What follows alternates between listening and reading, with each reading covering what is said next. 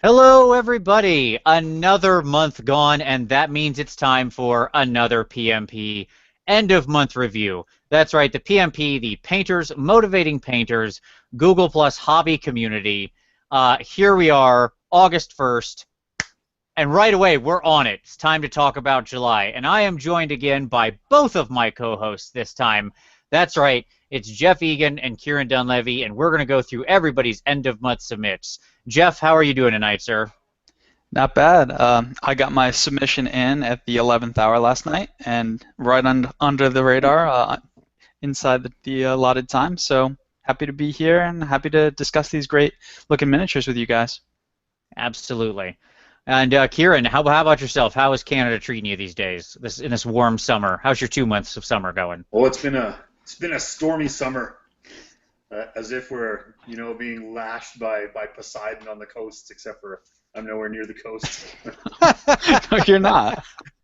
But I'm telling you, it's been like super hot days, and then we get this crashing thunderstorm every night almost, just to remind us that we're puny humans in the great scheme of things. Very good. So it's Yeah, all about putting the fear of God back into you with the wild yeah. weather of Canada. Well, you know We what always get else? some great nature here. Yes. You know what else was crashing in this month? A ton of good submissions. Oh my goodness, the Oh, segues. That's Wow. right. Smooth, smooth as silk. That segue right there. that's Okay. TV gold. TV gold. So, of course, what we're going to review is the end of month submissions, all those submissions in the PmP Google Plus community that were tagged as end of month submit. So we always try to get everybody's. If for some reason you thought you had one and you don't see us review it, one, make sure it was tagged end of month submit, or two, always just shoot me an email. My email and Twitter and everything is down in the description of the video. If for any reason Google screwed up or we missed yours, do always tell me and we'll make sure we get it the next month. So our goal here, as always, is to review all these submissions, talk about what we like, provide some perhaps next steps, what the painter could do if they want to take it up to the next level, wherever they happen to be on their hobby journey. If you are interested in joining us in the PmP Google Plus community, well, guess what? There will be a link right down there. And if you're not watching this live, it could be there right now. Hello in the future. Look down there. There's a link. And you can request to join, and you can come along and join us on your own personal hobby journey. We'd love to have you. So, Jeff, Kieran, are you both ready? Have you steeled yourselves for this process? Mentally prepared. Yes. Ready to rock. Let's do it. Excellent. All right. Well, then, as always, I will lock on myself. I will screen share up, and we will begin. All right. So let's do this. We begin with David Griffin's submission here. So why don't I take David Griffin? We'll give my Skaven to somebody else. This is the trick now. I'm going to stop ever talking about my own figs and just force you all to talk about them. So Sure. Jeff, you can take my submission because it has green in it. I know you love green. And Yes. we'll give the two dark elf posts there from Matthew Price to Kieran. Sound all right there, gentlemen? Let's do Sounds it. great. All right, so David Griffin with some death characters here. Got an old school vampire, a couple banshees, and a cairn wraith. Very striking color scheme. I love the very bright green and the bright purple. I've seen the rest of his army, and he's got kind of a purple and green theme throughout. So these, which are two wonderful villain colors that work great together. If you think of, say, Lex Luthor's power armor or like the Joker's outfit, purple and green, we all know those are villain colors, so that's good. I like the very extreme contrast you've done here, Dave, on things like the vampire's weapon and the scythe. I'm not sure if we got an actual, if you can see it, but there we go. Better picture of the scythe there where you can kind of see how he's got the very white hot spot in the middle and it goes down to this sort of very rich green, which I like very much. I think the only thing I would say in looking across these is I would have liked to see, there's just two things that come to my mind. One, I would have liked to see a little more purple worked throughout the rest of the other characters beyond the vampire. Just because I know the rest of your army has a lot more purple and green in it. And two, I would have liked to see on the banshees a little more white, maybe worked into just a little bit of the edge of the ghostliness here. Kind of like what you did with the weapons, but to the same degree. Maybe it would have just been an edge highlight here on them or something, just to kind of even push that contrast, because I think it could look really good. I know here you were trying to replicate more metal, so you really pushed it, but I think it could even work very well here. Just kind of bringing that contrast up a little more. But those are minimal things overall. I would say that I like where you went, and I think these are well done. And one last final positive comment: you have very nice blonde hair on these girls that doesn't look yellow. You used exactly the right tones to create blonde hair, which is not an easy thing to do. Very, very tough hair color to paint. But you've done well here. Gentlemen, any thoughts you wanted to add for Dave there? No, I think that's a fine assessment. Just to add that I really want to emphasize the fact that the bases look really cool, and they do really well with the ethereal theme of the unit. I like it. Yes, that's a good call. And he used the rollers from Green Stuff World to do those bases. So cool. There you go. Check them out. If you're interested in doing like some runic or kind of styled bases like that, you just grab some green stuff. You grab the rollers from Green Stuff World and off to the races. They're very cool. Okay. All right, next up. So I did this Skaven deathrunner, and he was for a competition, but he had to be, for a gaming figure, so it couldn't be on like a display base or anything like that. So he was fun. There you go. Jeff, take it away. Cool. So I really like this fig. I think the sculpt's awesome, and I think you've done justice to it with your paint scheme, Vince. As always, your basing is otherworldly. Not otherworldly in the same way that Steve Wren's basing is otherworldly in terms of like looks like it couldn't exist on this world. But we'll get to that later in the month. But your basing here is really awesome. I imagine this took you a while to sculpt up, and I don't quite know how you did it. I'd like to hear about it in a moment. My favorite parts of this model, though, beside the basing, are the way that you painted the flesh and the way you worked in the pink tones to really give some I don't know, really like a verminous, is that the adjectival form? A vermin-like feel to the model. I think it came across really well with that sickly-looking tail. And I really, really like the blue that you used for the armor. I think that you work from a really dark blue all the way up to white at your brightest highlight. It looks like white. Maybe it could be a little yellowish white, but possibly just straight white. And so I think that looks really awesome. One thing that I'm wondering about, though, and one little thing that's bothering me a little bit, could you switch to image, I think it's 5, you could see it? This is total nitpicky stuff, but it's something that caught my eye when I saw this model. Around the pink cloth that's right around the shoulder, it looks like you got a little bit of, yeah, like right up there, it looks like there's a little bit of blue that might have washed on to the skin, and then the way that the shade works right to the right of that pink cloth, there it looks a little bit like the shade kind of slipped and smudged a little bit, so it's not quite as even as it might be. It could be just the way that it's photographed. I don't know. You could speak to it in a moment, but when I was looking at it, it struck me as strange. I wasn't sure if you were trying to work in some greens and blues into your shading, or if it had kind of spilled over from the armor painting. But anyhow, that's total nitpicky stuff. It's just something that I noticed when I was looking through it. But overall, I think this is really cool. So I want to hear a couple things. How'd you do the basing? What did you use for shading down the rat skin flesh? And yeah, those are my 2 questions. Okay, so I'll actually answer something you didn't ask first. Nope, that's just an error, and it kills my soul because I just noticed it too as we were scrolling through. I hate seeing mistakes I made later. I noticed one on my model that we're going to see when we get to the end of this. That'll be my treat for when I make it to the end of the show. There's one thing I'm like, oh, God, did that really? Because I couldn't see it until I took a photograph of it. It was crazy. But anyways. Yeah, I looked over this guy so many times and looked right past it. But now, as soon as I brought up the picture, I was like, oh, yep, that happened. Great. Awesome. Anyway, so yes, those are just what we call mistakes in the biz that we didn't notice. All right, so you asked about the base. Okay, so these bases are actually incredibly easy. So let me explain what's going on here. You take cork, you cut it into you rip it into progressively smaller random chunks, okay? You glue them all on top of each other and stick a pin through so it's stable, like a paperclip, okay? With me so far? Yeah. Okay. Then you take some like DAP, some drywall putty, okay? You just coat that thing you've made, okay? Just coat it all in there. Get in it. Just get all up in it. Put a nice thick layer around it, okay? And then you let it dry. Then you sand it randomly. You just sand at it at angles to kind of smooth down bumps and make interesting lines and stuff. Then you take your normal basing grit and you just kind of spread that all over it in various places, like however you want. Like the green moss here that I have is that grit. And that's it. That's all there is to it. It's that simple. And then paint away. I like it.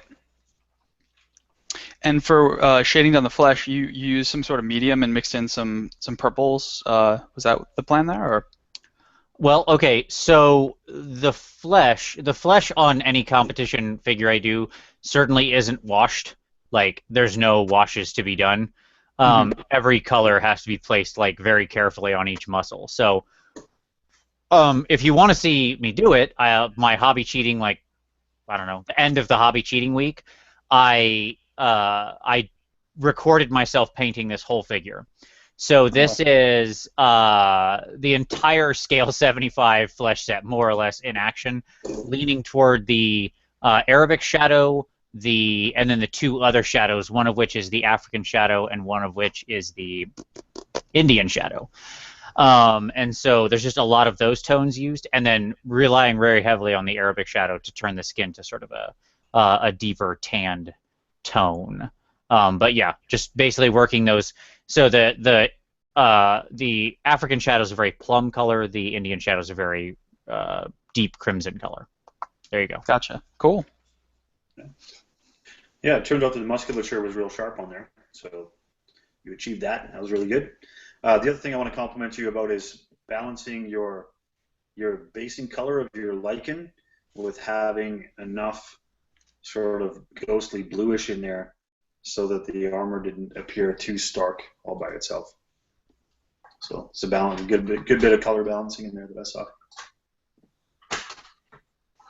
I'm happy with how he came out. I just don't want to do. You get two of him in the box set, you know, because he has like a twin. And I was like, I finished him, and I was like, well, that's it. Never doing the other one. Okay, done. How will you ever play Stormville Tower properly then, without the twins? I'll use two normal Skaven I have. Yeah. There you go. All right. I knew you'd come up with something. Yes, I'll just grab two of the infinite number of Skaven assassins or members of Clan Eshin that I have sitting around on the table behind me, and they will become deathrunners. Okay.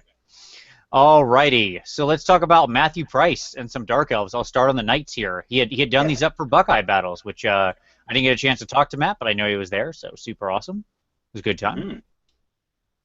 All right. Well, let's start on the downside today, Matt. Just so that Vince doesn't have to do it, I'm going to ask you to tidy up the bases, because you've got grass hanging down on the edges that is going to drive some people crazy, some people more than others. But that's a simple fix. That just takes a few seconds to tidy up. Within the rest of it, like if we can get a sidelong shot of the cold ones themselves, he's got some good scale definition throughout all those, and I do like the color choice of going red to ochre as the underbelly side, and he's got some interesting patterning where it comes down onto the legs as well, where he kind of switches back to the scaly parts of the red, but still keeps that sort of softer underbelly coloring in there. So I think that's real good. We're going to see a little bit more of that when we flip to the Hydra, so we'll save the rest of the talk about flesh for that one. What I also want to compliment you on is a little bit of color balancing that he's done. So his secondary color on the Knights is purple, so on the shields and on the cloth on those guys. And so he had the sensibility to make sure that he had purple somewhere else, and that comes out in the tongues of the cold ones. So that's really good. I think on the bony spines, there's still a little bit more room for some color transition from tip to root. on those things. So they can be whiter at the tip and or a little bit more brown towards the root of it where it comes out of the spine. And similarly on the teeth of the raptors, it's a finer space, I admit, but I'm sure you can, if you started a little bit darker with those teeth into the brown zone, then that delineation of the mouth and the way that it's framed will look a little bit better too. As far as the armor on these riders themselves, if you can flip me back to the front on shot, the definition is for the most part pretty fine in there. Like the darks appear dark, you know where one armor plate ends and the next begins, so that's all pretty good. Being that they're elves and they probably take care of their stuff, I wouldn't expect it to be rusty, so the color choice and the way that that's presented is fine with me. Although the glare on the shoulder pads themselves might be fooling me in the photography, but I think that ended up a little bit too bright on there and probably could have transitioned a little bit darker from close to the helmet and the collar going back out to the tips. So if that's photography blowing it out, that's probable. But if not, then maybe a little bit of a light wash of black to darken that up and maybe smooth it towards the corners would be best. Okay, good. So that's knights. Let's go talk about hydras. Okay, so with the hydra on this one, he has stayed gray flesh for the top side, and then the same kind of sort of ochre color underbelly like he had on the other raptors. I'm calling them raptors now because I just played 9th Age the other day, and that's what they call them. But good cold ones, raptors, lizard, mounts, whatever they are in the game that you play. I had the similar criticism on the spines of this hydra, that we need especially because these spines are bigger, it really does warrant a bigger color transition from tip to root on those things. So that's my next level criticism for that again. Let's get a shot of the neck of that lead guy. Yeah, stop right there actually. Yeah, this one's good. That one's good. Either are good. Okay. So this is an old metal model, and metal models were sometimes gappy. So what Matthew did here, what I thought was a cute move, was he just said, screw it, I'm not filling that gap, I'm making it look like this hydra's growing his head back. And he did this whole big open gaping wound on the front lead head. He's got a couple other scar points on there. And I think that's a good idea. It's a fair idea if you don't want to get out the gap putty and mess around with that nonsense. And it's appropriate for this guy right here. The one thing that seems a little bit odd to me, however, though, is that blood appears differently on 3 different points of here. So the coloration of the blood when it's on the steel of the tail barbs, for example, looks different than the blood that's on the claws of the forefeet. Looks different than the blood of this big gaping hole. And I guess that's fine. It can look different than that because it's 2 different species blood probably that go on in there. But yeah, I don't know how to tidy that up because I don't tend to do a lot of bloody effects. But that's just one thing I noticed that sort of caught my eye and my sensibilities a little bit. Exciting models though, just the same, and I think you should be happy with these as part of your dark elf, dread elf, bad guy elf, evil elf, whatever, A-elf. Yeah, it's pronounced elf. Yeah, whatever it is in the game that you're doing. So yeah, there's my thoughts, Matthew, on your stuff. Very nice. I've got to agree with you and give the thumbs up on the turning a bad joint on a metal model into a severed head wound on the Hydra. Full marks for cleverness. Like I saw that right out of the gate and I was like, oh, that's hilariously genius. Love it. Yeah. Good use. Thumbs up for all of us. Yes, absolutely. I'm speaking for Jeff here, of course. Yes, we both just decided Jeff likes it too. I do, yeah, no, and Kieran, I'd second everything you've said, but if I could focus on one of the things, Matthew, I really think trying the bone highlighting and showing some of the darker colors and doing some striations, I think that's your next step. And you can find lots of tutorials online. We've talked about it in plenty of paint-episodes, or excuse me, PmP shows. I'd start there because I think all Kieran's advice is totally valid. But if you want one thing to focus on, I'd start with the bone. I think that would do the most for this model, or this type of model moving forward. Agreed. Thanks for backing me up, Jeff. You know what you're talking about. Mm-hmm. All right. Moving on. So I'll take Victor's Cultists of Chaos here. And why don't, Jeff, you take Chris Koster's Soul Grinder. And Kieran, you can take Jacob Wolman's Neferata. Mm-hmm. All right. So Victor rocking some old school Chaos Cultists here. Nice little, just regular 40K crew. Could be running around in Necromunda. All sorts of fun possibility here. So these guys are some pretty classic models. So a couple interesting things Victor has chosen to do. And I'm going to say a couple things for you, Victor. A few things I like, a few things I don't. Okay. So the first thing I really like. I like the color scheme that he's chosen for out. Everything is very muted. Everything is very dirty. Everything is very dark. Good. Perfect. For dirty Chaos Cultists, that works magnificently. If these guys all looked like they were fresh and clean, it would be, there'd be some aesthetic dissonance there. Now, we've used the Spirit Stone, Waystone Green to do the goggles, which I think is very clever. Makes them very shiny and reflective and weird and alien. I like that. I enjoy that. I think, Victor, the one thing I'm not super hip on these guys is the way that you've highlighted the black.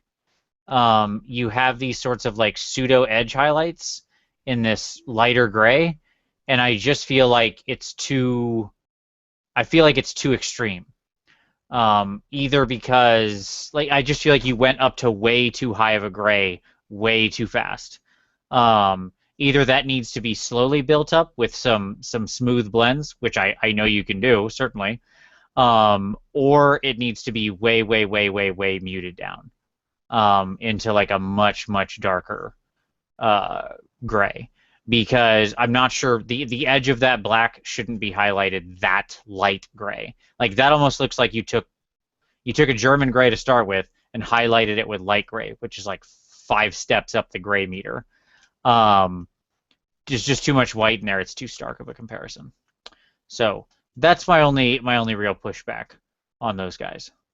But I think you certainly could do that more. I don't know if maybe you were like, I just want to get these Chaos Cultists knocked out, which is always a possibility. Maybe they've just been sitting around for a long time. Could be. Either way, I like the aesthetic overall. You did a great job like picking out the scarred tissue and stuff on the two guys' arms. I like all of that. Yeah, it's good stuff. Any other thoughts there, gentlemen? No, sir. All right. It's fun to have Victor not turn in an absolutely pristine paint job that we can actually like give him a piece of feedback on. That's nice. Yeah, exciting. I think the takeaway Instead of just gawking at it. Yeah. Yeah, the takeaway from that is that, like we said at the outset, everyone at different levels and everyone can always improve. That's the brilliance of it. The best painters in the world can improve. So we want to give our 2 cents to anybody. There you go. All right. Jumping up, the big soul grinder from Chris Koster. Yeah, so Chris said he just finished his move and he's finally getting back to painting, which is cool. I know what you mean. I just moved into this new place myself, so I'm back to painting too. You chose an ambitious model to return to. Soul grinders are no joke. I really like what you've done. As we'll see later in the month, I'm a big fan of green and blue combined on Nurgle. We'll come back to that. So I really like the way you've highlighted up the flesh. You weren't afraid to go into the next color up on the wheel, which is yellow. It's hard to see because I think the flash on this camera, the lighting, but some of the other pictures show it a little bit better. I got the sense that you're doing the line highlighting there with like a bleach bone type color, which looks cool. I think the sword looks really nice. It's kind of like a glowing demon blade. I like that. and I really appreciate the weathering that you've done on the model. But on the point of the weathering, I have two pieces of advice to challenge you moving forward. One, it appears that you used Typhus Corrosion, which is a really cool technical paint that Games Workshop released a while back. A lot of people are using it, and it looks like you dabbed it in some of the areas where some rot and corrosion would develop over time. It's like that brownish textured paint that you've got here.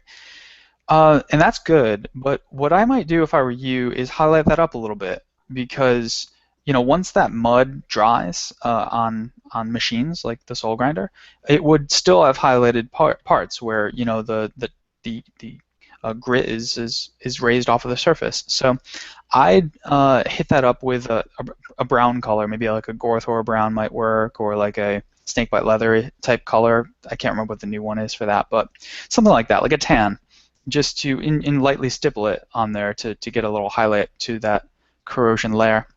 And the second thing is it looks like you dry brushed the silver on here, and then use that weathering effect to bring it back down. But after you do that, I'd recommend going back over some of the sharpest edges and highlighting those back up with either the original metal color or even a slightly brighter metal color, just to get the sheen back on the harshest edges. Like, for example, the curved edges of the little God, I don't know how to describe any of this stuff here. So if you imagine the tarantula claws, the peaks of those little feet, The I wheel think joints? yeah, the wheel joints, that'd be good. Good way to use actual words to describe it. So that curved surface, I think, could be highlighted back up, like that chaos symbol too, and probably the points on the little blades that are sticking off of that thing. Anyhow, that's just two little pieces of advice for you, but I think if you were to do that, it would take it up to the level that I see on the sword and on the flesh of the demon on top of the Soul Grinder. So good luck to you on that. Those are my two pieces of advice for you. Very nice. I'll add one tiny thing. You've got a lot of you have everything weathered. You have a lot of steel, but you also have some copper or something, some kind of goldish copper, brassish color. One thing that could tie this model all together is maybe a little nilic oxide, maybe even mixed with a drop of some blue-green or some turquoise, to sort of tint it, to push the nilic more to that color as your weathered effect on the gold and copper, and that would have pushed a little more of the blue of the sword, the green of the flesh out to the metal, and it could have you could unify the whole model together a little bit with that kind of color touch. So. Also, Vince is offended that you used a coffee table as your base for this model. I mean, that's too big even for Vince. This is on the 72-inch base. It's a nice choice. Almost a big enough palette for me to build up with a model like this. Yeah. Try to get some attacks in AOS with that. Yeah. Exactly. Now we're playing base to base now, Karen. All right. Thank goodness. Okay. So let's go to Jacob Wolman's Neferata. Yes. So I noticed that this is Jacob's first crack at PmP joining, but I feel like he has watched this show before because he has pulled the Vince Venturella photography school book out. I love it. Using the book. Used as the backdrop, even though it's way too big for that book. But still, recognize the technique from far away. I also like that I think he laid the book on the edge of like the bath, like the shower or something, because it looks like we've got some white tile, like be it like the shower behind us. Can we see what kind of shampoo Jacob is using? Image 6, you start to get a sense. Anyway. Dove for men, I think. Enough about that. So Jacob's got some things in here that I really want to highlight, but when you look at it generally overall, I want to key in on the ghostly spectral aspects of things.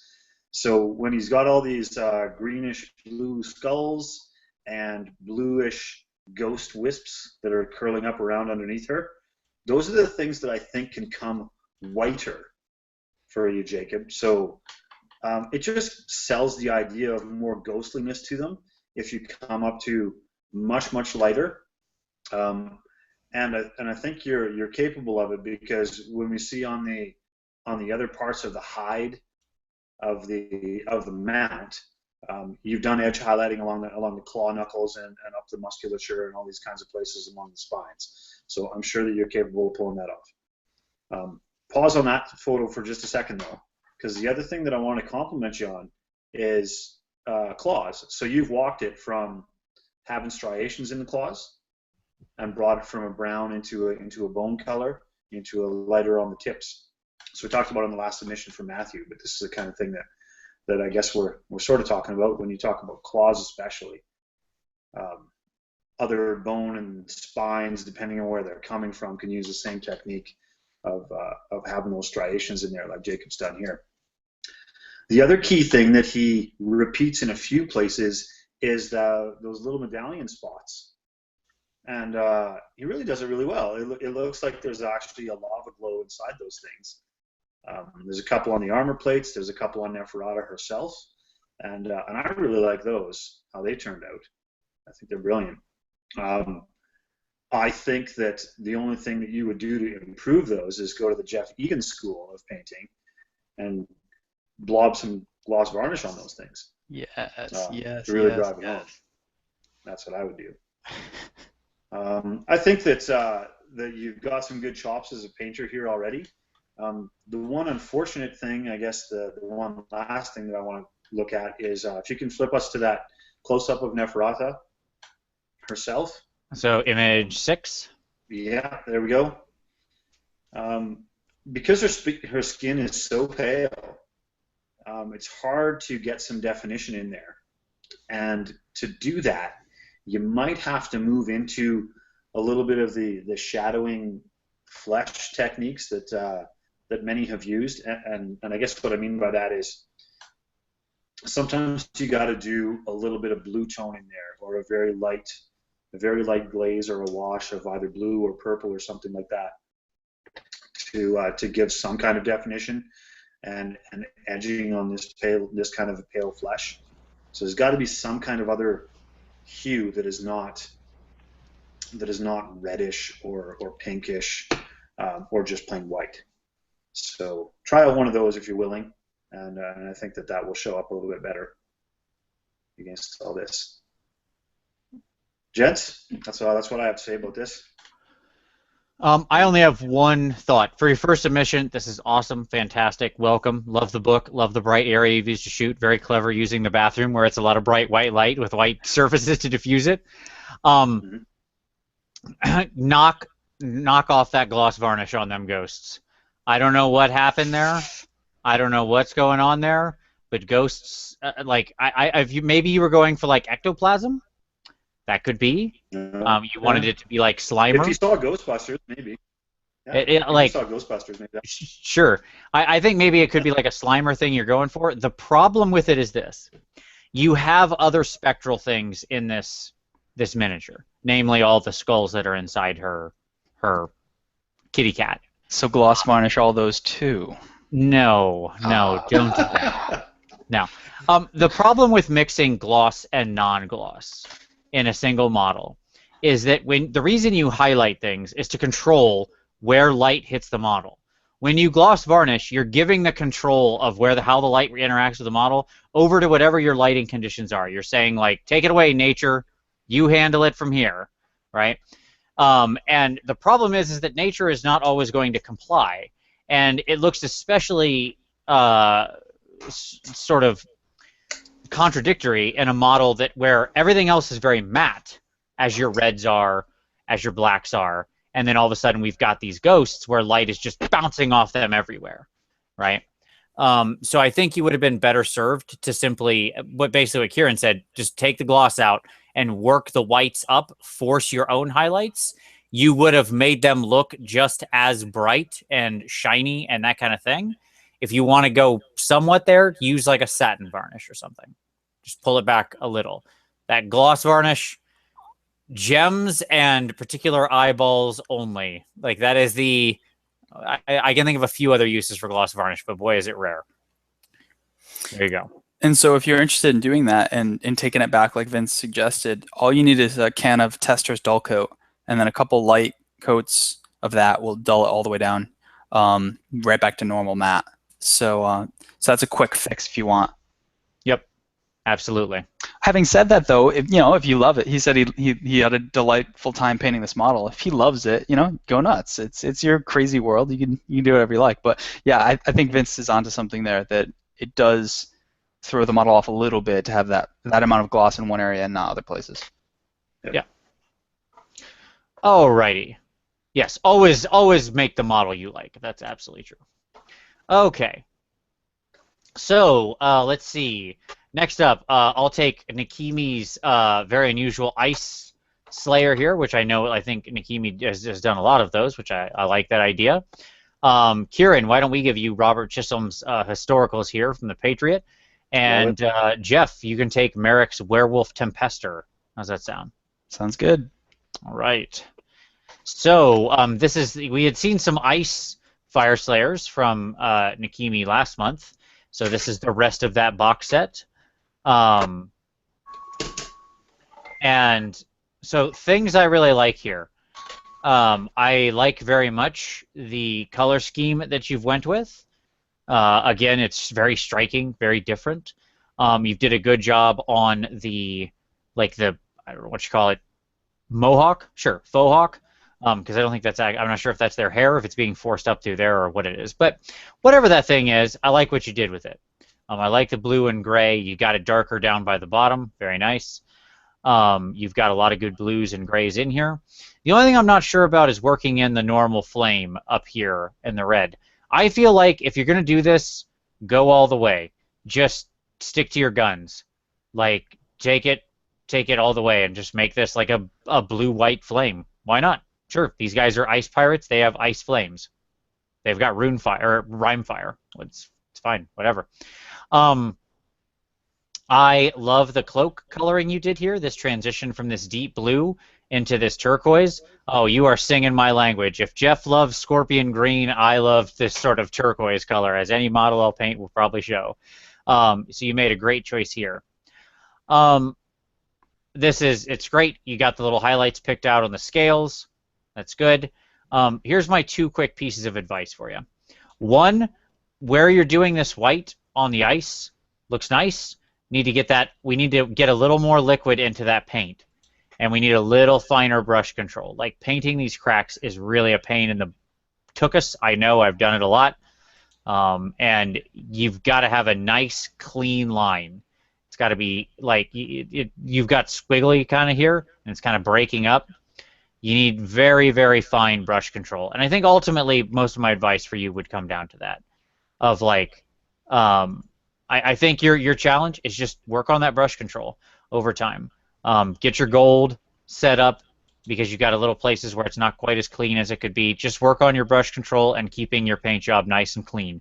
Cutting your edge lines nice and smoothly, that kind of thing. But you got a great eye for color and a very, very creative take on this army. So you're definitely going a great direction. Any other thoughts there, gentlemen? I second that. I think the brush control thing is only about practice and patience. Yep. That's it. And just keep at it. And when you're on a sharp angle like that rock that we have at the front, that little crystal, just use the side of your brush really gently, thin amount of paint, little paint on your brush, and start there. It's always easier to learn line highlighting when you're doing sharp edges. That's why Games Workshop sells so many Space Marines. It's easiest to practice on that, and yeah, start there.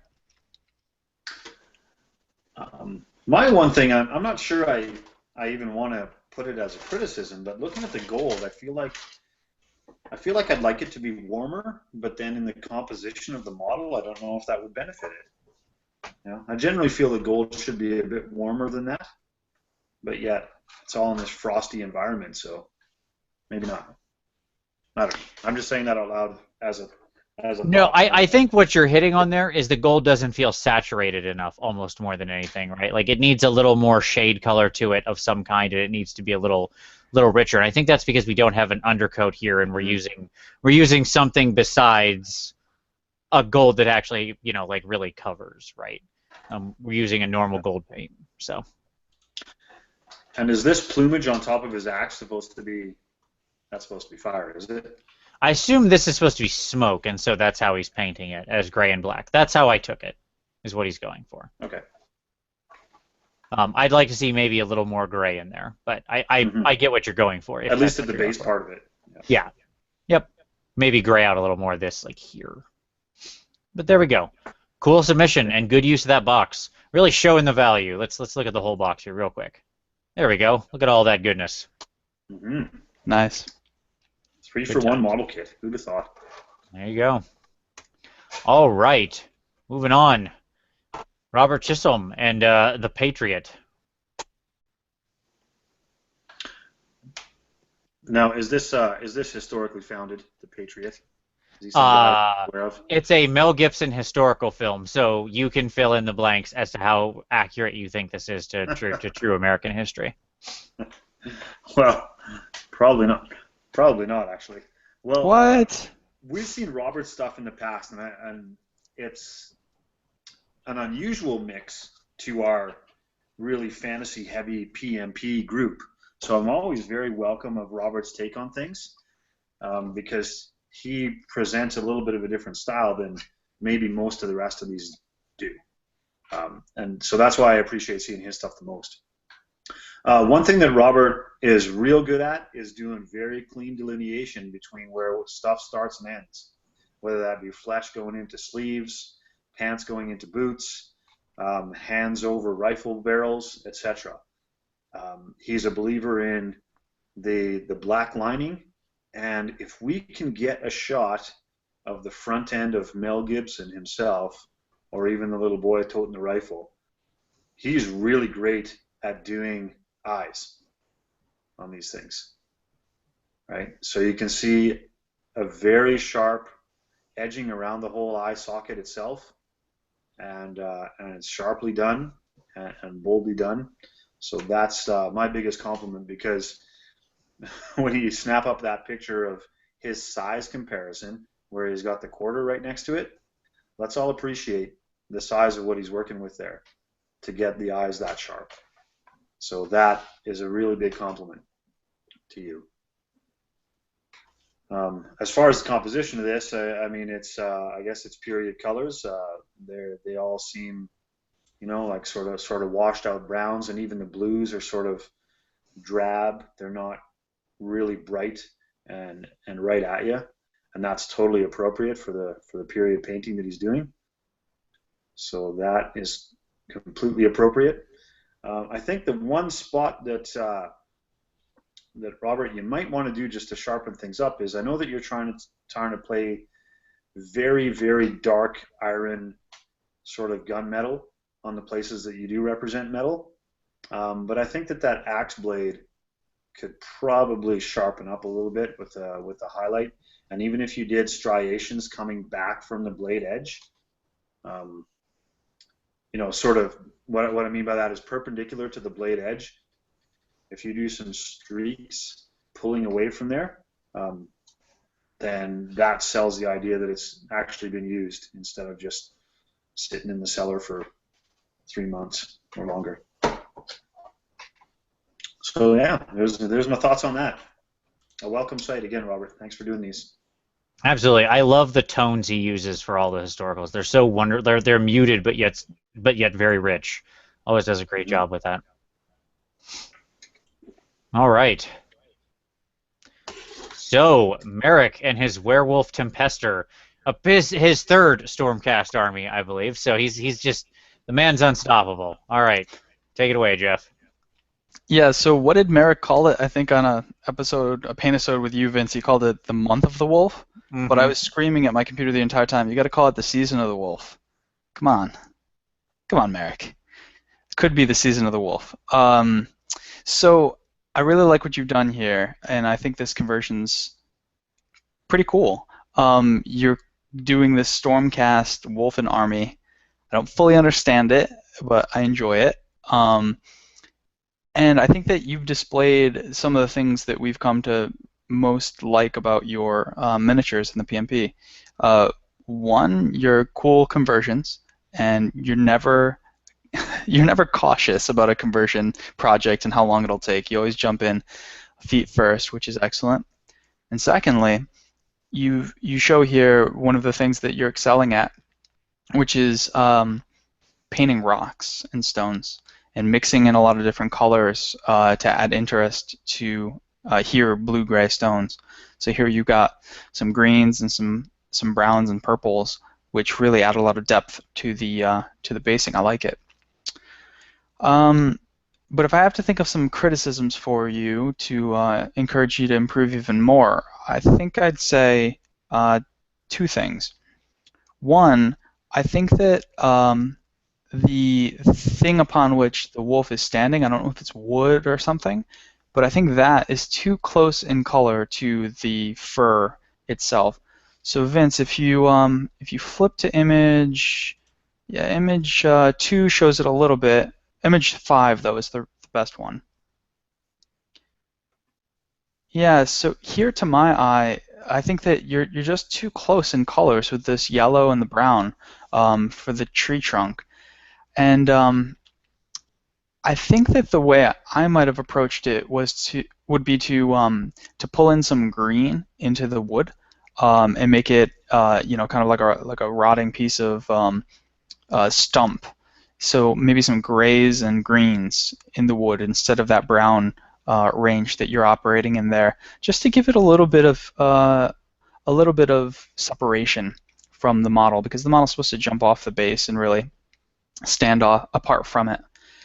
And the second thing I'd say is that it looks like the fur on the tail could be highlighted up a little bit more. This image, it's kind of hard to see here. Oh, you know what? Image 6 really shows it, Vince.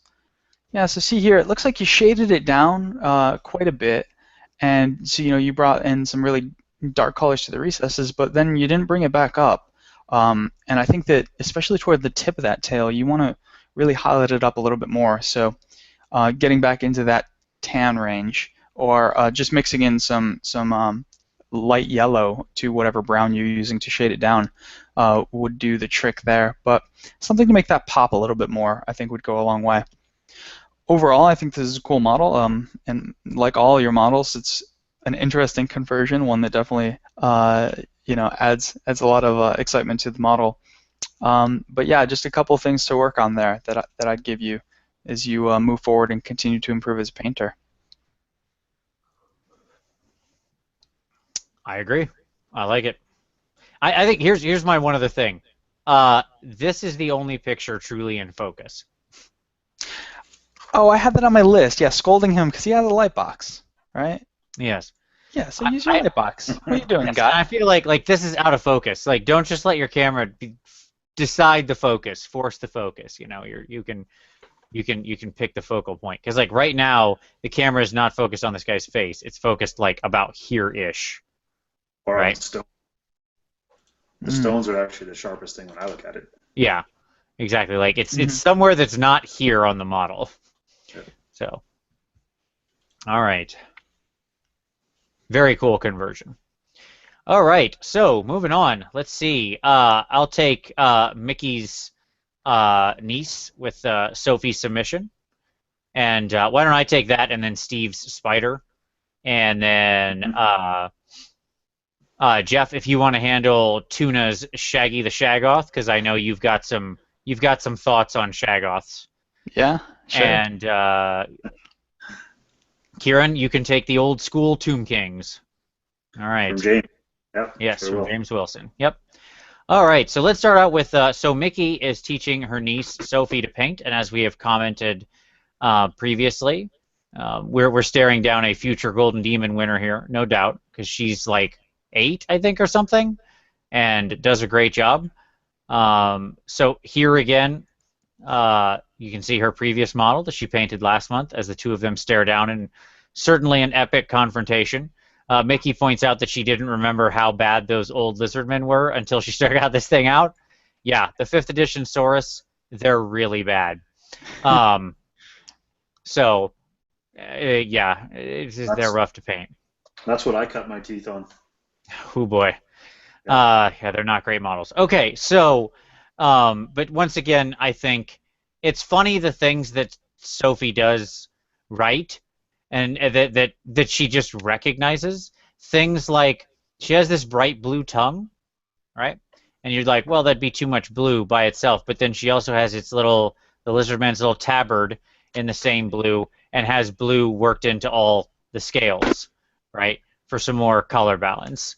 I love that. I love that she's seizing on to this color balance concept right here. And I'm just gonna assume she thought of that on her own and didn't have Mickey help her at all. There we go. But excellent, excellent stuff. Very good. See the nice highlighting here? We're picking out some highlighting on the green. Got some washes, got some deep browns.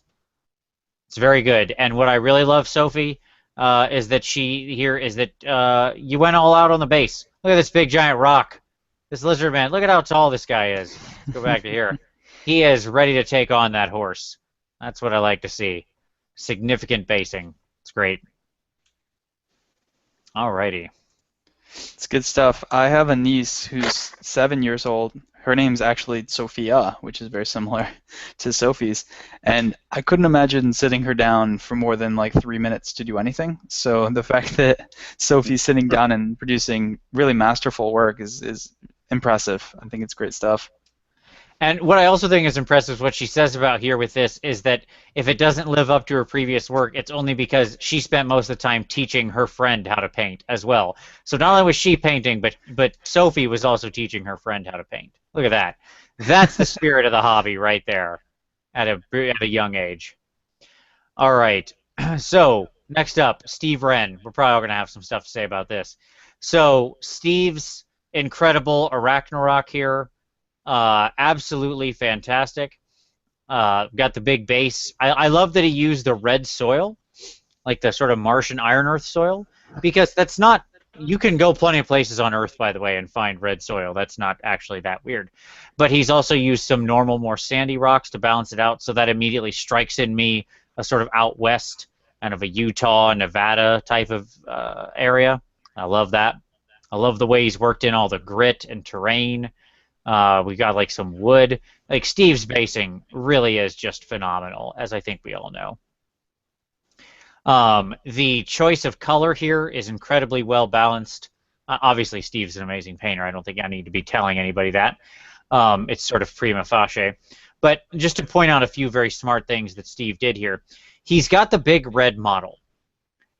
And that's one of the reasons he picked the red earth of the base to help balance out the red. And it does do that. It creates this red flat frame for this big red model. At the same time, we've got these bright blue eyes. It's minor, but it's still there, and so he picks it out with the feathers and the headdresses and this little shieldy icon-y thing. Again, keeping it in balance. Like, look at how much of the goblins up here are blue versus the eyes. So he keeps using it in the same small highlight way.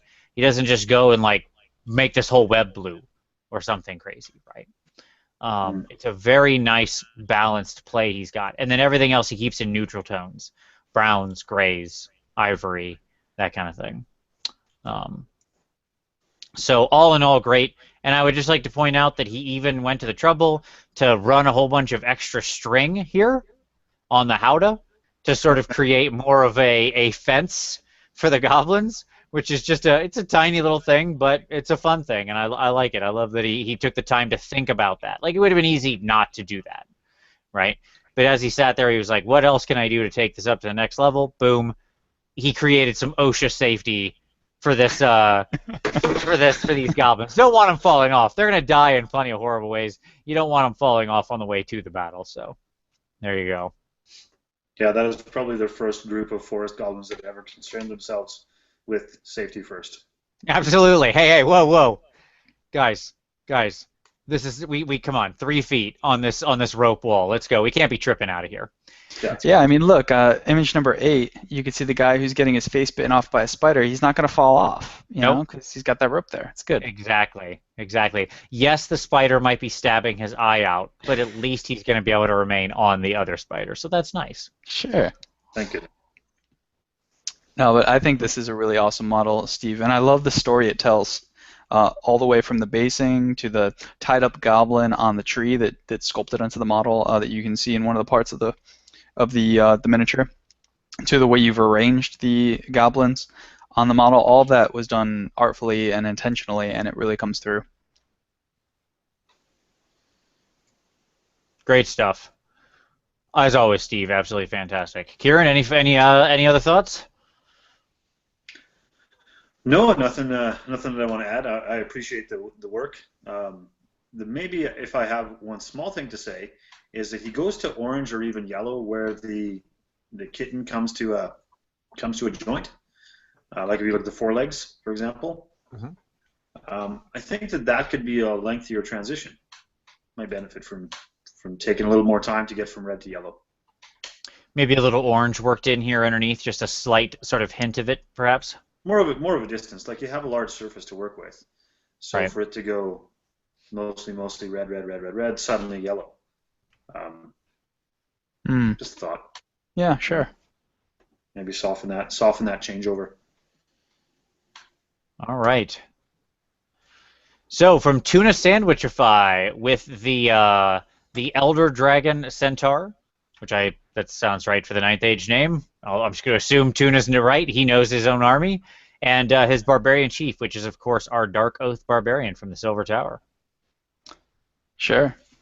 Yeah, so I'm a big fan of this model. I like that 2 out of the 3 people on this show, and 3 out of the 4, if we count Tuna for this moment, have painted Shaggoth within the last, 3 months. That's pretty cool. What are the odds of that? Kieran, where's your Shaggoth? Let's go. Get it done. Come on, get it out. I feel I'm being singled out here. Yeah, I'm just saying, get one. Anyhow, so what do I like about this model, Tuna?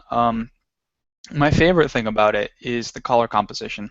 I really like the way that you've kept it all in the red, brown, flesh, that range.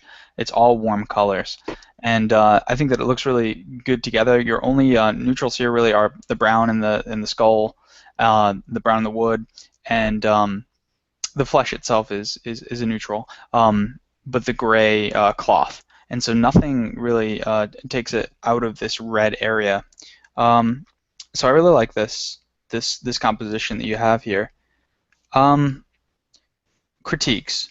I think that there are a couple of things that jump out at me. One is that you've got the scales painted the same color as the underbelly and the legs. So you can see the scales on the shoulders of the model, and also on there you can see there on the right next to the tail itself. I think this model really benefits from using 2 colors there, so something to contrast slightly with the red. So the scales being brighter or darker, either way, I think would work there. And the other critique I'd give you is your bone work. I think, like we said earlier in the episode, you can take bones to the next level by going from a dark to a light and getting lighter toward the tip with thin lines. So I think if you were looking to push yourself a little bit more, I think that would be a direction to go as well. Now when it comes to the Barbarian, which I think is image 4 or 3 or 4 or something like that. There we go. So yeah, stop right here. This is a great shot of it. I think that the best part of this model is the way that you've highlighted up the metal. And this is why I think that you could do more with the bone, because you clearly have the brush control necessary. You washed down the metals, and then you highlighted them back up at the corners, at the sharp edges. So like the sword, that line you've got going down the center of the sword at the crest there, I think that's amazing. And it looks really, really solid.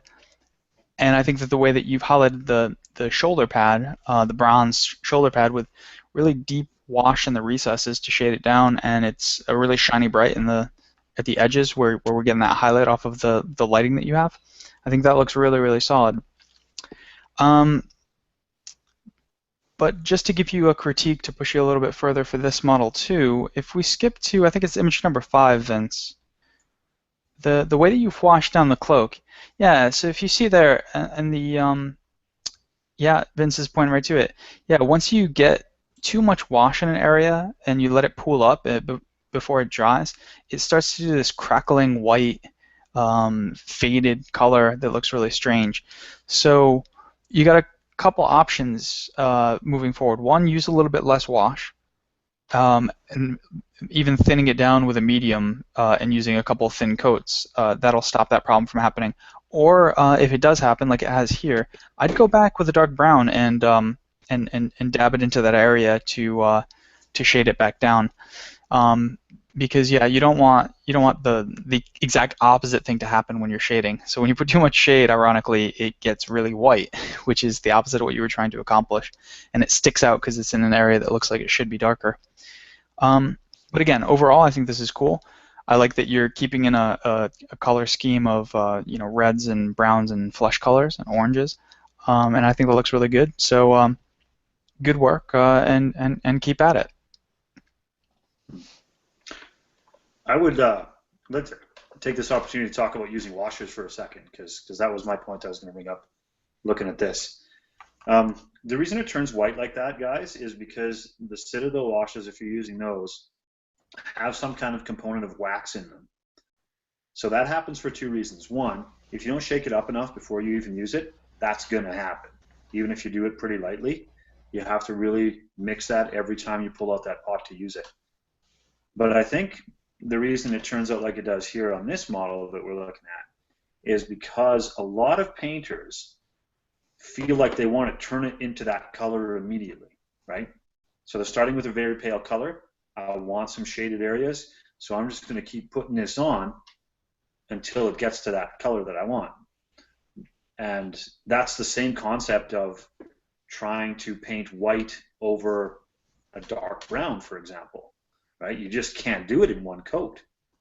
So no matter, so all you're doing is laying on thick layers of white paint over top of a brown thing, in that example. And the same kind of things end up happening here with wash. They don't behave all that differently than regular paint in the end. So be cautious of that. That's what I would say. Yeah, patience is key. And so actually, while Kieran was talking and describing that, I noticed, so like on the back of the sword here, Tuna, you've got, it looks like you've got a huge amount of wash that kind of just pooled up at the bottom of the sword on the back side. So yeah, you want to avoid that. So just do a couple of thin coats and problem solved. Just let it dry, let it take its color, and go from there. Exactly right. Agreed completely. You took exactly what I was going to say. Fantastic. Alrighty. And then finally, James Wilson's his old school Tomb Kings. So when I first looked at these models, I tried to think, have I ever seen these models before? And are they in fact older than all of us? They might be. Maybe. These look like straight out of the 80s. Breakfast Club might have been painting these models back in the day. Anyway, due to photography or being old models or a combination of both, once we get into looking at close-ups of these things, they tend to be pretty grainy. So that's a bit of a challenge to work with. He has added some more graininess. If we pause on this one for a second, his rusted blade, that actually works out in his favor here, because that looks like old rusted blade that has sat out in the baked sun, exposed for decades, and it's got this extra crust layer on it that you would have to sort of bang it off with a hammer to get down to the metal inside, which contrasts really greatly against the armor of this. So in your imagination, James, I wonder if you were imagining that this guy was, buried away in a sarcophagus before he came to rise, and then just found a blade on the surface once he got there. But it seems odd that one would be shiny and the other would be totally encrusted and exactly the opposite. You can probably come a little bit halfway with that, because maybe you don't want that armor to be entirely rust encrusted like this one. But there's other weathering effects that you can do. You can come halfway with that by dusting a little bit of that sort of browny orange onto the armor plates too, and get away with that. Otherwise, let's flip to the next photo where we can get the one with the bone and the wrappings. Let's get past that guy. We'll come back to that. Actually, let's do this guy first. So the other thing that I could offer here as a thought, because I've experimented a lot with gold stuff, and especially antique and rich gold, is these guys are a perfect palette for doing that purple wash to make it look like jeweled gold or antique gold. Uh, I've mentioned it a couple times before, and I know that for a lot of people it sounds really counterintuitive, like you would put purple onto something that otherwise appears in the yellow spectrum, but it actually really does work wonderfully. It does a great ancient gold and antiquing effect on those. So let's see if you can find me that snapshot of the guy with the wrappings on him, because that's the next point I wanted to make. Yeah, this guy right here. So we need to. He's got wrappings around his upper thighs, bandage wrappings, mummy wrappings, or whatever, and a little bit on the left shoulder as well. But at first glance, they're kind of lost in there because they're exactly the same as the bone color. So you might have to go to a warmer color on there. That's one way around it. The other way around it is to do a very thin delineating black line, or maybe do both, and that'll sharpen that up. So those are my criticisms, James, for this batch of dudes. So to summarize, no use having super rusty if other parts aren't somewhat equally rusty.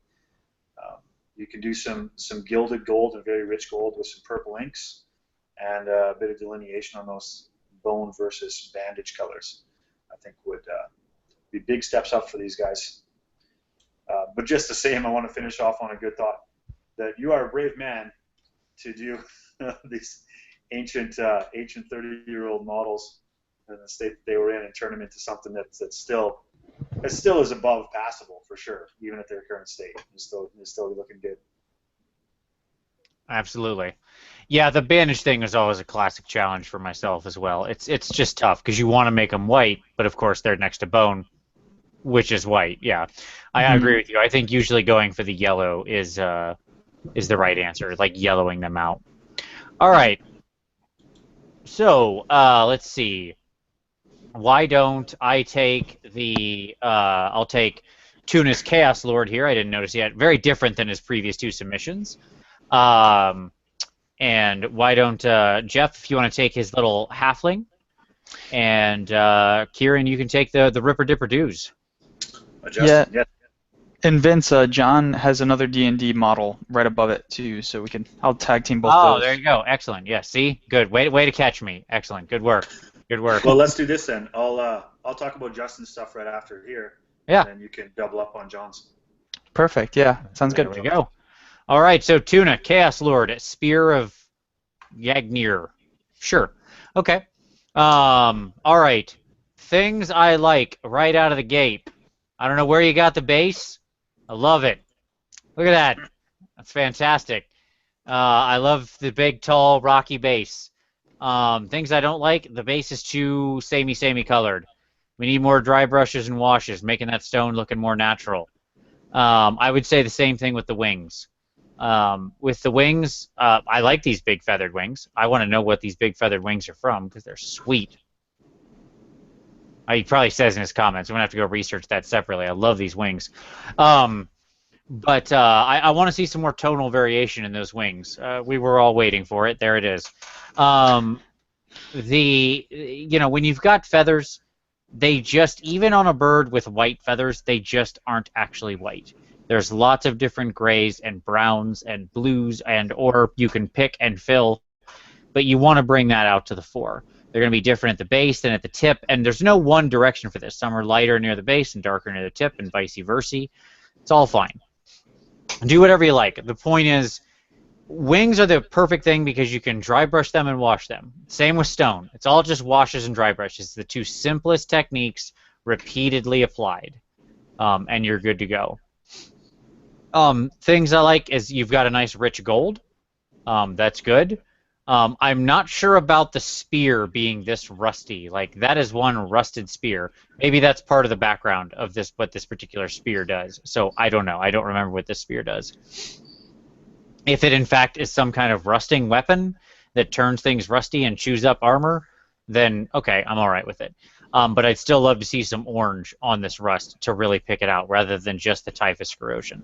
Same thing that Jeff said earlier. So a little more variation. Once you get the thick goop on there, go back there, drop some. If you don't want to highlight up, like with a lighter brown, highlight down with a dark wash of Agrax. You can go the opposite direction too and hit the recesses and create the same effect, or both.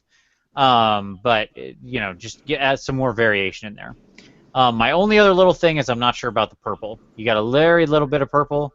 It's kind of spread out. One thing you could have done, put a little purple into those wings. Would have balanced that right out. So like it could be like a recess wash down here at the base of the wing. Each one could have a little bit of purple just worked in very lightly, and then dry brush back over with gray or white. So there you go.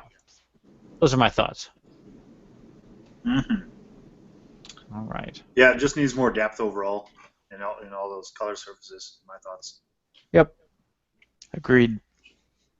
But very cool conversion. And as usual, Tuna's like the inverse of me in that he likes standing way too big models on way too small of bases. I go the opposite direction. I take a tiny model, I put it on a big base, but I respect him. He's not living by anyone else's rules but his own, and Tuna, I respect that. All right. So I know these are pterodons and not Ripper Dipper Doos, but I'm going to call them Ripper Dipper Doos because that's way more fun. So there you go. Take it away. That's fine. You get to call them that. So first off, out of the gates, this is a real broad spectrum of colors that have come in here. When you look at the model as a whole, right from the bottom up, you have greens and purples on the bases, coming up into brighter greens on the underbellies, mostly blue and teal on the flyers themselves, and then a little bit of a red or scarlet blaze on the noses, if that's the technical term, the noses of these ripperdactyls. And he's even gone into yellow where he gets into there, and the flame and the feathers that are trailing away.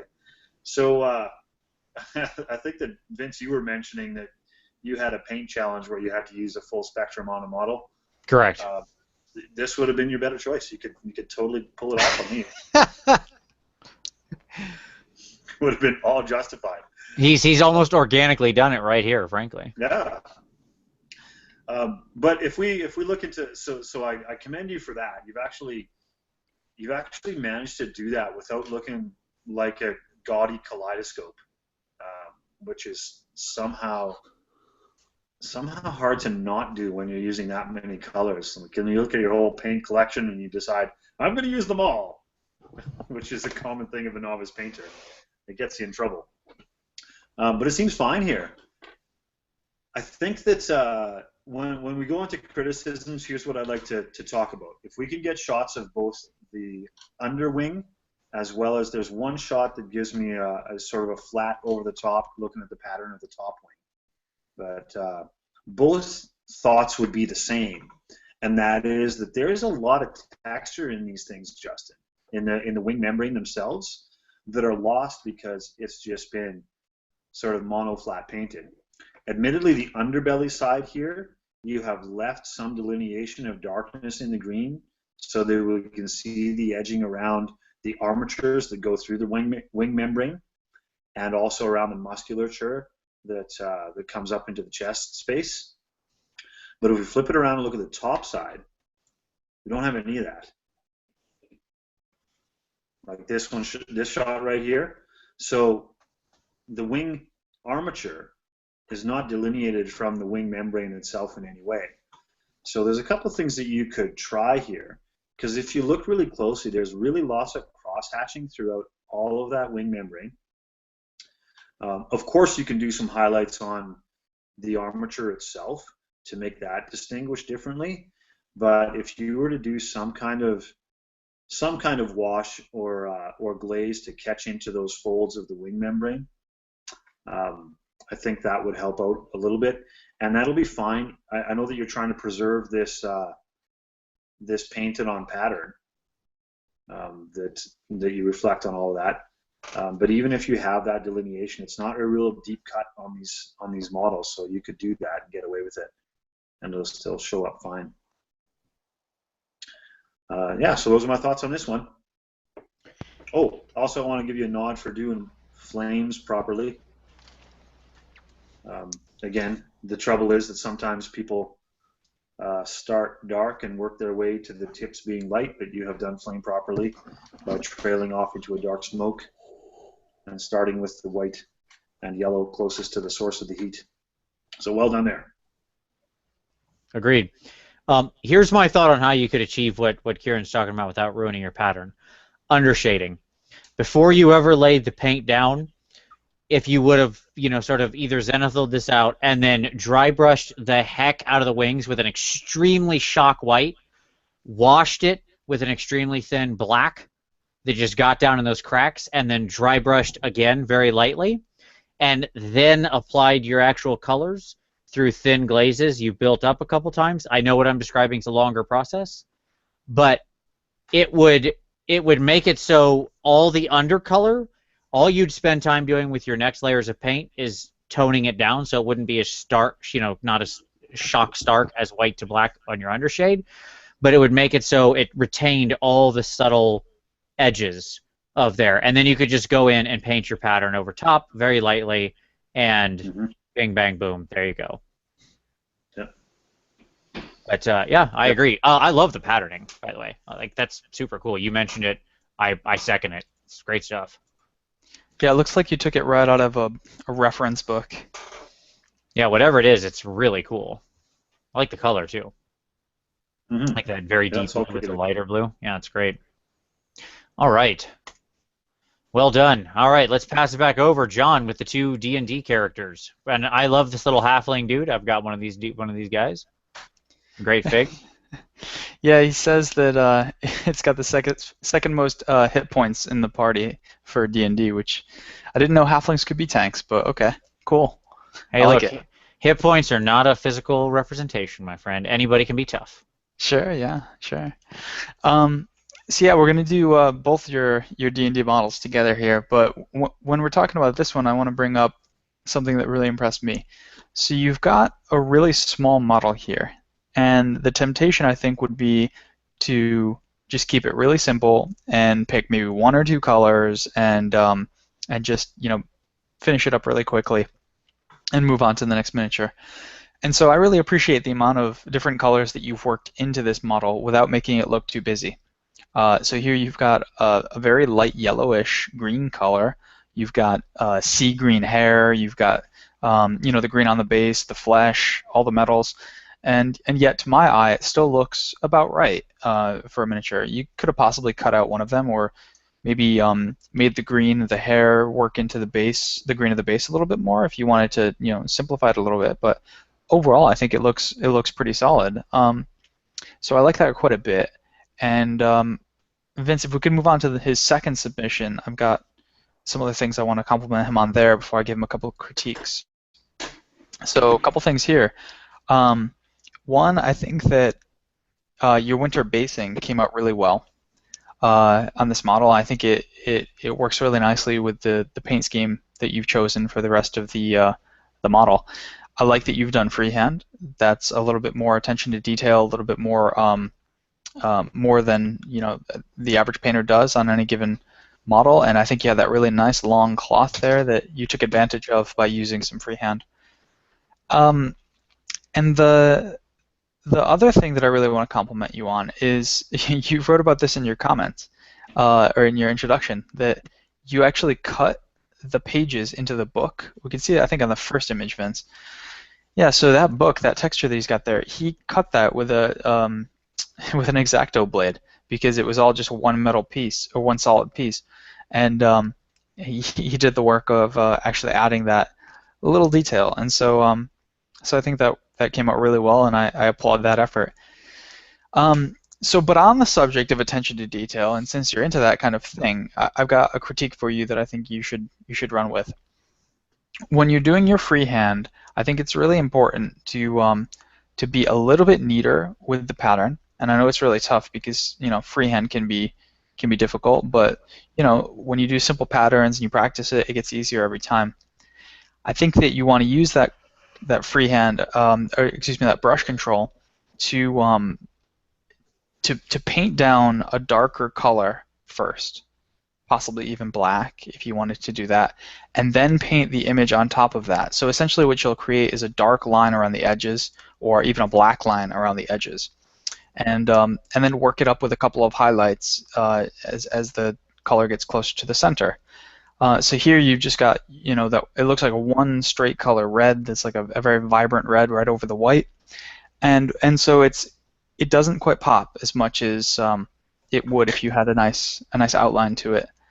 So that's one piece of advice I'd give you moving forward. But overall, I think that these are really cool models, and they're probably going to be the envy of your D&D group, depending on who you got going there.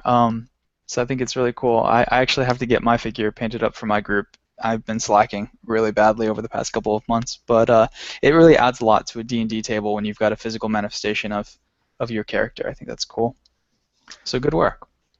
Why am I not surprised you've been slacking over a couple of months, Jeff? That's shocking. Oh, is that a dig at me not posting on the PmP? That's you may take it however you like and probably be correct. All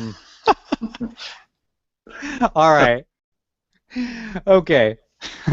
So moving on. Let's see. Why don't I take Christopher Davis's Aslan, and then let's see. Kieran, you can take the big Cthulhu model and the siren there that I did, and we'll give Jeff. Why don't you take Matthew Price's corn cannon, because I won't punish Kieran by making him do a skull cannon. I would refuse anyway. I'd refuse. I refuse. Are we allowed to do that on here? Are we allowed to just refuse to talk about any models? A veto clause? Absolutely, absolutely. I am far from a dictator, my friend, and as you know, I happily pass on all Nurgle-related models, so you may pass on all skull cannons or anything else you like. Yes. Done. Hey, so just so you guys know, when we get to Matthew Price, that's another instance of having a couple in a row, is he's got a few different demon models there, so I might hit all of those if you guys are cool with that, or if we could tag team. No, sounds great. Yeah, we'll just jump through all three of them. Yeah. Together. Sounds good. Okay. Thank you. You're so responsible this month, Jeff. You may not be good at submitting things in for your completed work or getting all these models done, but you're awesome at this review. A+. If I'm being completely honest, it's because I paint incredibly slowly. I know. Also because you're super busy and many other good reasons that are legitimate. I get it. It's fine. Yeah. No, but I gotta make it happen.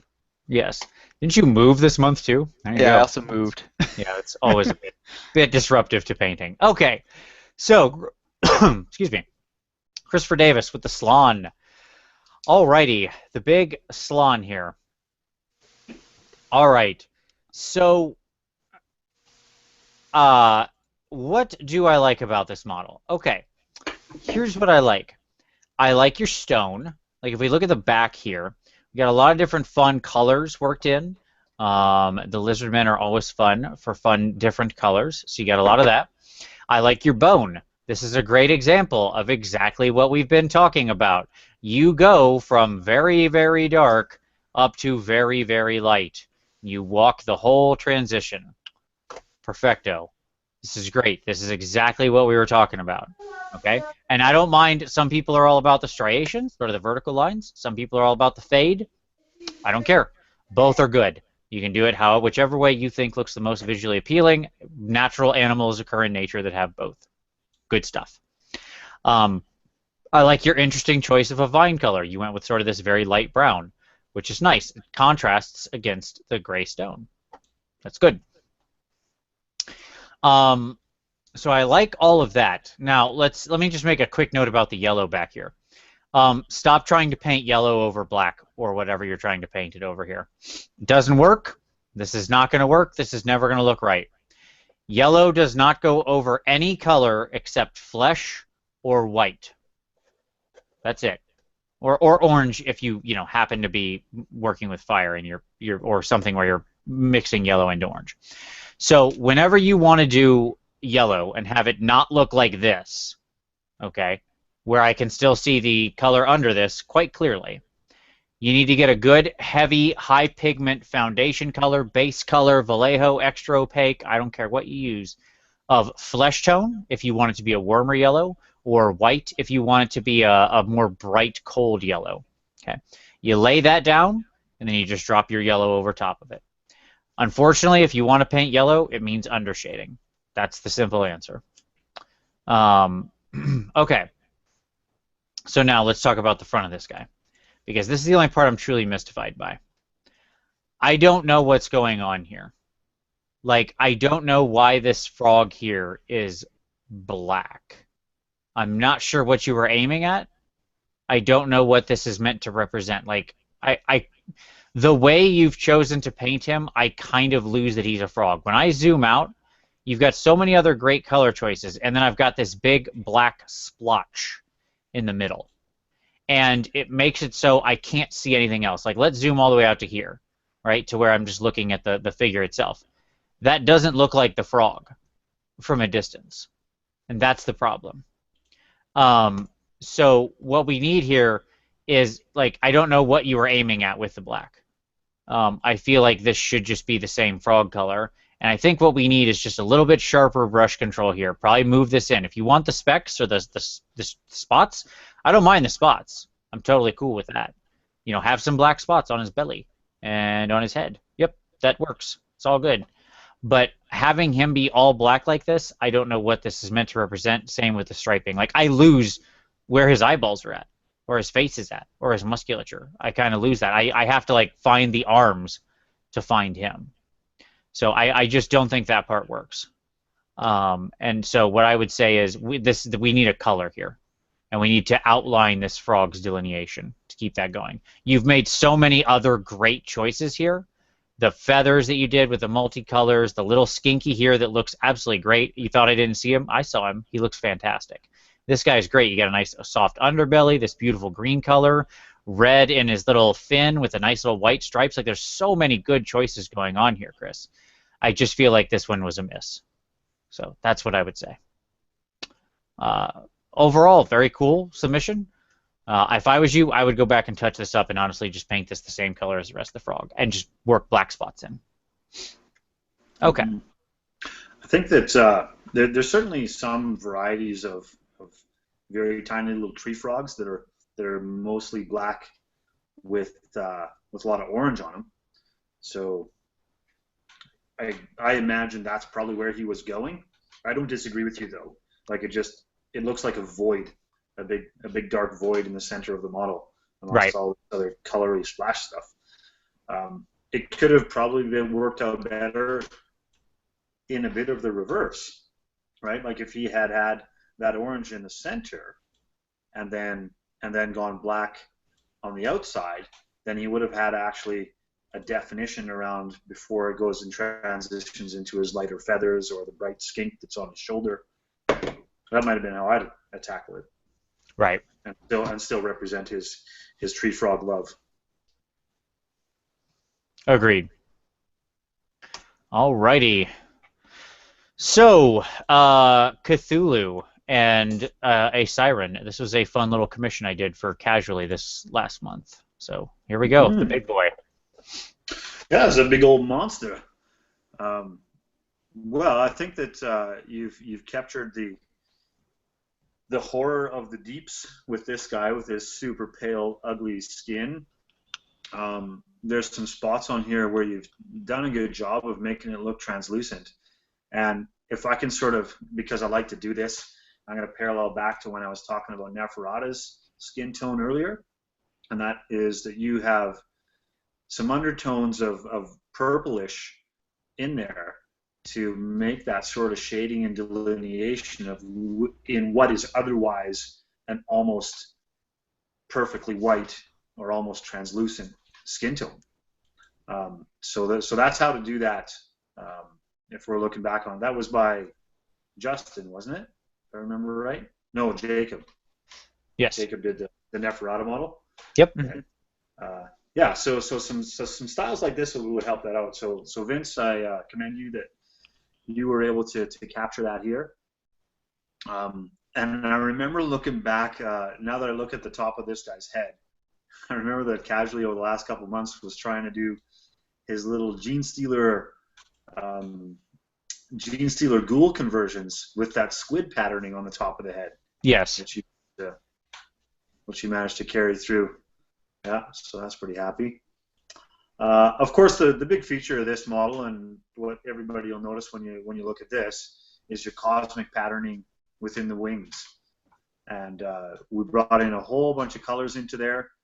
So spectrum is alive with blues and greens and purples, but yet those are reflective and carry over on the base.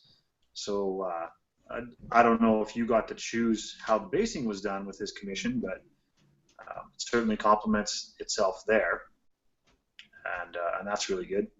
So yeah, it's fun to play with that. I think that for people looking at this and thinking that, oh my goodness, that's amazing. Well, first of all, you're right. It is amazing, all that sort of spectral patterning in the wings, but it's also relatively doable. Airbrush helps you out a little bit, but really the brush control and spotting of doing your star patterns really adds a whole lot to it. So I think that's really great. And I would certainly encourage people to give it a try. Never look at any of this stuff and think it's out of my reach, because when you break it down to its component parts, it probably is a whole lot easier than you first think it is. I would absolutely agree with that, and I would, if you don't believe me, go watch the tutorial where I do it in real time on my channel. So there you go. It's really not that tough. I'm not trying to undercut anything for casually here, but it's as I outright told him, it's really not that hard. Yeah, I mean it's not an intro technique. I don't want to pretend it is, but it's also not beyond anybody that hasn't been painting for a fair while. It really is. Okay, let's go look at the little squid lady now. Let's talk about her. Here we go. So she's a little bit bolder in color than the soft tones you got there. Although the skin tone is still that really kind of pale stuff, but still with the blend of a little bit of glazing of blue and purple in there, you can still get a lot of expression in the face. Cheekbones are well defined. The shadowing around the eyes is all visible there, and so that was captured really well. So I'm gonna finish off though with one maybe tiny critique about this, and that is that when you transition on the tentacles of her tentacle skirt, is that what we're gonna call this? Sure. Her lower half. Her tentacle skirt.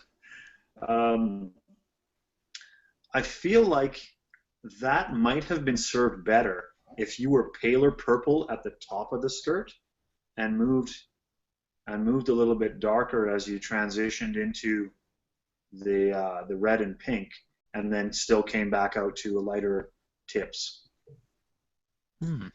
Small composition thing for my eye that might have worked out better, but certainly nothing wrong with the technique that you did on there. So you're saying, Kieran, that you go from the dark purple as it's closest to the body, and then it goes to a light purple, but then it goes down to a dark red and up to a light red, and so that you're saying invert that. Yeah, I'm saying lightest purple, red underneath those skirt shields.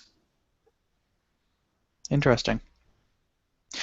On the topic of composition, that's my favorite part of both of these models, Vince, is that, and it's especially clear on the bigger model, there's not a single color that you don't use throughout the entire piece. So, from the eyes to the tips of the little spikes that are coming off of him to the base, all of the colors work together in a symphony, and you don't have a single color that's out of place because you're working it across the entire model, and I think it came out really, really well.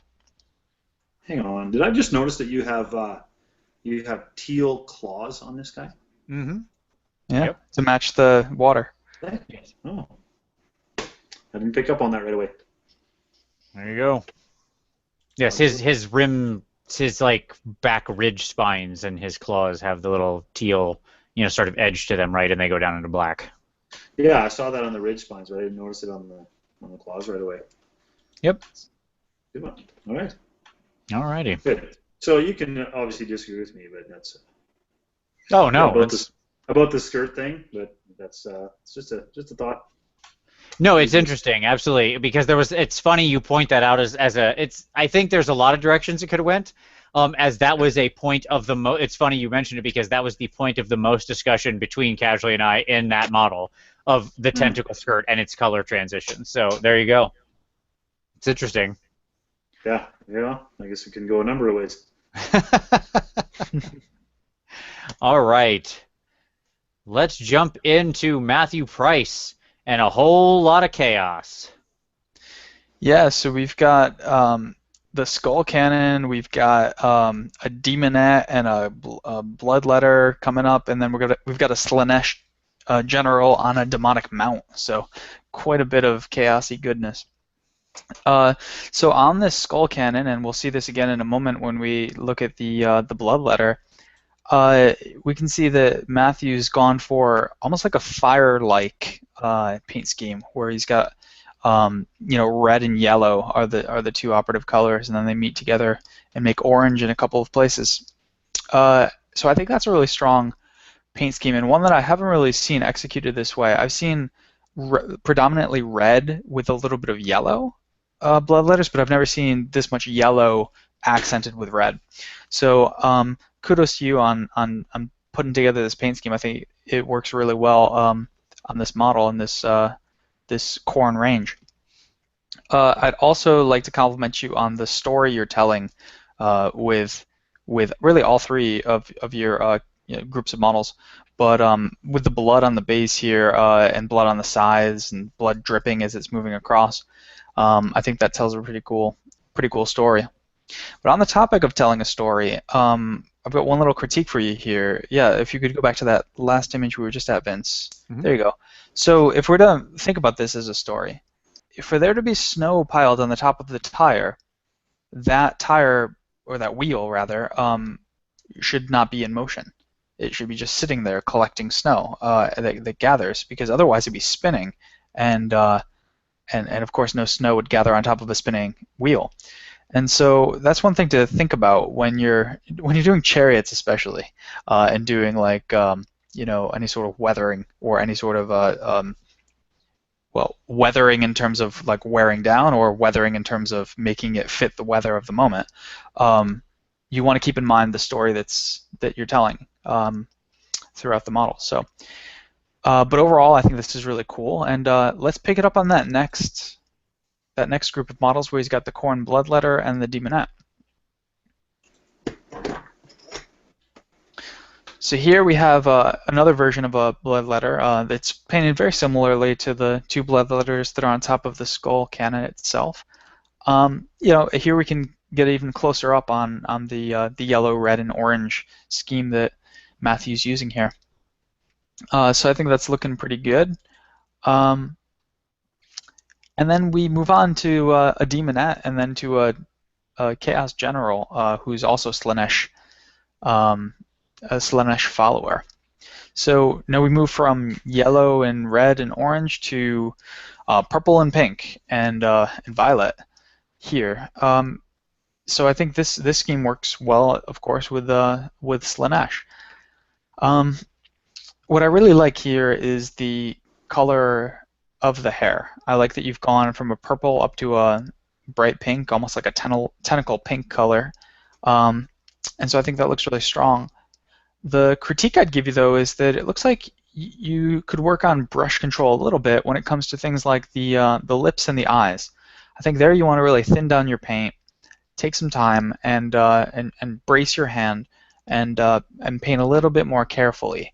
That'll have a better effect for you when you're trying to do those difficult details that take a little bit of extra concentration. And then I'd like to talk about the converted Slaanesh general, Lord of Lust, he calls them, on a demonic steed. So here it looks like you converted him by bashing up the Chaos Chariot with some kind of I guess this is like what's the Chaos Warriors monstrous cavalry? What are those called, Vince? The Skull Crushers. No, Skull Crushers. That's part of the Chariot Kid, actually, Jeff. Oh, is it? Okay, go ahead, Kieran. gore, which is what that is. Or Yeah, I think so what that's what Kieran it was is. saying, he kind of cut out, or at least for me, I don't know. Yeah, it cut But out for me a little bit. Yeah. okay, it's the Lord off the Manticore. That's what it's from. Ah, gotcha. Okay. Cool. Well, overall, I think it's a really interesting conversion, and I'm glad to see that you that you went full steam ahead on it. It looks really cool. Um, so here, I also like your color composition in the same way that I did with the Demonette, the other Slaneshi model that you have. Love the conversion. Love the way that you've glued on all the bits and bobs. I think it makes it look really cool.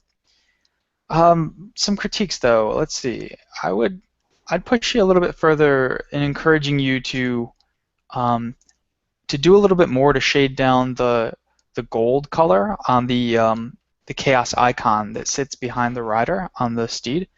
I think that to my eye in this picture, it looks a little bit too samey, and I think you want to show a little bit more of the brown in the recesses, or at least a darker version of that metallic in the recesses. And with your silver here, I think here you want to be a little bit careful. I'm not sure if you washed over the silver, and that accounts for some of the splotchy dark areas around that surround the silver, or if you were painting layers and you didn't quite get up to the sides. But so if we were to take, for example, the upper left hand shoulder, the left, I guess it's our left shoulder, you've got that silver there. No, I'm talking about for the mount, Vince. Sorry, here. Okay. Yeah, got it. So you see if there's that like darkish black or brown or whatever that is there. I'm not sure if that's pooled wash or if it's a matter of just not getting the silver all up into the recesses. But little things like that, you might want to spend a couple more minutes on it and really just take it a little bit further. That'll make it look a little bit more polished on the table. Sometimes the temptation with chaos is to make it a little bit messier because it's chaotic. But I think that even the best messy paint has to be painted neatly to really get that effect. It's kind of counterintuitive, but that's something that I try to bear in mind when I paint, for example, Nurgle, which I paint quite a bit of. Slowly, but paint quite a bit of it. Paint it quite often, anyhow. But overall, I think that this group of models was really cool, Matthew, and I'm glad you shared them with us. So I hope my comments are helpful as you consider what you might improve moving forward. But overall, I really like what you've done. Do you guys have any other thoughts on the crew? Yeah, well, there certainly is a lot going on there, and my first compliment is, way to go with yellow on painting corn. I mean, in nature, corn is naturally yellow, unless you get that blue corn. Unless you get that blue corn from Mexico, but naturally it should be yellow. So I'm glad that you're the guy that recognized that and bring it to life. That was corny, that. Kieran. Mm-hmm. Leaning into it. Good fun. Yes. Yeah. Korn's other name that he's known by in the in his own realm is Maze. Yes. Yeah, you get lost in these silly word plays, though. All right, so should we move on from that? Can we? Yeah, please. Yes, absolutely. Here's my one final thought to you, Matt. Come on, buddy. I want to see more on this space. What's going on here, homeboy? we left that one for you. I know you can do more than this. Kind of scattering this weak snow around an all gray base, brother. Come on. I need to see it up another notch. I need to see it up about 2.5 notches from this. I want to see rocks. I want to see some dead grass. I want to see some grit, and then I want to see snow on top of that, and I want to see the sides of these bases turn black. I've said it every month, and I know you can do it. You can. Let's take this up all the way. Don't spend so much time painting great models and then leave them with just some like melted sugar that got near their base. You're a more awesome dude than that, and I know you can do it. All right. That's my thought on that. Mm-hmm. Okay. So, well, we're almost to a very important figure, so we'll wait on that. Okay, so Mr. Lee Mechshop has a. Why don't we just move through this, all three of us together? How's that sound? We'll just quickly take these one by one, and then we'll end on Mickey's, because we have two unusual submissions here, and we have Merrick's also very unusual submission. So let's start with Mr. Lee, who basically says, and so here's what he's fully painted, and so this is his big, huge army he just did a bunch of work on. So these are all his ogres and his I don't remember the name of what these wolves are called when they're in the ogre army. Saber-tusks. Saber-tusks. But they have a new name now, anyhow, so we're both wrong, but yeah. Fair enough. Got those guys. Yeah. No, they're like frost. They're called frost tusks now. Ah. Oh, well. All right. Life is changing quickly beneath us. We've got some iron guts, a big frost mammoth, and so many yetis. Oh my God, he's got 8 yetis. This is a magnificent Yeti collection. This is a glorious amount of Yetis. Anyways, so let's just move through this. My commentary, very quickly. I love the foxes. Whatever these models are painted as foxes. Holy Jesus. I had never known how much I wanted to see this painted until I saw this. Like, that is fantastic. I am in love with this fox color he did here. And it works so well with the red of the rest of the ogres. Like, just fantastic. Let's not forget that he has this like pseudo samurai sort of oriental theme going on here. Their little like back banners with the flowers free-handed on them. There's a lot to love here. All their pants have the little flowers. He's got the horns. Like, there is a lot of amazing work here. The freehand skulls, the freehand flowers, the banners added to the back. My goodness. Oh, sideways. Hello. And just great base work throughout. We got leaves, we got logs, we got rocks, we got snow. Looks like he's marching from. He's bringing the tundra with him. This guy. That's clearly what I love. The narrative. You've got some nice fresh spring, and as this guy marches in, there's snowfall behind him. Fan-freaking-tastic. Same with the Yetis as they're sort of bringing the snow around them. The red skin is a very unusual choice. Looks very cool. I'm willing to bet there's more tonal variation that red. Photos that have a lot of white tend to knock red color transitions out. If there isn't, I'd love to see more color transition in the red. If there is and the photos knocked it out, ignore what I just said. But I've seen it many times in trying to photograph my own yellow, orange, and red stuff. That's my commentary at 1,000,000 miles an hour. I can't get over how good these banners are. Yeah, so my comments are all, my offerings of great praise are for the thematic side that I see immediately here. So I think what he's going for is, there's Japanese and Chinese legend about the Oni, right? And of course they are very, if you can imagine Hellboy being Oni colored, that's obviously what he's trying to emulate here, is that sort of skin tone. And also, right on theme, the fox in that kind of same Japanese mythology is very much a mythical being of a semi-intelligent sub-society. But then he's got these masked devils, which he's put onto the Yeti, which also ties in with that kind of theme background of that kind of Japanese mythology. He didn't do it all the way across the board, but I see that he put a couple of horns on his ogres as well, which is what you'd expect to see out of the Oni, but he only did it on some of them. He did it on the Yeti, but maybe he just kept it away from the guys on the helmet heads. But he didn't do it on the riders of the mammoth, did he? Nope. No horns on those guys. Yeah. So I don't know. Obviously, he had his reasons for doing that, but I think that across the board, theme points A+ all the way across the board on this group. Yeah, 100%.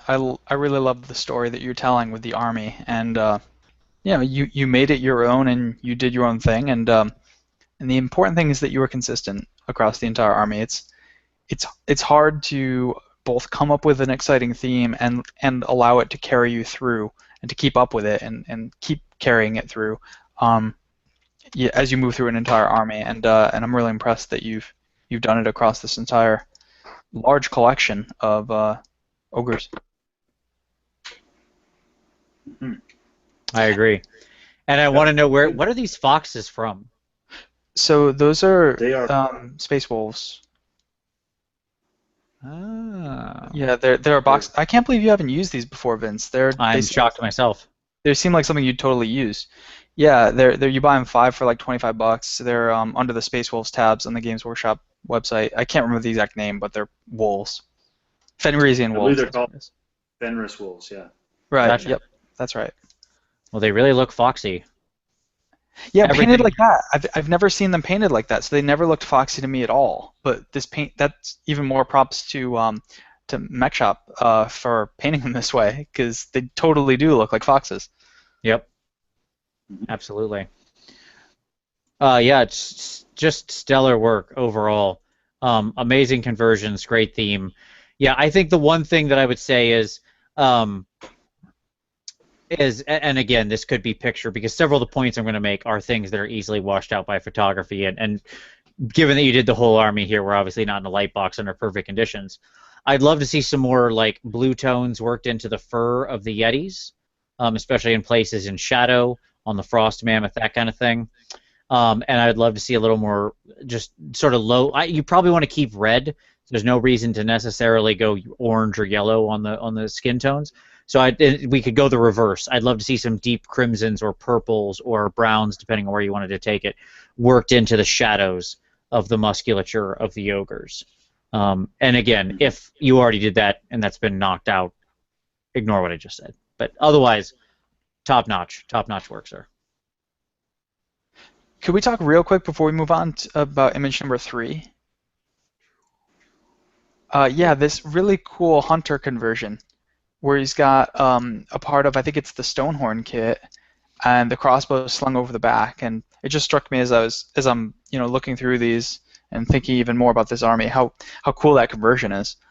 Just to have this giant piece of bone carried on the back of this hunter that's kind of skulking along and looking for his next prey. I think that's really cool. I agree. It's pretty great. He's added a Ronin hat, and he's the only guy in that whole army with that Ronin hat. The Ronin being the sort of the outcast samurai in the mythos of things. Oh, gotcha. Okay. So that fits appropriately with the role of the hunter, right? Yeah, being a loner. The loner. Yeah. Cool. Yeah. Love it. Again, nailed it on that front as well, thematically. Absolutely fantastic. All right. Let's talk about Merrick's Werewolf Way Watcher. He's got werewolf wood elves now. He's out of control. This guy. All right. So another very interesting conversion. Obviously we've got the Chaos Cloak here. I don't know where necessarily every piece is from, but I recognize the Chaos Cloak certainly, along with plenty of green stuff to make it around there to form the front of the cloak. Lighting wise, I'm not thrilled about this picture, Merrick. Let me just say that, buddy. But what I can comment on, I feel like the fur and the stone, like I feel like you didn't push yourself as much on this one. And maybe that was intentional. Maybe you were like, yeah, I'm kind of ready to get this one along. And I understand that. That happens to me too. But I feel like I would have liked to see some more smoothness to some areas this model where it could be. Like the bow feels really sort of unicolored for what's going on and standing out like it's this green, and that green doesn't show up anywhere else. The fur, I feel like could have had a little more going on around the cloak. Same with the actual fur on him. So I just feel like there were some opportunities here that I know I've seen you capitalize on other miniatures, even down to the base where your stone color here is much more samey than you're normally doing. So I feel like you didn't go as far with this as you could have. And if that was just sort of a willing choice, well then, that's okay. I get it. We've all been there. But I would have liked to see you take some of those elements up a little more, even if it was just some quick things like some more dry brushes on the stone, some more dry brushes on the fur. Just kind of those next steps, balancing out those colors a little more. Thoughts there, gentlemen? Nothing that you didn't say that I would add, aside from, just reinforce photography is important. Yeah, it's really difficult to see how the colors work together here. given that it's not quite really bright enough for us to see how you the true hues of the colors. But overall, again, you have another cool conversion here, keeping with your wolf theme, and no one doubts your ability as a converter. That's for sure. You continually push the envelope there. On that, I think we are all totally agreed. Absolutely. All right. Very nice. Let's get into it then. Okay. So this is a Nurgle model, so I'm going to let you gentlemen just go ahead and jump into it. I'll leave my commentary with this. This is stunning from top to bottom. This is the result of months and months of extremely detailed sub-assemblies and work, and even though I find it horrifying to the core of my soul and it makes me uncomfortable to look at, that is simply a comment on its unmistakable mastery in painting. So there you go. That's the last thing I'm going to say on it. Take it away, gentlemen. Jeff, I just I'm going to want to bite this off first because you're the Nurgle flag waver. Sure. Well, I want to first start by saying, you're welcome for all of the advice that, got you up to this standard. I know you couldn't have done it without us. Just kidding. No, you did this one all by your onesie. I hope that whatever critiques we could have given you, that we've given you along the way, have helped somewhat. But at the end of the day, this is all you, Mickey. It's amazing. Honestly, this is a Golden Demon winner model if you enter it. So enter it. And see what happens there. I mean, you should have your model in White Dwarf, I think. Wow, just let's see, everything from the color composition on the model to the details. I mean, the tentacles coming out of the water and the water droplets that are just dripping off that you created. The scorpion green flames, don't think I didn't notice that. The way that you move across the disgusting flesh from dark green to light green to purple to pinkish to yellow. I mean, this model painted less artfully would look incredibly busy and just, like an attack on the senses because of all the colors that you chose. But you've made it work so harmoniously by the way that you've blended in the colors and the careful decisions you've made about where to place all the different colors. So, I mean, I'm just hugely impressed. Yeah, in this photo that Vince brought up here, we can see the bone, and I mean, this is what we talk about when we talk about getting some variation on the bone. And this is that principle taken to 11, but I better let Kieran take over because I'm just going to keep gushing here. But this model is really, really good. Well, if you thought that I was going to try to find some critiques in here to balance out your gushing, you're totally wrong. I'm just going to pick up from where you left off, and I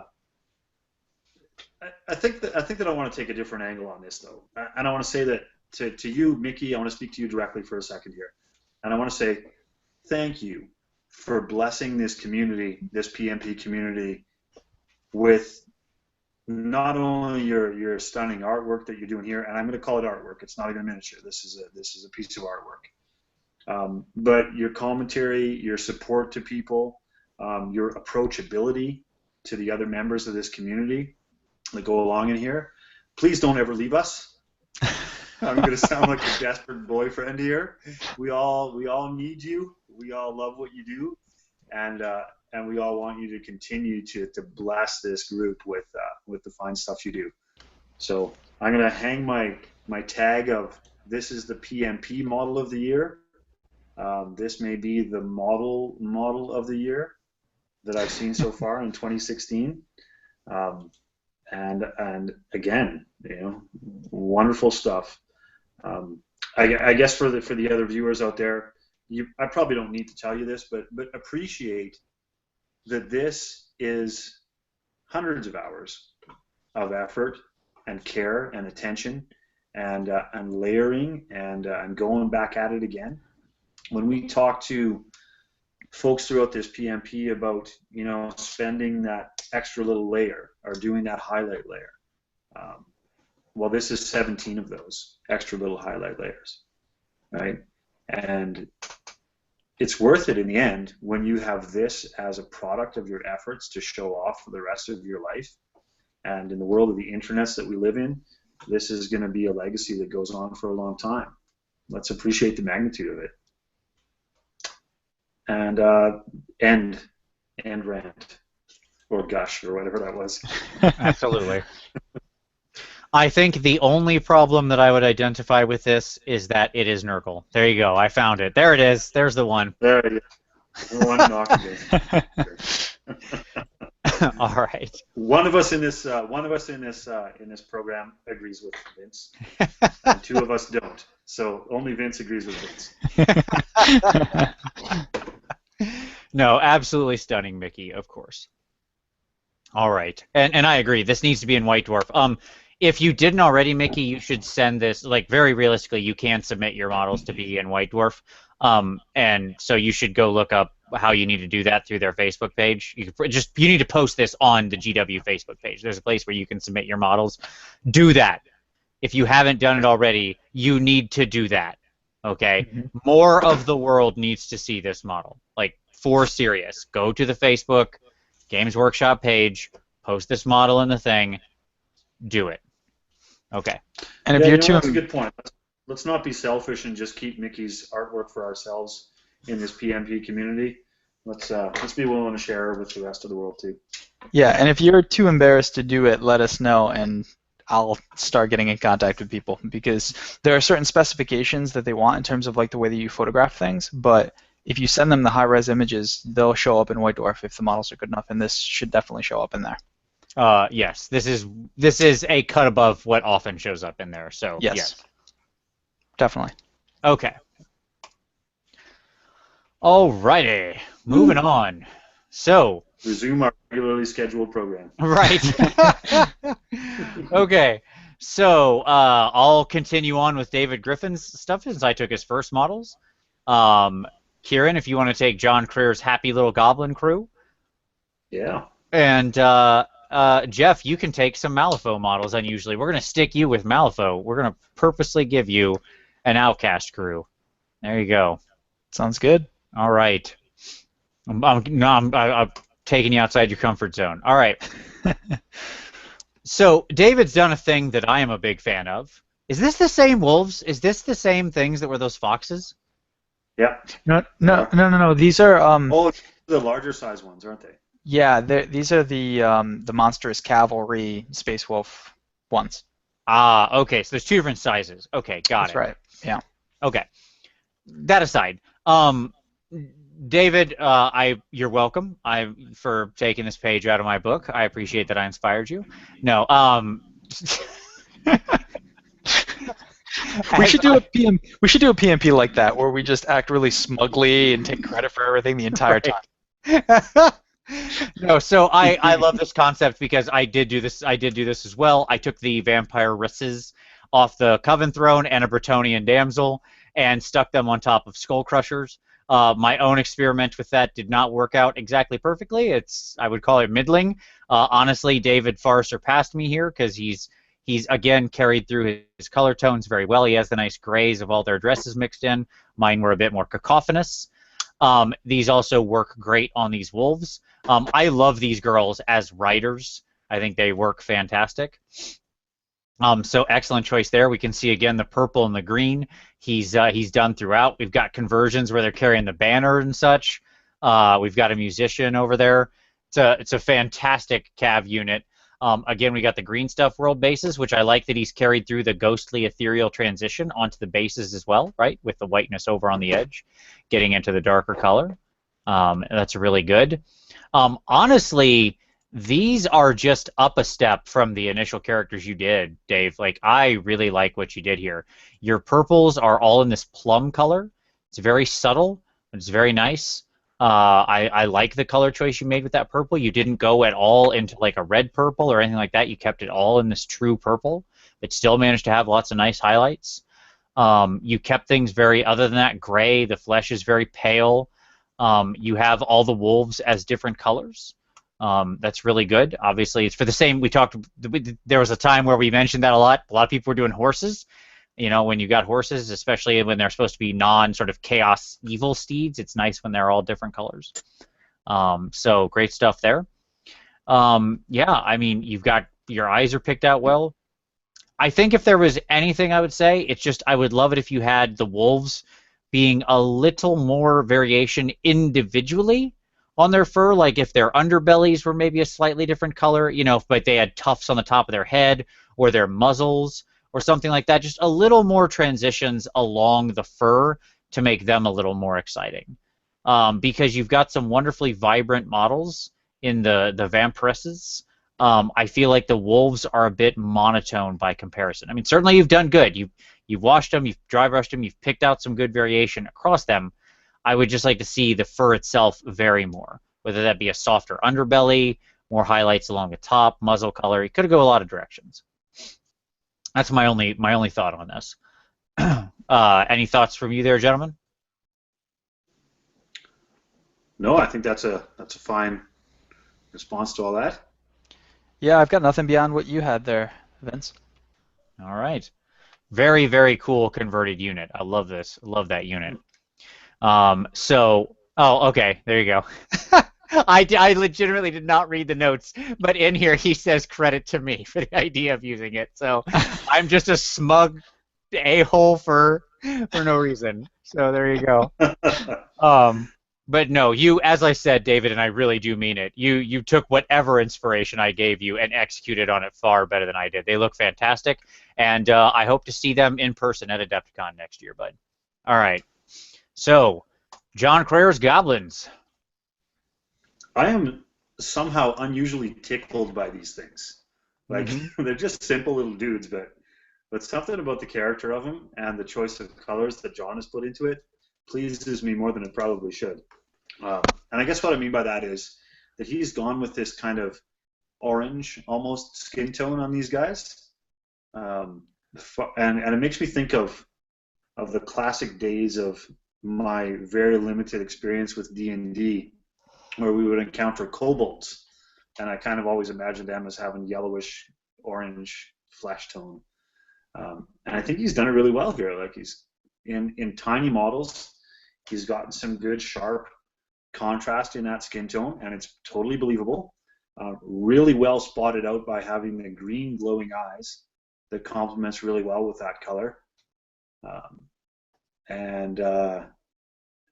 And staying with a little bit of green on the cloth of these guys as well, really complements the orangey yellow skin tone as well.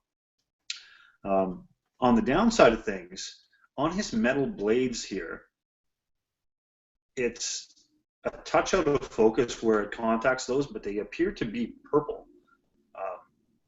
And that seems odd to me. That doesn't seem natural. I don't know what's going on there, John, that they ended up purple. If it was maybe trying to do old crusty blood that had settled on there for a long time, I guess that's believable.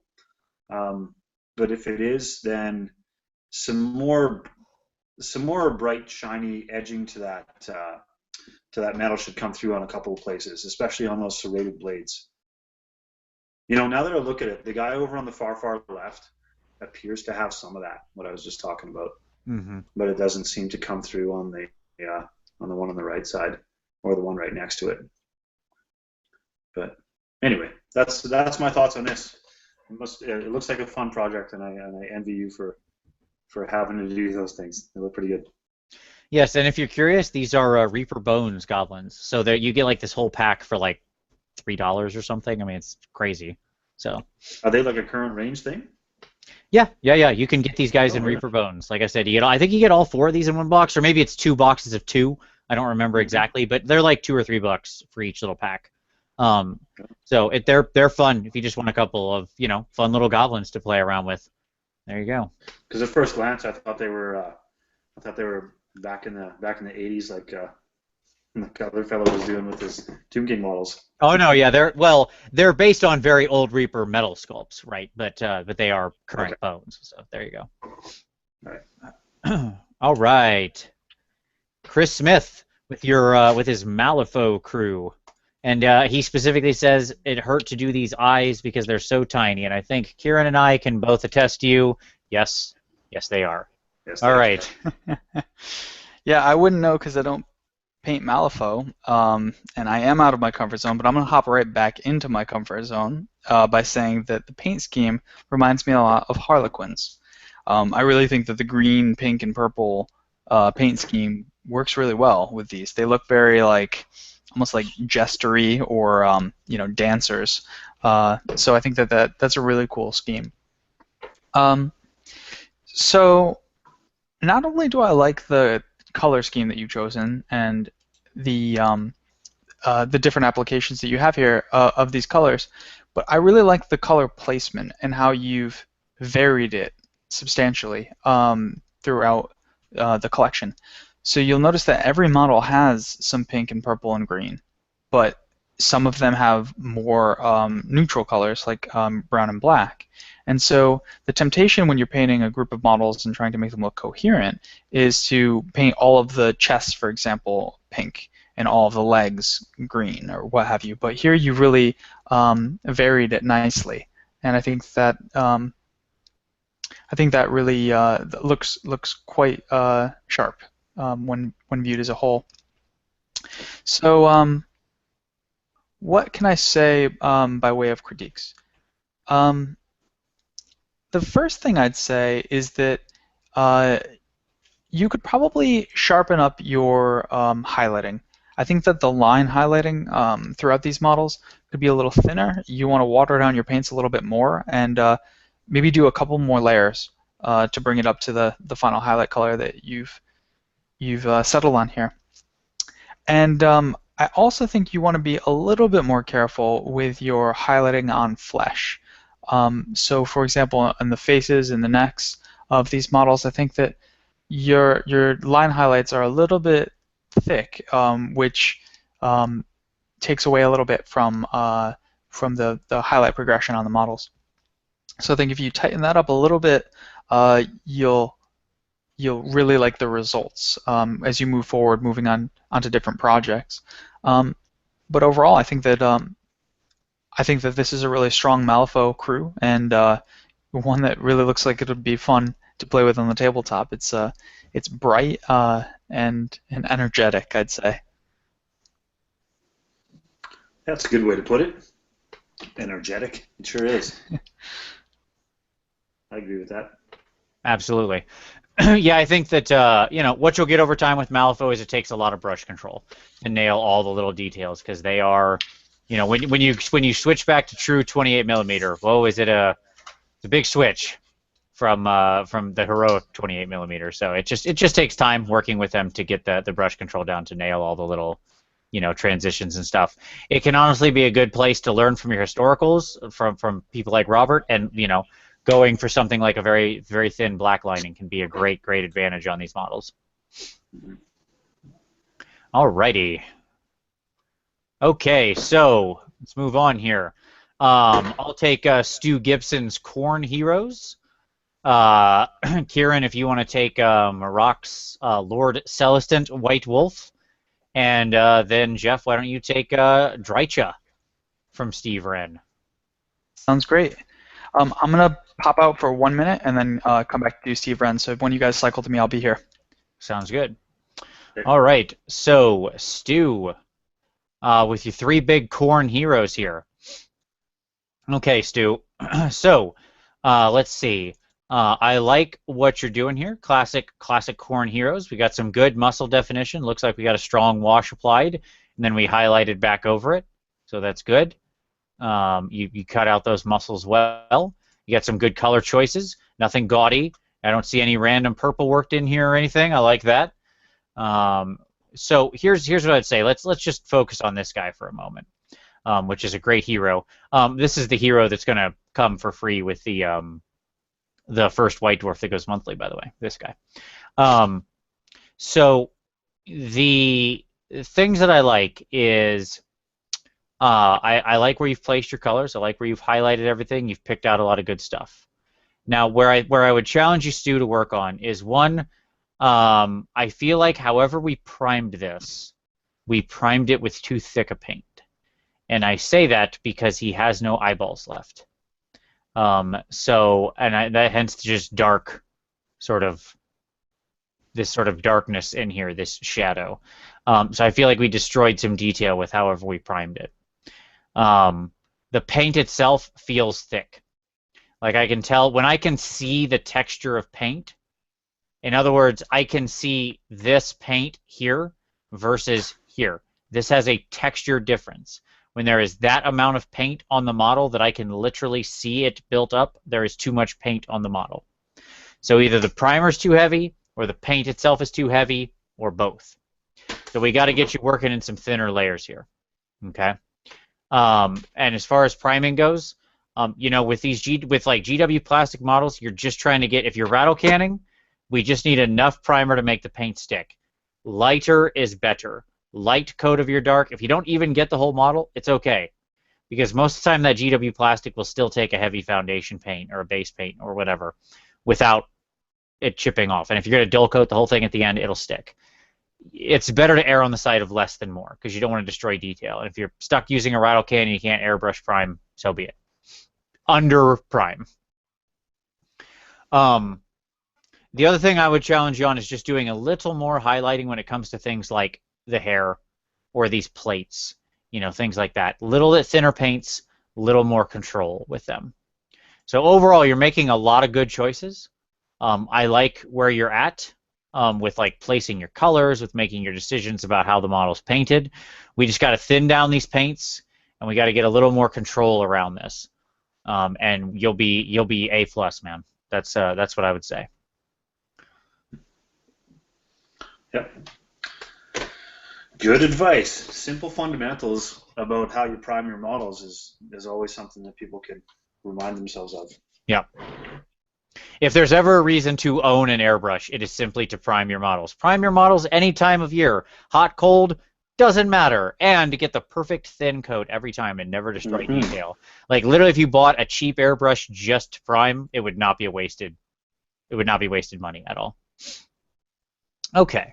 Because it really takes about 8 rattle cans to equal, one cheap airbrush setup, and you're good to go.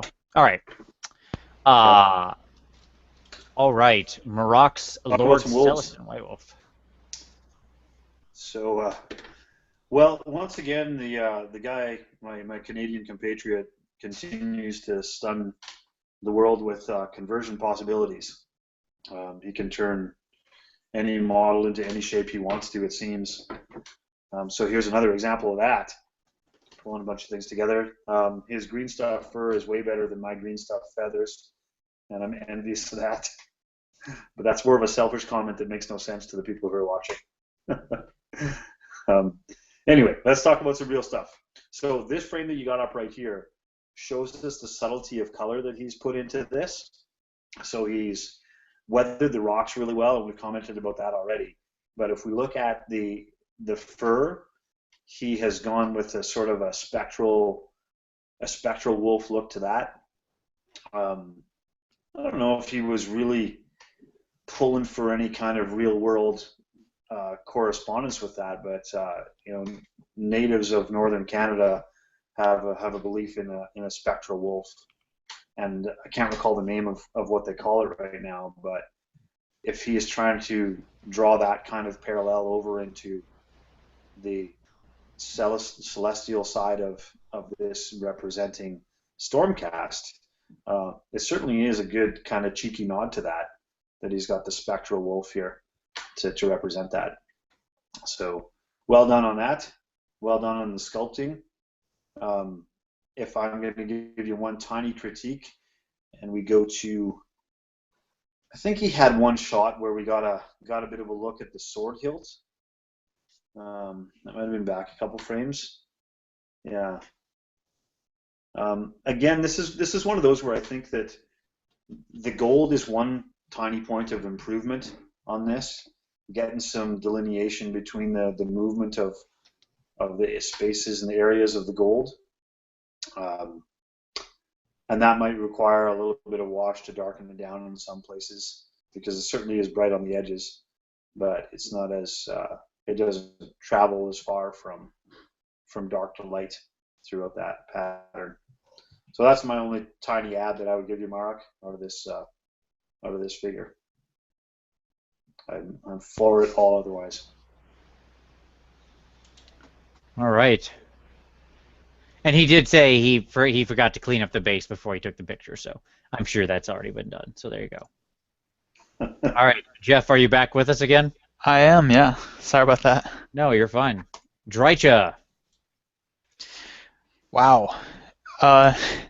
This is Steve Wren at his most Steve Rennie. I really like it, Steve. I think this is a burst of wood elfy sunshine, love, and hate, all in one giant model. So I mean, as you guys can see here, he went with a very limited color palette. No, I'm just kidding. Yeah, I mean, just like 1-2 colors, the whole model. It's nearly monotone, yeah. Yeah, right, exactly. Monochromatic. Mm-hmm. But no, so Steve's really gone to town here on the color, and but you know, despite the fact that there are quite a few colors, really all the colors of the rainbow present, I think if you look at the center of the model, the things that jump out most are red, brown, and green. And there's a little bit of blue, a little bit of pink, but the model itself seems, and I think it's because he added all the foliage onto the top, like all the woodland scenic clump foliage that he's got, you know, sprouting out of the top of the model. I think that really kind of brings the focus of the model to the center, and the center is pretty limited in the number of colors. So I think that's why it works, because there's not blue all around the model. There's not pink all around the model. There's, you know, some accents here and there, but so I really applaud, Steve, the way that you weren't afraid to add clump foliage to the plastic model itself, and really bulk it out, and make it look more like a tree man, or tree woman in this case, I suppose. I think that's a really cool idea. It's something I've only done once or twice. I did it with the old Marauder Giant. He has got like a tree, and I put some clump foliage on the end of it to make it look like there's still a little vegetation on it. And so it can be done, and I think you show here that it can be done on brand new Citadel models as well. So I'm really in awe of the base, especially of this model. I think that it's got so much care and attention, and you know, you really show how far people can push the limits of basing materials, with all of the different tufts and flowers that we have available now, to really make things pop. So I'm impressed, and I think that this is going to make an awesome centerpiece to your Sylvaneth army. I know that you had the dragon previously, but if that's going to be in this army, then I guess you have two main centerpieces. But if this is the only model you go to town with, and that you're using mostly dryads and the other infantry-sized models, I think this would really stand out and be an awesome eye catcher for other people in the tournament when you go. Mm-hmm. Yeah, and I think there's a lot of good choices here, like not being a slave to the model. So I often see the beehive type, whatever it is, painted yellow, which can be somewhat contrasty and strange, but he went for the much warmer, richer orange, and it does so much work. The choice of that very warm, rich orange with just kind of, it comes up to a little tiny yellow highlight in the center, right? But it's really more orange, and I think that just adds a layer of warmth that balances the cold blue of that you know, almost turquoise he's chosen for the bugs. So it's an excellent experiment in color balance between those two things. And the placement of the foliage I don't think is an accident either, because one of my problems with this model is it's very misbalanced as far as the shape of it because of how small she is up top, standing in the middle of this power armor.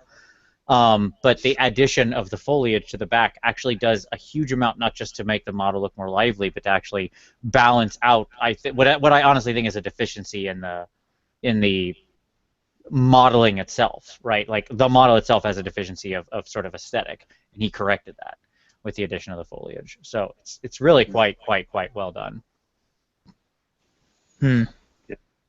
My one observation of this thing is taking nothing away from Steve's brush skill and choices in general. The blue, I feel, doesn't add to it a whole lot. So he's got his blue little fairies coming off of the left arm, and then he's tacked another one on the opposite side down by the leg to give the model a little bit of balance. But I think that he could have gotten away with just letting the rest of all those little fly guys or fairies or whatever they are just be the same color as the rest of them that are going down that left arm. Mm-hmm. That sort of gray color. Yeah. Yeah.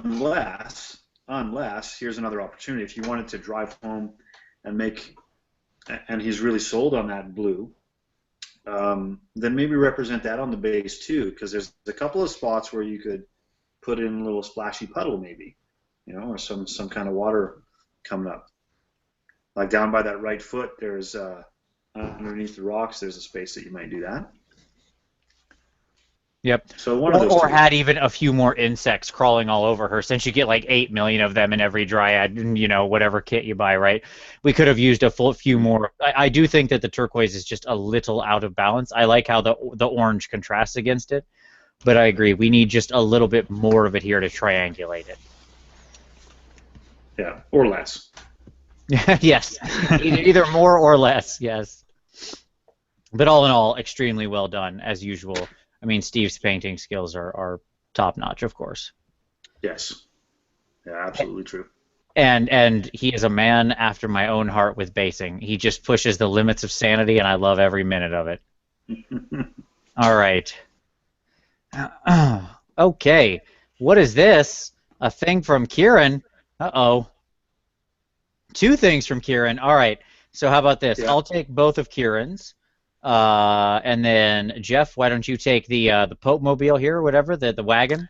Celestial Hurricaneum. The Hurricaneum. Sure. And Kieran, you can take Justin's Seraphon Saurus Knights. I sure will. Sound good? All right. So Kieran, let's start out here. You've got some scenery, right? So a Rackham stone pedestal and a citadel fence. All right, let's take a look. Well, there's nothing much to say here except for that it's just scenery. Sure. God, I love that new bunny rabbit model. Okay, that's what we get. No, it's fantastic. Yeah, good stuff. I assume you wanted to get some more scenery done, probably for use in various and sundry games, right? Just sort of any game in the wind.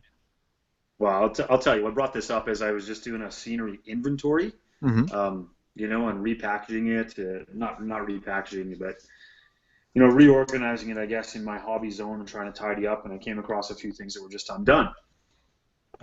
That's all. That's the entire thing that motivated this. Nice. So Things let that me ask you, because I think you were doing this quickly to get it knocked out, right? So you made it look nice, but you didn't go all the way.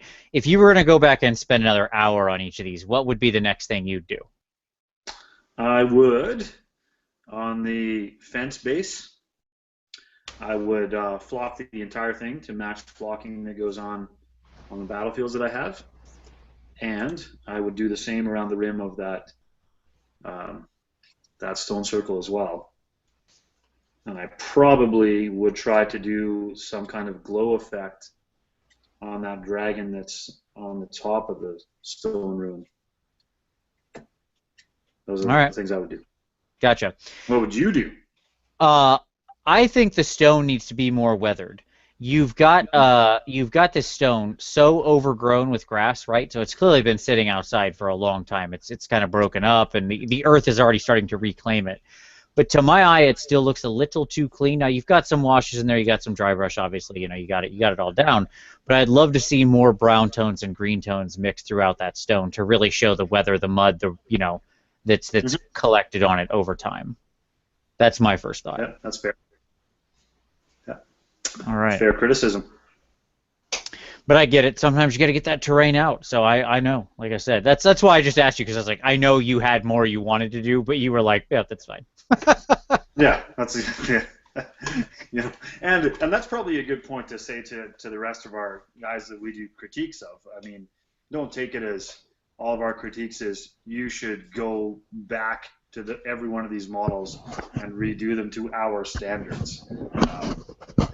Because we appreciate that there's times where the correct color of a model is the color of done. That's right. The color of done is often a very nice color. I think we've all been there. Yes. Yeah. All right. Let's see. So next, oh yes, we've got your Waldegeests, and I know that's not how it's said. All right. So these little dudes are so fun, super sweet little guys. And I think I have a lot more to say here. As normal, Kieran, you've done an excellent job with wood tones. I think that we've talked before about how good wood tones have lots of natural variation in them, lots of darkness and striation and color changes. You've got good greens, darks, lots of heavy striation color. You've got the edges of the bark getting nice and light colored here up at the top of the Waldegeest's head. Again, I know that's not how it's said. But I like saying it that way. Waldgeist, if you ask a German person. I'm sure that's correct. I like Waldegeest. I'm going to go with it. So I very much like how you did all that. And I like the little addition of some color. It's easy to make these models just look brown and boring and wood tone, but it just takes a little bit of spice to bring them up. And you did that by, just adding in a little bit of that blue and picking out their eyes, little minor OSL effect there, just to kind of get that light glow, that sort of ethereal nature to them. Yeah, I think it's good. I think it's real good. And the bases are exciting. You got a bunch of different stuff packed into that little tiny base. Yeah. I mean, these are very simple models. They probably still come in 32 pieces. Approximately, yeah. Yeah. But you did a good job with them. I really like how those guys came out. But now let us talk about maybe one of my favorite models that has ever been made. This guy. Oh, I love what you did here. Now I have some questions for you on this thing.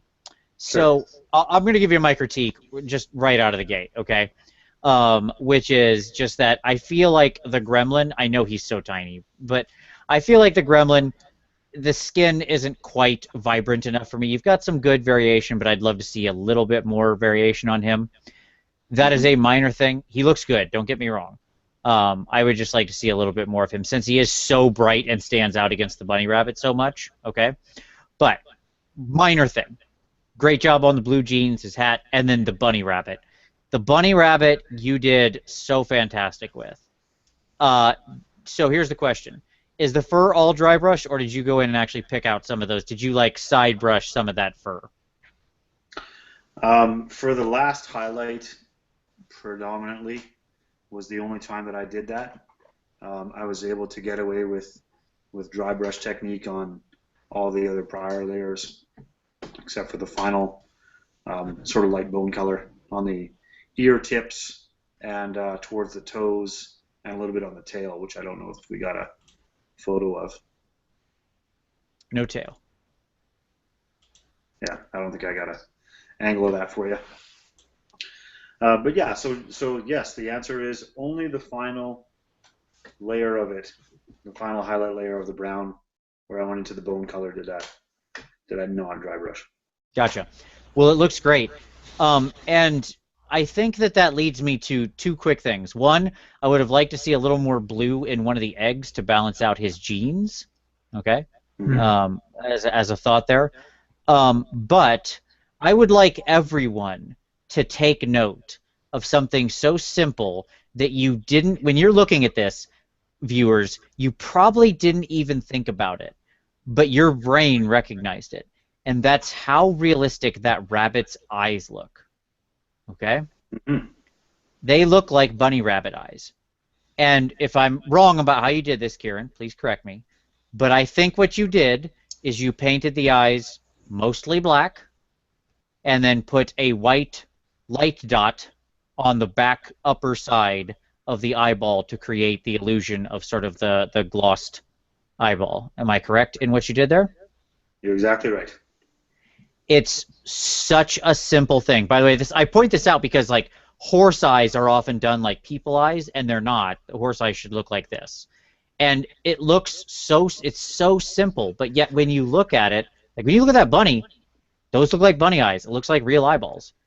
It's a simple technique, and you just nailed it, and it's so simple yet beautiful. I love it. Yeah, the truth of it is that, you know, you mentioned it too with horses. It's certainly true that compared to human eyes, very little of animal eyes are white. Right. And also, the other thing that adds into it is very often their eyes are over to the sides of their head, so that when they're looking forward, you're only ever going to see one side of the iris of whiteness, not both sides, like humans that are looking straight forward at you. You see white on either side of the iris. In animals, you're only ever, or not, I shouldn't say ever, but predominantly just going to see the iris and then one side of white, not both. So that's why I do it like that. And it looks great. Love it.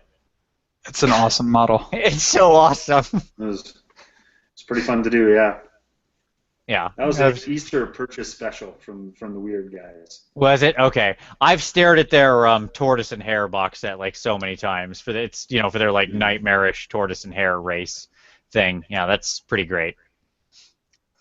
Yeah. Okay. Well done, bud. Well done. I love it. All right, let's talk about some Celestial Hurricanum from Josh. Yeah, so let me start off, Josh, by saying that I think this is a really, really excellent model. I like that you've kept to the typical theme of painting it blue, which is, according to the fluff, the way it should be painted. But I really appreciate the attention to detail that you have all over this model. There isn't a single bit of detail that went unnoticed or unattended here. You wrote on the scrolls, you created interesting patterns on each of the planets, you painted the flames correctly. You really went all out on the model, and it shows. I imagine this took you many, many hours to paint, and I think the end result is amazing. Even you went so far as to even make puddles, which might just be the basing scheme of your army, but it could also be just the story of the model, because the Hurricanum makes storms. That's like its role in the game. And so if you were thinking that much and doing little puddles around it, I think that's an awesome next level thing to do. What else? I love the individual detail that you've done on each of these planets that we can see in this image. And you've used gloss varnish in all the right places, so that's fantastic too. I can't let that go. Shocker. But let's see. Exactly. But let's see. I want to give you some critiques too, because I want to give everyone a little bit of feedback. All right, I'm gonna be super nitpicky, because I think that's the level of painting that you're at, where you've got the basics down and now you want just a little bit more. So like in the first image here that we've got, if we look at, and this, I'm warning you in advance, this is super nitpicky. This is not anything that I would mention otherwise, except that I can't think of other things to critique. So like, look at the armor on the little hindquarters of the horse that's closest to us. There's that little splotch of white from the highlight. So you have this nice thin lines all over, but then there's this, yeah, right there. Vince has got it right at the top there. There's this one little part where the line gets a little too, splotched, and it's not as thin and neat as it could be. That's that's nitpicky, but last little icing on the cake stuff that when I see that, I'm looking at this model, my eyes drawn to it because it's out of place. And let's see, let's go to image number 5 real quick. I've got one more nitpicky thing, and again, this is because I don't have anything else that I really want to critique here, because I think this is an excellent model. So if we zoom in a little bit on the cloak of the wizard, the bottom of the cloak. So you went to almost a white line highlight at the bottom of the cloak there, which is great, and you should bring it up to that last little popping highlight. But let's think about it. If you're trying to paint the absolute lightest point of that robe, it would be a little bit lighter where the fold bulges out and at the corner than it would be in the recesses. But it looks like you kind of just trace the outline with your highlighting. And again, that looks totally solid, and it looks really nice on the tabletop. But if you want to get a little bit deeper into it, think about just putting that sharpest highlight right at those edges that would be the absolute brightest on the model. And so it's tempting to just kind of trace that rim around as you do the folds of the cloth, but make sure that the recesses are a little bit darker even when you're doing that last highlight stage. Again, I'm just pulling at straws here, but I feel like I should give a little bit of critique to everyone, even when I think that the submission is really, really fantastic, and I think this is really fantastic. Can I add one thing for Josh to maybe get at? Sure. So he's got, in this same frame shot, you got a little bit of scrolling that goes down the flank of the horses, and a little bit of scrolling that is on the outside just below the steps. Mm-hmm. That's a perfect spot to give this thing a name, Josh. Give your card a name. Put it right in there. Give your horses individual names too if you want to, but the card itself should have a title to it. I think that's the exact place to put it. Because you've got some scroll work on the book, as Jeff pointed out, and on the scrolls that are tucked in the back. So, yeah, slap it on there. And when you do your scroll work, oops, sorry to cut you off there, Kieran. No, I'm done. Okay. When you do your scroll work, I'd encourage you to do a little bit smaller with the writing and then more writing. So like, there's an image. I don't remember what number it is, Vince, and we don't even necessarily need to go to it. But if you happen to be clicking around, there's an image where you can see inside the back, and you can see the books. Yeah, there you go. For example, so you've got that nice scroll work there, but it strikes me that they wouldn't print 5 lines on a playbill-sized piece of paper. You'd want it to be a couple thinner lines, and then a couple half lines, and so on, to really break it up and add a little bit of interest. So that's another thing to think about if you're doing scroll work. Mm-hmm. Yeah, I've got 2 general thoughts. So my first thought is it's obviously extremely well done, and as Josh says, this model takes forever, and it does. And I can tell he did this in mostly sub-assemblies because there's no way you get this level of accuracy and detail.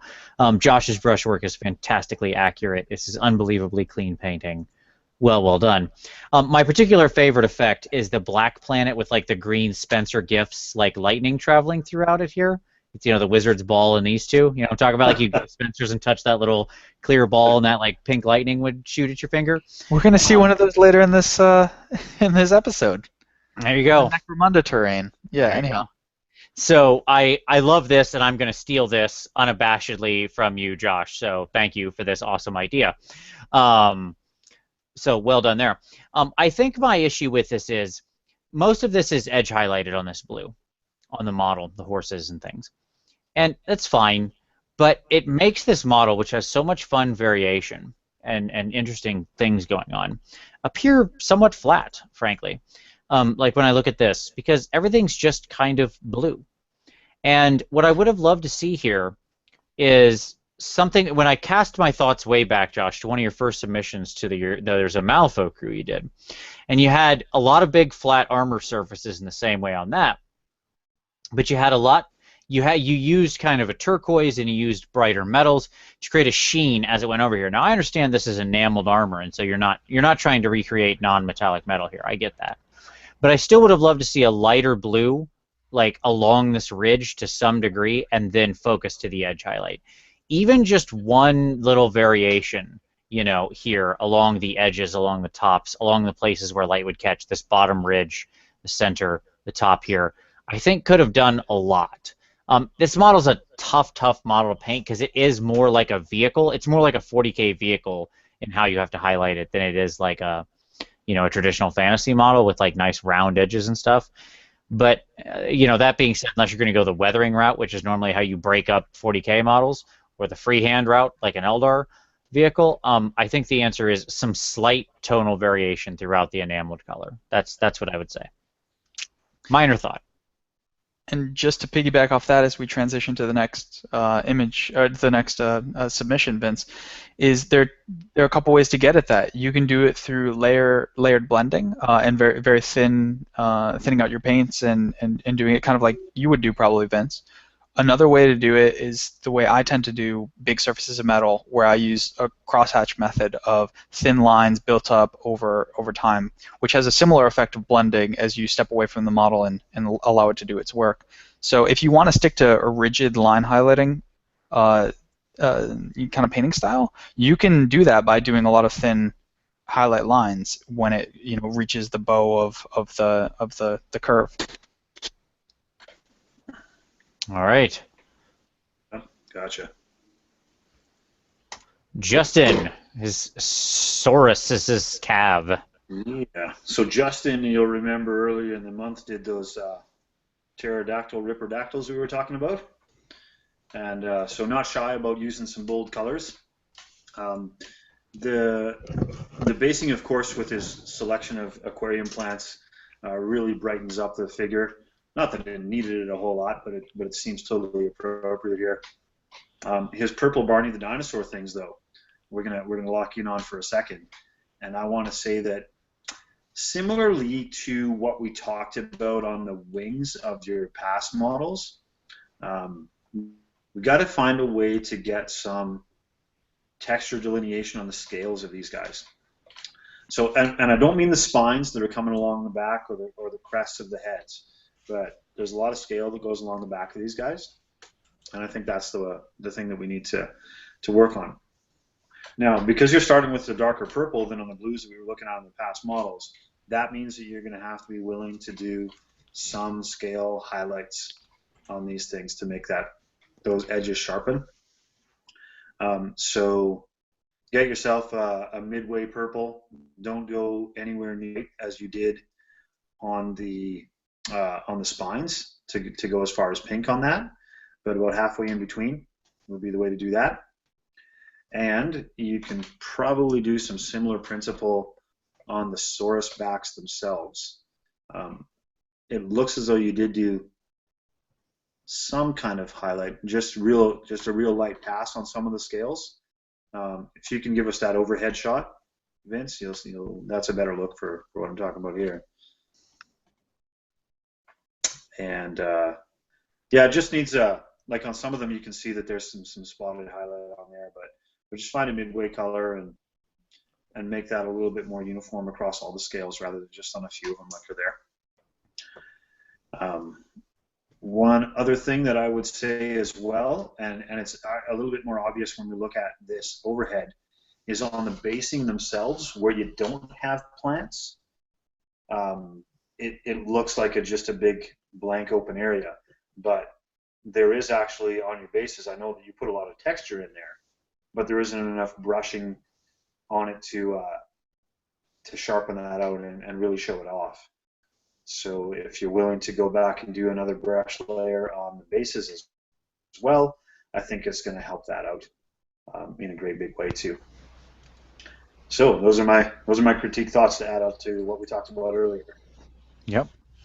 Justin, I'll give you the simple method for highlighting those purple scales. You ready? Here we go. Paint them completely purple just like you did. Get yourself a nice bright flesh tone. Take that onto a dry brush. Dry brush all those scales. Take that same purple you did originally, thin it way, way, way, way, way down using some thinner medium or glazed medium. Run it right over the top, 2 coats, dip, bang, bang, boom, you're done. There you go. Easy peasy. Good tip. Bing, bada, boom. There it is. Yeah, I'm glad you brought that up. Flesh tone is for more than just skin. That's right. Works well with purple. Yes, it does, and it's perfect undershading for purple. It gives your purple such a wonderful organic resonance. It's perfect on living models with purple sort of scales or flesh, because you're using flesh on something that is flesh. So there you go. Okay, let's see. That's so deep. Yeah, I know. What? All right. Justin has another Stegodon here. Why don't we just grab that as well real quick? Just continue right on. Keep going, Kieran. Okay. So, well, what are we going to say here that's differently? Let's look on some upsides of this. A fair bit of variation in his bone look on there, which is really important to do because this guy has long protrusions of horn and bone, so it's really important to do that.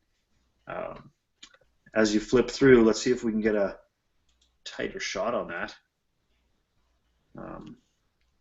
I'm going to manipulate it here at my end as well.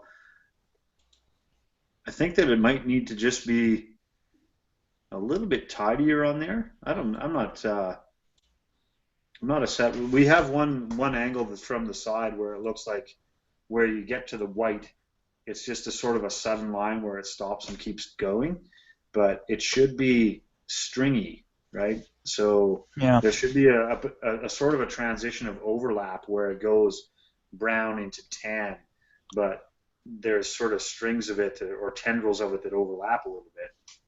I don't know if tendrils is really the right word I'm using. Help me out, guys. What's a better word to Just a long, thin line. Yeah, Striations, is that what you're going for? striations. Yeah, if you can flip ahead a couple of frames, you get a shot of this from the opposite side from here. That's a better shot. Yeah, image this 4. one here, I think. Yeah. Yeah, this one here, I think. So you can see that he goes through at least 4 different color changes on the length of that horn. But a couple of those changes are a little bit abrupt. So back to what Jeff was talking about when he was talking about possible improvements to Joster's model. That's the technique that I would use, what Jeff was describing there, how you're doing sort of just line highlighting.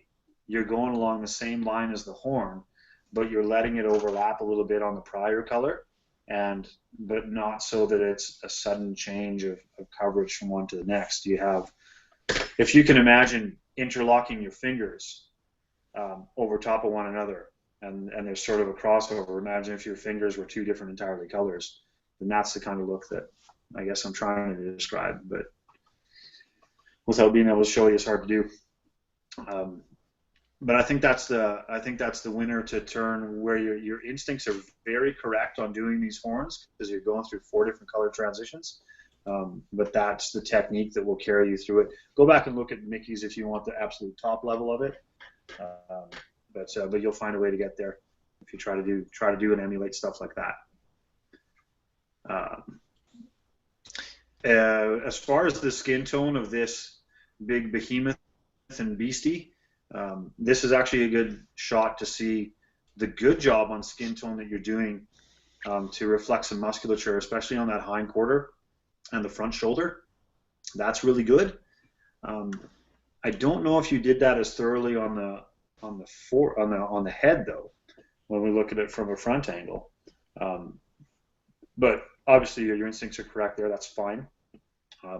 And then we're going to give it to you about the scales again. I think that we can do another layer of highlight to delineate those scales as something very different than the flesh underneath. So highlights on scales, one more for the 3rd time. There you go. Yeah. Agreed. All righty. Close with that. All right, so I'll take Steve Wren's Branch Witch. If somebody wants to handle both of my Sylvaneth things, let's see. Jeff, your turn. Yeah, I'll hop in.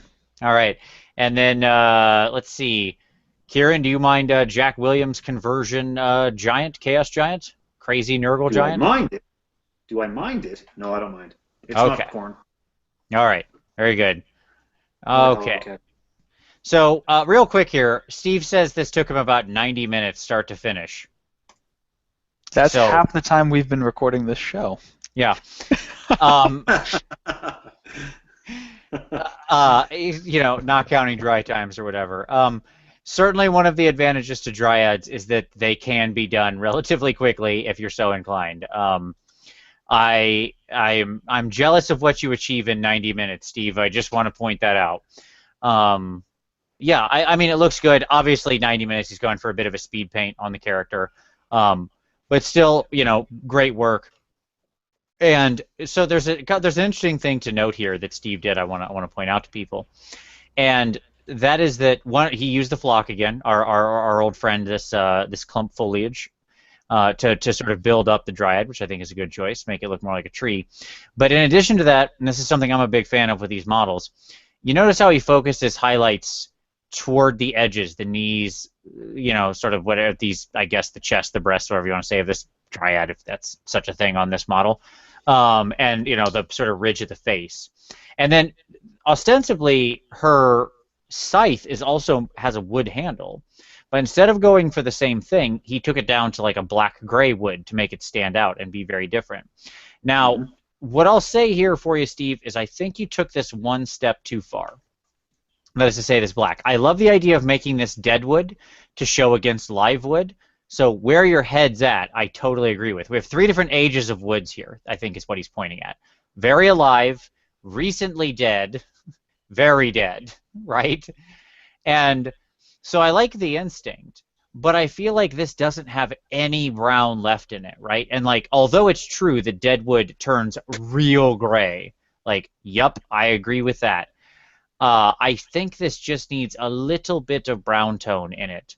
It could have been as simple as maybe like a final, almost Agrax wash, a very black-brown wash, right? Just to get a little bit of living brown tone back in there. That's my only, that's my real pushback. Your brush control on highlighting these little runes is absolutely fantastic because God knows I hate these runes on these dryads. So, way to go, man. Yeah, those are my thoughts. Anything else to add there, gentlemen? No, nothing beyond what we've said. I think that's fine. All right. I think that's fine. And look at Steve just knocking that basing out even on the 32 mil. Love it. That's great. Pack it in. That guy's keeping like micro art in business with those. Not to mention every basic seller in the world. Me and him, we're gonna carry it. All right, so let's start out with my dryads, which will not be as good as Steve's 90-minute dryad, even though it took me 4 times as long. Makes me sad. Here we go. Well, they look pretty damn good, Vince. Let's start with saying that.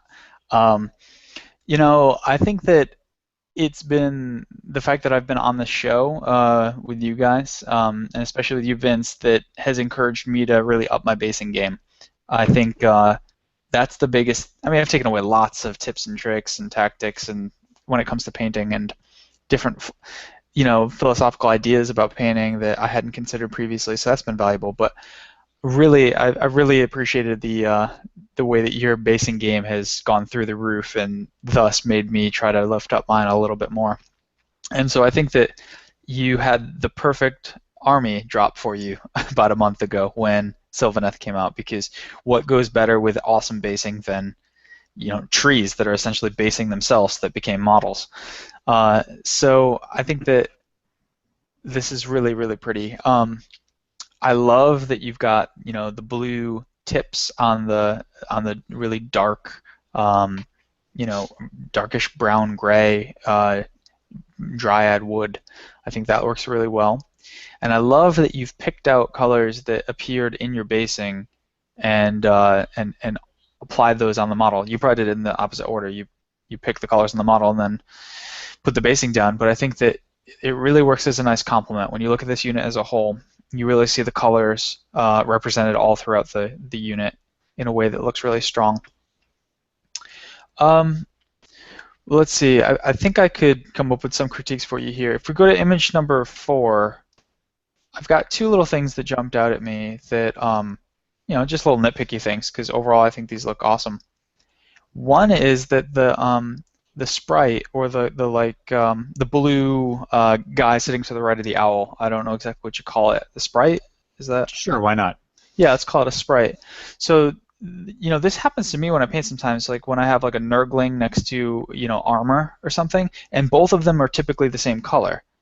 And I always wonder, like, well, do I change the color of the nurgling on this model so that it works better next to this metal? And here you have that interesting situation where the blue tips that you have on your wood, you know, make perfect sense, but then you put the sprite next to it, and it gets a little bit lost in there, you know, next to the same color blue that sits all around it. So, you know, that's a problem that comes up just sometimes when you're thinking about color application on a model. Sometimes it just doesn't work. You don't want to paint them green or something if you haven't done that throughout the rest of the army. So that's something that jumped out at me as like, I don't know what the solution would be there, but it struck me as something that was a little bit off.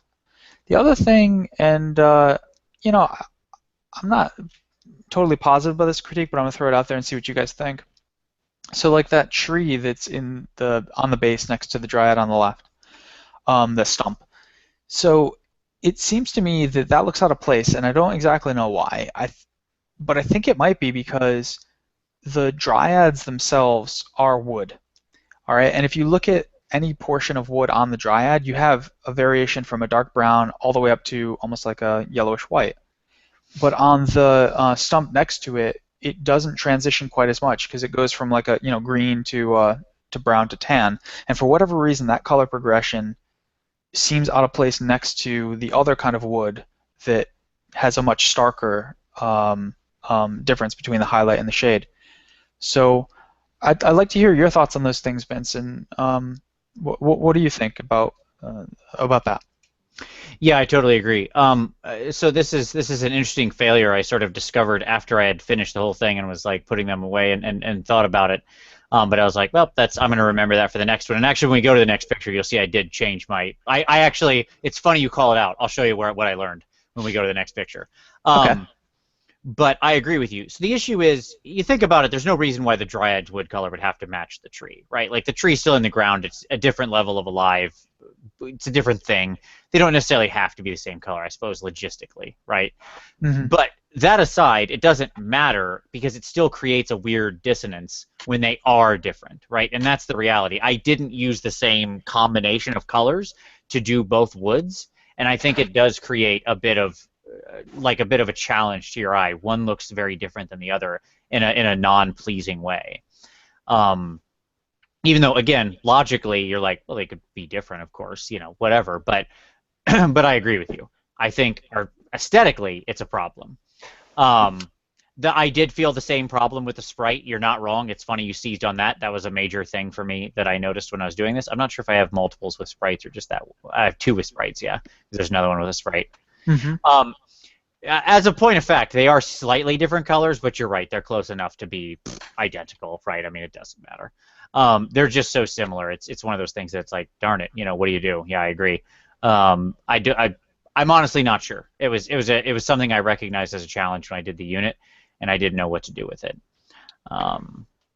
Yeah. My take on it is, you said something sort of similar when you're talking about Steve's past thing, is that you have varying different levels of dead and alive wood, and in the color presentation you have here for your dryads, the dryads coloring appears to be more dead wood than that obviously dead stump of a tree that's beside it.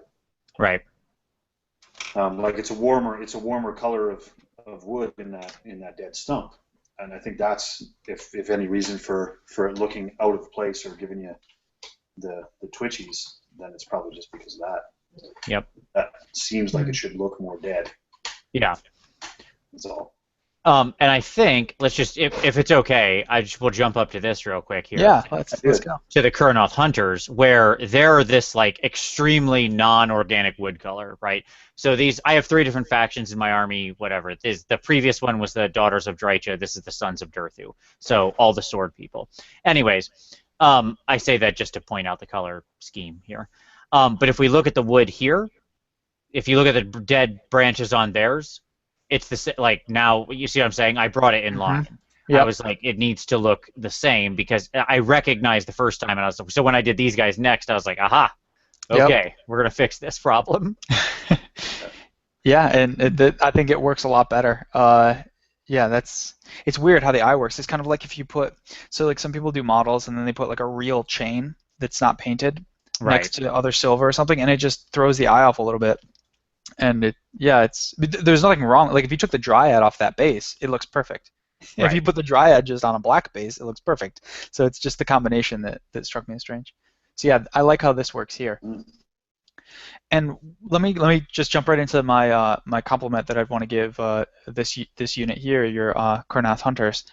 I love that your blue contrasts with the opposite on the color wheel, yellow, that you have on the base, and then on the weapons themselves. That's something I've been thinking about a lot with my Nurgle, and when we get to mine at the end of the show, I'll explain that a little bit, how I chose my basing. I added something to my basing to try to pull out that contrast, and here you went all in on it, and because you've got lots of different yellow and orange colors in the foliage, and I think it looks really, really awesome. These models are fantastic, by the way. Like I can't recommend this box set enough. They are fun to put together, fun to paint, and most of these were actually painted when I was on the road, and all I had was some Citadel paints, so I had to slum it and Citadel it. It was rough. I barely made it through, but somehow. Yeah, But they were still fun, even regardless. Yeah, they I look like these great. guys a lot. I think this is my favorite army you've done, by the way. I don't think I've mentioned that to you previously, but I really do. I mean, I like this. Maybe it's the new models or something, but I think when this is all done, it's going to be. I like your Winter Zinch too, but I think this one might be my favorite. Well, thank you. All right. I love these flaming swords. I kind of want to do a tutorial on this because I'm guessing if I just asked you how do you think I did these, I'm guessing you wouldn't probably pick the right thing.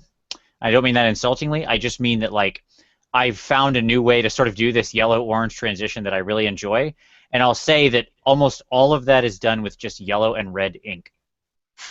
Huh. Okay. Yeah. So Hobby cheat that. there you go.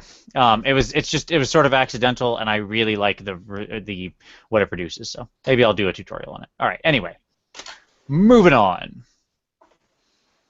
All right, the big giant Jack Williams with Kieran. I know you're a fan of the giant kit, so here we go. I Crazy really, conversion time. Oh, prepare for your nightmares. Here we go. I want you to look closely at this, Vince, because it is horrifying. This is It is nightmarish. ugly. Yes. Yeah, it is filthy and ugly and pustulent and and gooey and pus filled. It's awesome. Well, let's talk about what's going on in this model. So this was his submission for the independent characters for Independence Day thing, I believe. Yep. Obviously using Maw Beast bits and the giant to mount it all on. It's pretty spectacularly gross. Um, cool little additions aside from the tentacles having a snack on the poor Empire fools.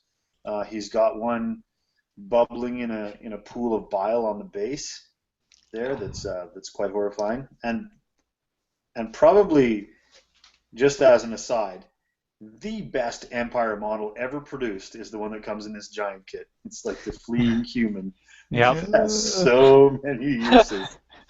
Yeah. Yeah, packing a little bit of a nurgling on top as well. Um, so the composition of this thing is really cool. The creativity of your layout's really good. There's a couple of things that I would say that might not have been necessary, and I don't know that the red bloodiness all over the tentacles is really a necessity. I know that it balances out with the red that comes out of his broken belly, but I think that could have been more muted. I think that it's just too bold of a red because compared to the other cooler colors that you got on there, it's just a bit too much to deal with. If you would have stayed closer to the purple spectrum with that, I think that would have been okay. I think that even a softer orange would have been perhaps a bit of a better choice because you're balancing out against greens and purples. But that's just a subtle composition and color choice thing. As far as painting technique, the one thing that I want to highlight that could be an improvement, and I think it's just a matter of just layers upon layers of colors. If you took some inspiration on doing your flesh tone for Mickey Jenver's stuff, then you're doing the right thing. But understand that Mickey is doing hours and hours and hours and hours into it to get a similar transition from green into purple, because she does that in her models. But just doing it by ink washes alone and a couple of layers isn't going to quite get it there. But I like where you're going with it. I think that it's a good adventure to do this kind of pale green and then take the opposite side of the color wheel and do some washing onto it to define it. But I just think it needs some more refining if you're willing to spend all the hours to do it. That's all I would say there. And this is another opportunity for us to talk about the transition of bone spikes. or horns in this case. So we've said it a few times already on the broadcast, so I won't go over it again. But you get the idea that if you can sort of do some overlapping as you transition from a lighter to a darker color there, and walk us through that a little bit more smoothly, I think that would be the next level of improvement on this otherwise Halloweenish, ghastly model. That is certainly a bold submission for the hobby challenge this last month. It's really great. It's gross. The melting guy that's so genius and horrifying. That's pretty wonderful. I actually, when I was looking through these throughout the month, this is the first one in a while that I was like, oh my god, that's gross. That's just, You looked at it and you're like, oh Jesus. oh. Exactly. Yeah. You have to stop and look. It's like the train wreck, right? Well, Yeah. what I like is that Jack tricked us because the main thumbnail is from behind, and so you click in, you're like, oh, okay, it's just a giant. He's got a weird hunchback. Let's go. Oh no! It's getting worse. Well done, Jack. Well done. Yeah, good stuff. Alrighty. Let's keep moving. Okay, so I'll take Lee Ashcroft's Mega Boss, and let's see, Jeff, if you want to take Jace's Skaven Warband, and then Kieran, if you want to take Sam Wilson's Lizard Man here, getting back into it after 10 years away from painting. Super cool. Sure. All right. So Lee, tester for your Ironjaw's army. All right. I like where that's at. Let's see if we need some better photos. Those were taken. Those last two were clearly taken with a potato. So let's talk about. So since this is your tester, let's talk about it. Okay, so for this guy, I've seen a lot of different takes on this thing. This guy has filled up the painting competitions of many sites the world over because he is top notch for cast and things you can do with him, and you did a good job here. I like the red against the cream, very clever. Things I absolutely love are the green tones in your skin. He has a very light minty green, but he's got some nice dark toned recesses there, and I love the bone transition on his shoulder. That's great. You worked in that ruddy orange. Yes, that is what makes bone pop. Color. A little bit of color in there. You've got a little bit of ruddy kind of orange in there, and that is just great. A ruddy brown, something like that. It's wonderful. So love that. Now, as to the armor, like the cream color, it's good. I even like the red, although I'd like to see it highlighted, edge highlighted, something. It needs more visual interest. The red isn't quite enough as it is. It's a little flat. Now, with the cream, there's not a lot you can do to highlight that, unfortunately, because if you take it dark, it's just going to look dirty. If you take it light, it's just going to look too clean. So what most people do when they want to liven up cream is actually weather it, chip it, dirt stain it, rust it, any of that stuff. Pick your favorite weathering technique and do it on this orc's armor. That's what I would say. So many of the amazing orc mega bosses I've seen their armor looks weathered, chipped, rusted, scratched, battle damaged. I don't care. You can pick. There's literally 100 different techniques you could apply here. Pick the one you like the best, or you think you'd have the most luck with. Do it, because just that variation of having a little bit of that brown, a little bit of that rust or black or bright white on a scratch or steel or anything, whatever you want to do, is really going to create a lot of visual interest in what is already a great model. So that I'd love to see you take the stone up a little more. If you're going to use the cork, which I know. Steve Wren is trying to start hashtag no more cork. I disagree. I think cork is fine as a basic material, especially for a lava rock here, but I need to see a little more variation in it. You got some good OSL going on slightly. I'd like to see a little more highlighting around the edge, like dry brushing the edges first, maybe putting on a little texture on the top, a little basing grit, something like that, then bringing up your OSL. There you go. Those are my thoughts. Overall, fantastic start, though. Wonderful first model for what will be an awesome force. Mm-hmm. Here. All right. Can't add anything to that. Jace's Skaven Warband.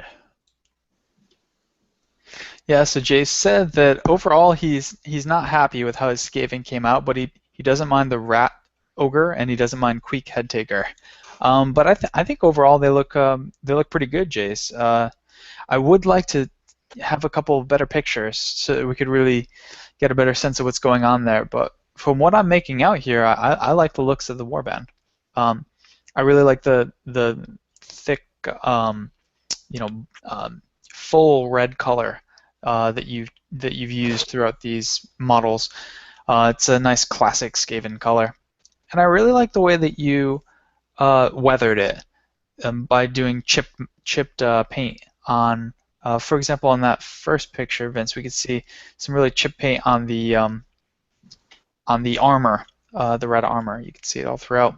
I think that really adds to the realism of it, and I think this would make for a really awesome, Mordheim warband that's been running around in the streets, getting dinged up and fighting lots of battles.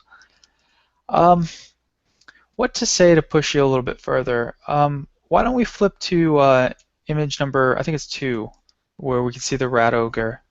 Yeah, there you go. So I think the thing to say here is you want to just push all of this a little bit further. I think that you want an additional highlight on almost all of these surfaces.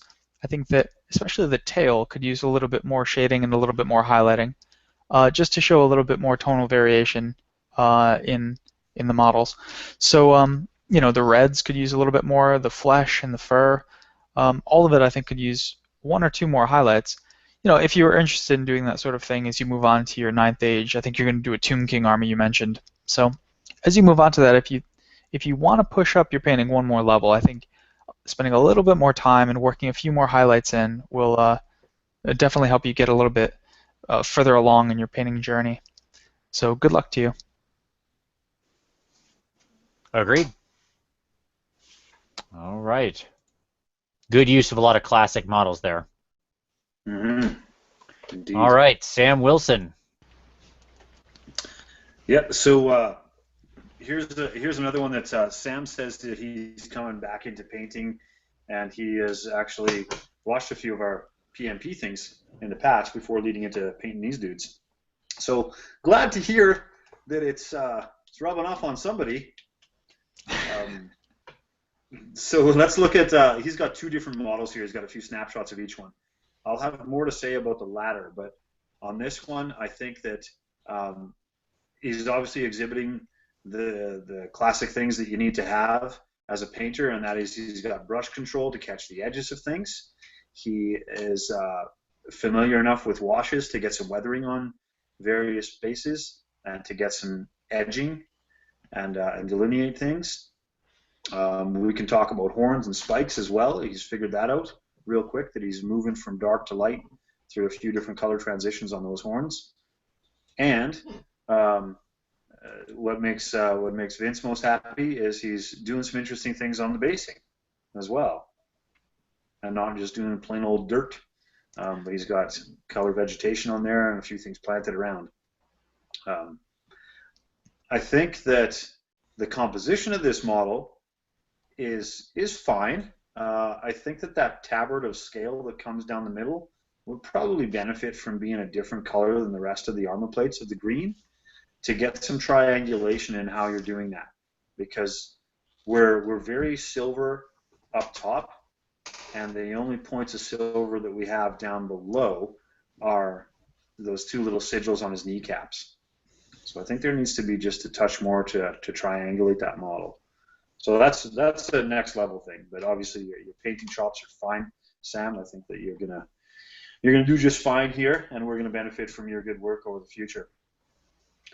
But let's flip ahead to his second model of an orc, and this one shows us that Sam does have real good brush control. He's pretty clean about things. The same principles that I talked about on the first model apply to this one as well. I would like to add that because he's dealing with more colors in here, it's a little bit more obvious that he's real sharp with making the distinction of where one thing stops and another thing ends.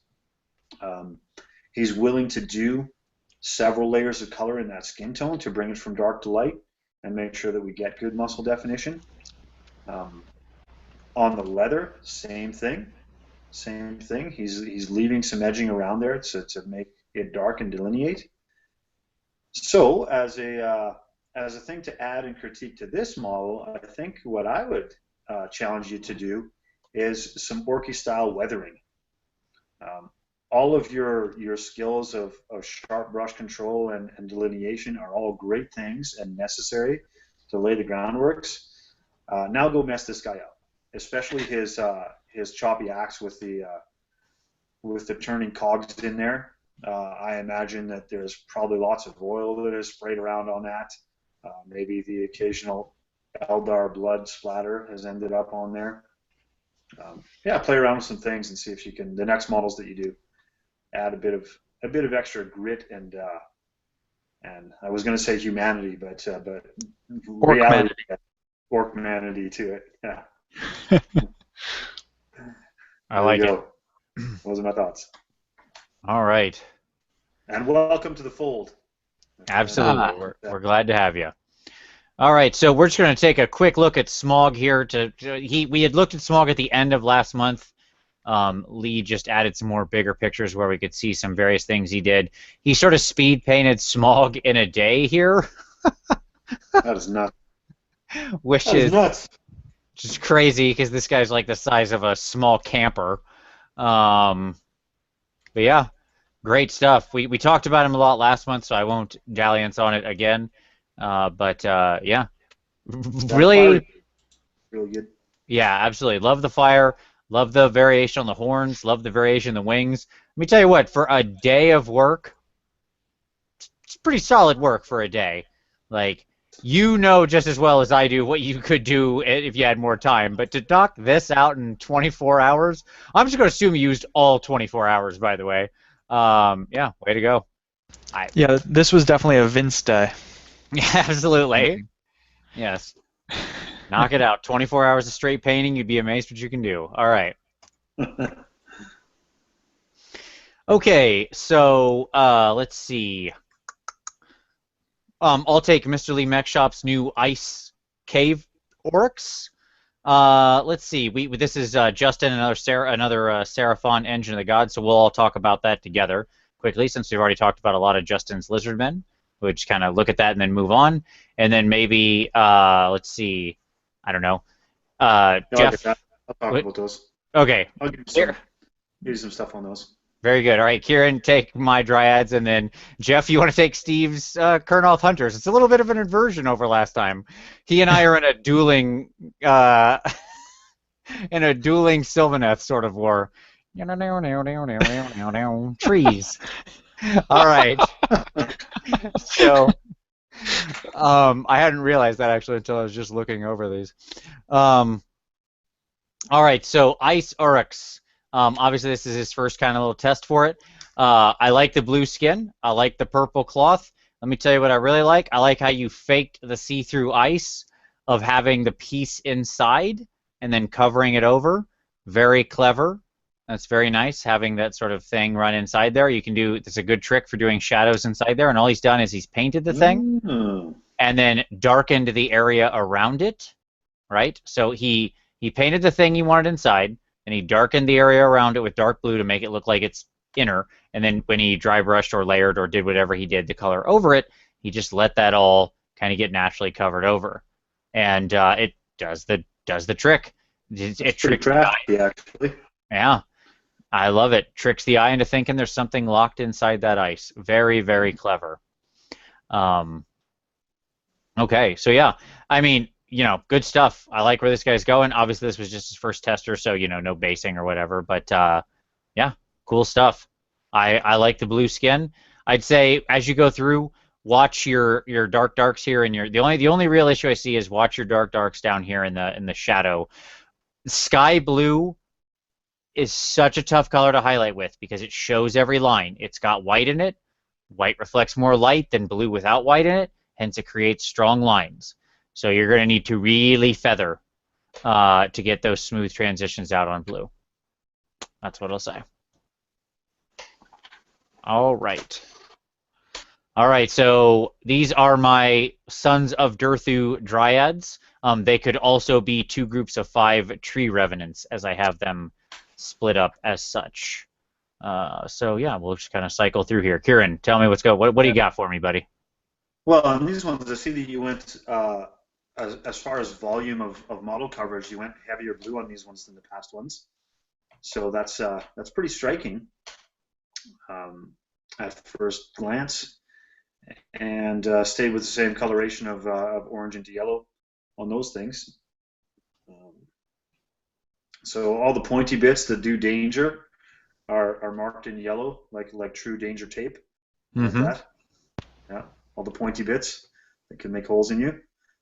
Uh, yeah, I don't know that I have a whole lot to add. Can I give you the we maybe need more green on the rock critique? Can I give you that one? Scorpion green. No, not green. So yes, you're saying like some natural greens. I purposely left there. There is a little, but I purposely left doing it heavy because I wanted everything to be in the black-gray spectrum of that sort of dry, dead coldness, and I wanted to Okay. leave that natural, earthy tone kind of out of it. That is to say, like I tried to keep the browns very muted, the browns and greens. But it's a fair pushback. Yeah. Oh, that's fine. I'm fishing for stuff here. So yeah. Otherwise, I think this is a striking looking force. Well photographed against your book background. Hey, whoa! This isn't the book anymore, buddy. I got a professional What? backdrop now. Yeah, I've Oh, upgraded, fooled my me. friend. Fooled me. This is Well, this is a one thing backdrop you can pick up. If anybody's curious, you can pick these up from Hanger 18 Miniatures. So just search hanger18miniatures.com. They have like a suite of these backgrounds. They're all maybe about $20, and you can get them in every color imaginable in the rainbow of this like kind of Sears backdrop, I guess is what I call it, right? If you went to Sears to get your picture taken, that kind of weird splotchiness, yeah, you can get that from them. So there you go. Can you get the ones with the laser beams? Probably, yeah, The laser absolutely. beam backgrounds? Hmm. That'd be fun. I guess the other one thing that I want to add that we didn't talk about on your other ones is your skeleton bone stuff. It actually looks really sharp on these things. It's certainly noticeable from a distance that you've done that and kept it dark enough between the ribs and the eye sockets, because quite often people don't come back and reset those recesses when they're layering up bone. So that keeps it sharp looking. Well done. That's my one extra thing I would add before we move on. Fair enough. Yeah, these guys were fun. Converting dryads is fun. I would highly recommend it. It's you can stick a lot of different heads, and they all have it's funny how much just adding a blue arm, right? Because they all have the blue arms and sort of transition up into their hair, really does add to the blue of the model. Mm-hmm. It's the that's all the heads and arms are from the Brolock kit, if anybody's curious. So there Oh, you go. cool. And the face masks are for these guys are obviously the Wild Riders. Nice. All right. So, Steve Wren with the Kuranoth Hunters, as he said, just another 6 to go. I would just like to point out that I also have 6 more to go beyond the 3 I finished, so we're going to be dueling like this for a while. All right, Steve. So, you know the deal. I think this is the fourth thing of yours this month that I've commented on, and I don't have much else to say. So I'm going to keep it pretty short here. Overall, I think these are really fantastic, as were all your other submissions. I just think that the color composition works really well. I really like the way that you painted the bows. I think the shafts of the bows look really nice and smooth. And I think it looks really excellent overall.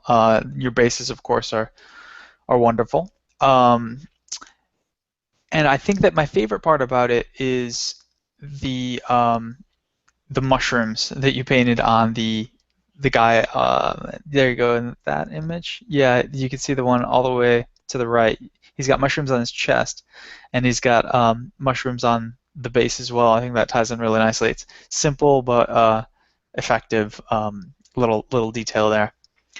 And I do have one critique for you here, and this can be seen, I think, best on this image. But so your bases are fantastic, as I said, but I think I want to challenge you a little bit to improve the lips of your bases, the sides.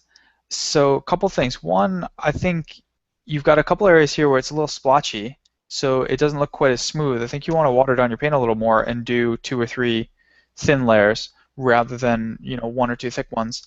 And so like the one all the way on the left, you can see like some of the little light color shining through the brown. And another thing is, it's just a little pet peeve of mine. So whenever there's sand or something and it spills over the side of the base, that always kind of rubs me the wrong way. So like your guy on the right here has a little bit of sand that, there you go, right there, that slips over the side. I tend to just, when the stuff's wet, when I'm putting the basing stuff on, before I prime, I just kind of take my finger and go around the side of it and clean it off a little bit. So that's a little preference that I have there. So I'd say that it's a little pet peeve-ish kind of thing, but it's one of those things where you've got these fantastic models, so it strikes me as like that one last thing that you could do that'll really sharpen it up a little bit more. But of course, overall, in terms of the technical painting and the composition of the model, this is fantastic. I'm just kind of trying to find something to push you a little further, and I think that would be besides the bases. Cool. Seems reasonable. There you go. All right. So let's see. I'll take Ryan Easterling's big Imperial Knight. Jeff, you want to jump right back in and take Tom Stevens. His glowy, his glowy ball. I see now. Yeah. You see. I didn't catch it before. And then Kieran, you want to handle PJ's Knight Questor? I do. Okay. All right, the big Imperial Knight. So here we've gone for a rather clean knight. I see these all sorts of, obviously you can do knights dirty or clean. Overall, you've got a lot of nice basing material going on here. There's a lot of fun activity. I like this guy stepping on the Tau.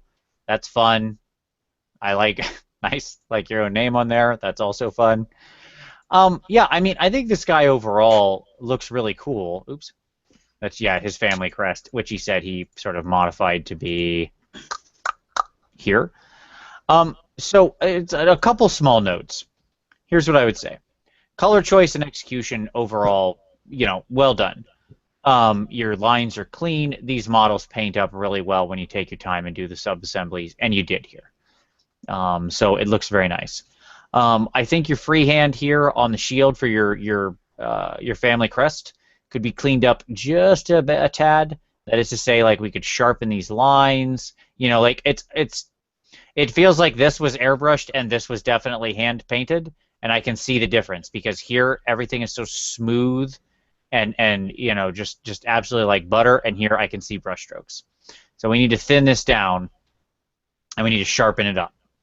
Right? And what does that mean? It means some more work into the layers, because this thing's going to draw the eye. Like this shield on these Imperial Knights draws the eye right to it. Don't let the thing that people's eyes are drawn to be the part of your model you spend the least time on. Okay? It's just, you always want to know where your eye is going to look. Make that look the best. So that would be what I'd say there. Beyond that, I could see a little more weathering in the steel, oil, and grit down in like the actual steel parts. Overall, it looks like we kind of washed and dry brushed and stuff, and that's fine. But in a big mechanical heavy thing like this, I doubt these guys are getting in here and scrubbing this thing down after every engagement. I'd love to see some more oil, maybe a little rust, maybe a little weathering, maybe a little anything to kind of just liven it up a little more. Maybe some drips. There's lots of different tutorials on weathering vehicles and how things like this kind of leak oil and all the different. There's like Vallejo just released an entire new weathering line for vehicles that's like 60 technical paints for doing every type of mud and oil and snow and weather that you can imagine. You don't need to buy all that. I'm just saying, like, there's plenty of options out there. So, things like that could really liven up some of this, which from the back looks rather flat. Overall, though, very well done. All right. Yes, the Spencer gift ball. I love it. I didn't notice that when he submitted this originally. Yeah, it's the first thing I noticed when I looked at this model. I was like, I saw one of those in my parents' basement when I was growing up. Yes. Weird. So, anyhow, I think it works really well with this scenery, though. It's this strange, generator thing going on. Um, I like this Necro-Mediterranean. I think that I would be delighted to play on a board that featured this kind of terrain. I really love that you used stencils to do some wording, some lettering on. I'm getting tired when I use words like wording instead of lettering. Man, um, sorry guys, long day. But anyhow, I love the lettering you used in the stencil that you used for like the biohazard symbol. I thought that was really cool. Um, I like the way that you painted up the plasma with that blue color. It reminds me of like a plasma rifle from 40K. Um, and I really like the classic yellow and black hazard lines, caution lines. Yeah, that's so 1990s Games Workshop. And let's pop over to that second structure, the oozing tank. Here you've got a pretty simple paint scheme. It's just silver, silver, and then the ooze. So one thing I'm thinking though here in terms of a potential critique is you're using I think it's the Nurgle's Rot technical paint, which is that yellowish stuff. And I think that's pretty cool because it's such a vibrant, nasty, glossy, kind of technical paint. But I'm wondering if before you apply it next time, you might do a little bit of watered down paint underneath it in some streaks, and then because it looks like you just kind of blobbed it on and let it drip down itself, which is kind of cool, but it seems to me to be a little bit less realistic. Like I think if ooze was bubbling over, there'd probably be a couple of thin lines coming down, and then a big long, section of ooze. So maybe mixing up a color that's similar but a little bit darker, and doing a couple thin lines, washes underneath it before you put down that Nurgle's Rot. That might be a cool way to think about doing it in the future. Again, that's just a little bit of a suggestion that you might think about and decide if you want to use. But overall, I think this terrain's really cool. And I really like the decals that you've got, or the stencils that you've got here. I think that adds a lot of character to it. So good work. Agreed. You could always just take some Agrax and do the same thing. Just put a heavy drop underneath and then drop the Nurgle's Rot right over it, and that would create some more natural sort of, variation in it, right? Something like that. Right. So it's kind of a darker center to it and a brighter outline. It would kind of create that warm center to it, make it look a little more real. Sure. All right. Okay, Doke, Night Questor. Yes. All right. Well, I'm gonna be a little quicker and to the point, I think, because I noticed we're about 4 hours deep and still have a dozen things to go. And I'm using words like wording instead of lettering. Yeah. So here's what I want to say about this one. He's using a very bold highlighting style, which is absolutely the boss of things to do if you're looking at a model from 4 feet away. But as you get closer, it becomes, you can scrutinize it a little bit more. I think for this model here, it works fantastic for the armor. He goes all the way up to a mithril silver as an edge highlighting here from his rich gold, and down into the deep recesses where it is actually a very dark brown. So he's transitioning through that really pretty well for that purpose. And on the shield as well, he's got some black lining to define the hammer that's on there on the side. Is really well done, and it works perfectly for that. Unfortunately, it doesn't transition as well on his blue and teal. So the cloak, he's actually done a little bit more subtlety, but if we look at the armor plates where he's got it in the front and he's just doing an internal, essentially tracing the edge kind of highlight, that unfortunately lets it down, and I think that you need a midway point in between those to really sell that. So for the purpose of this model, this is going to look tremendous on the tabletop from 3 to 4 feet away, and it will make people stop and look at your model. So it serves that purpose. But if you want to take it to the next level for when people are coming in closer, on the blues and on the sword as well, I think you need to have some transition in there. You could end up in the same place with the same kind of edge, but it needs somewhere in between as it goes through it. That's what I'd say about that. Agreed. And kudos for using the book as the background. Good man. All right. So let's see. I'll take Nicholas's collection here, and Jeff, you want to take Andrew Wade's submission there, and Kieran, you want to take the big Star Drake. How does that sound? Yep. All right. So Nico, this is his first post. Welcome. Said he's keen to improve his painting. All right, man. Great. Well, we're glad to have you, and that is, you have the one requirement absolutely necessary to participate in this community. I want to improve your painting. That's the important thing. So let's just I'm going to kind of cycle through here and just kind of talk about some things that I see. So a lot of different models, a lot of different really exciting, fun models. I love this overwhelming number of Forge World models that are always so much bigger than people imagine. Forge World, you suck at marketing. I'll say it every review. Look at that troll hag, how huge she is. Does she feel that huge to you on the website? Nope. Stupid. Put it next to a normal model. These models are so amazing, and they sell them like crap. Anyway, all right. So and you did a good job with a lot of these. Like this guy right here with his lava crack wings. Let's zoom in here, where you actually used like the crackle paint and the lava board technique to do his wings. Crazy, original, and genius. I love it. I don't know that I've ever seen anybody do that, and I think it looks freaking stellar. Let me just say that right out of the gate. What let you down here, we talked about it before, gloss varnish on them scales. You didn't need it.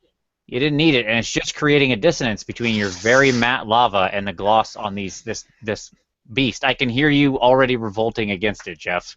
My head says no, but my heart says yes. You know what I mean? I'm kind of torn. I know it does. But it's just, you had all the right highlights in place. You didn't need the varnish. That's great. Love the Stormcast getting crushed into the lava. That's pretty fantastic. Okay, so your instincts here on modeling, on basing, you got some really nice lava bases. I like a lot of what you're doing. Some quick notes. When you do the little spots, if you're going to do the bright white, then they've got to be much, much, much, much smaller. Like, I mean, teeny tiny brush tips, and you just better pack it in and sit down and just start titching. Just you can't even get the word touching out because if you can't, that word is too long. You're just that's all you're doing to the wing. Otherwise, you need to use a closer color that doesn't stand out so much, because when they're this big and I can see the irregularity so starkly, it doesn't serve as well. It looks more like he's ill than it does look like the spots that you're going for. Which you mentioned, you're looking at Victor's technique, and so if you kind of look at how Victor did it, his blend a little closer, they're a little smaller. When we talk about the elf, so we'll talk about this real quick. We need some more variation here. So we've got his sleeves the same color as this sleeve, the same, like all of this is this same blue, right? And same as the bow. So we need to make some more color choices here, and at the same time we need to reduce our color choices. What I mean by that is I've got gold, silver, red, blue, green, yellow. We've run the gamut in a 28 mil miniature. So if I was gonna take this back to formula, all the armor should be gold, okay, and including the belt. Your gems as red is fine. Then I would go with the either pick this green and do highlighting like you did all throughout, and then take the boots and these bracers and make them black or gray or some neutral tone, and keep all of this other stuff this same green. So this would be green, this would be green, this would be green, this would be green, boots and that. And then you could make the bow that same green spectral energy. And what you would suddenly have is a figure a lot more tied together, and at the same time looking a lot more harmonious. So there you go. Those are my thoughts on just some next steps for you. Overall, good stuff. My only question is, you've got the pupils, or you've got the eyes, I should say, painted white quite accurately. Why did we not go the extra step and actually create some pupils? So I would just want to know why that was. Because you clearly got some great brush control there. You really nailed those eyes. Take it the next step. Okay. All right, Andrew's Zinch flesh experiment. Here we go. So, for those of you who didn't read Andrew's introduction, he said that what he's trying to do here was paint like black skin, or that is to say, like African skin, rather than Caucasian skin. And he said the experiment failed because he had it highlighted up, and then he washed it with some red at the end, or glazed it, I suppose, and that turned all the pale highlights that he had, a warmer, pinkish, reddish color, and so he didn't like the outcome there. He also said he was trying to paint some tattoos, and that he didn't like the way those came out either. So he's really disappointed with the model because it wasn't what he had in his head. But I mean, he does have a really nice model here, or I could speak to you directly, Andrew. Andrew, you do have a really nice model here. It's just slightly different than what you were thinking you'd accomplish in your head. I think you have a miniature to be proud of on the tabletop here. I really don't have much in the way of a critique except to say that yeah, I think I agree that the tattoos, they aren't quite what you'd want. I think to my mind, they look a little too bleached out, and I guess you're trying to keep it to a very minimalist paint palette here. You said these are your favorite colors, these subdued tones, which is fine, but then you're going to have the problem of tattoos not popping in any way, and so that's something to keep thinking about, I guess. If you were using bright colors, you could employ those in the tattoos and really make them jump off of the flesh. But so I don't know exactly what to tell you in terms of some advice, other than don't wash it with red at the end next time.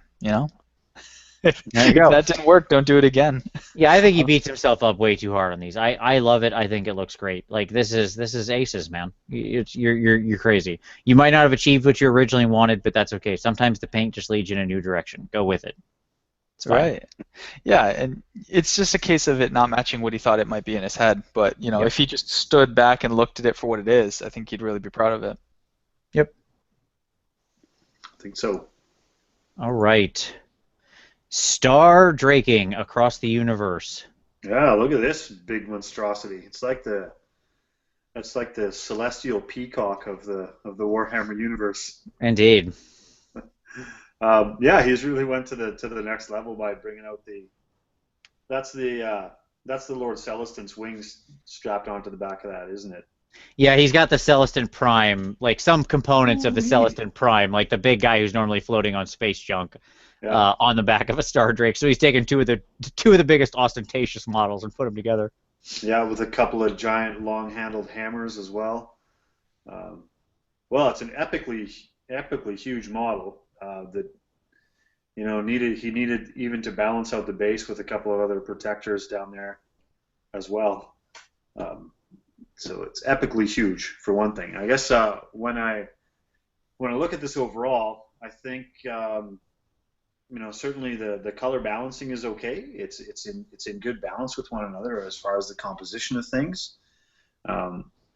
It probably is actually helped out a little bit by the pink or mauve or dusty rose or whatever color we're going to call that, because it's so heavy up top, and with the position and the way the wings are, it's hard to frame blue around that on the top side. So therefore, it's all on the top end of the model. It's all that dusty rose color. So it probably did help by having a couple of shield bearers down below to bring that back in balance and leave the blue pretty much predominantly to the center of the composition. As far as the photography goes, from what we can see in here, paint is fine. I think that the gold could maybe use a little bit more color sharpness in some places, not in all places. Like there's some effort into it here, but I think on the frames of the wings itself,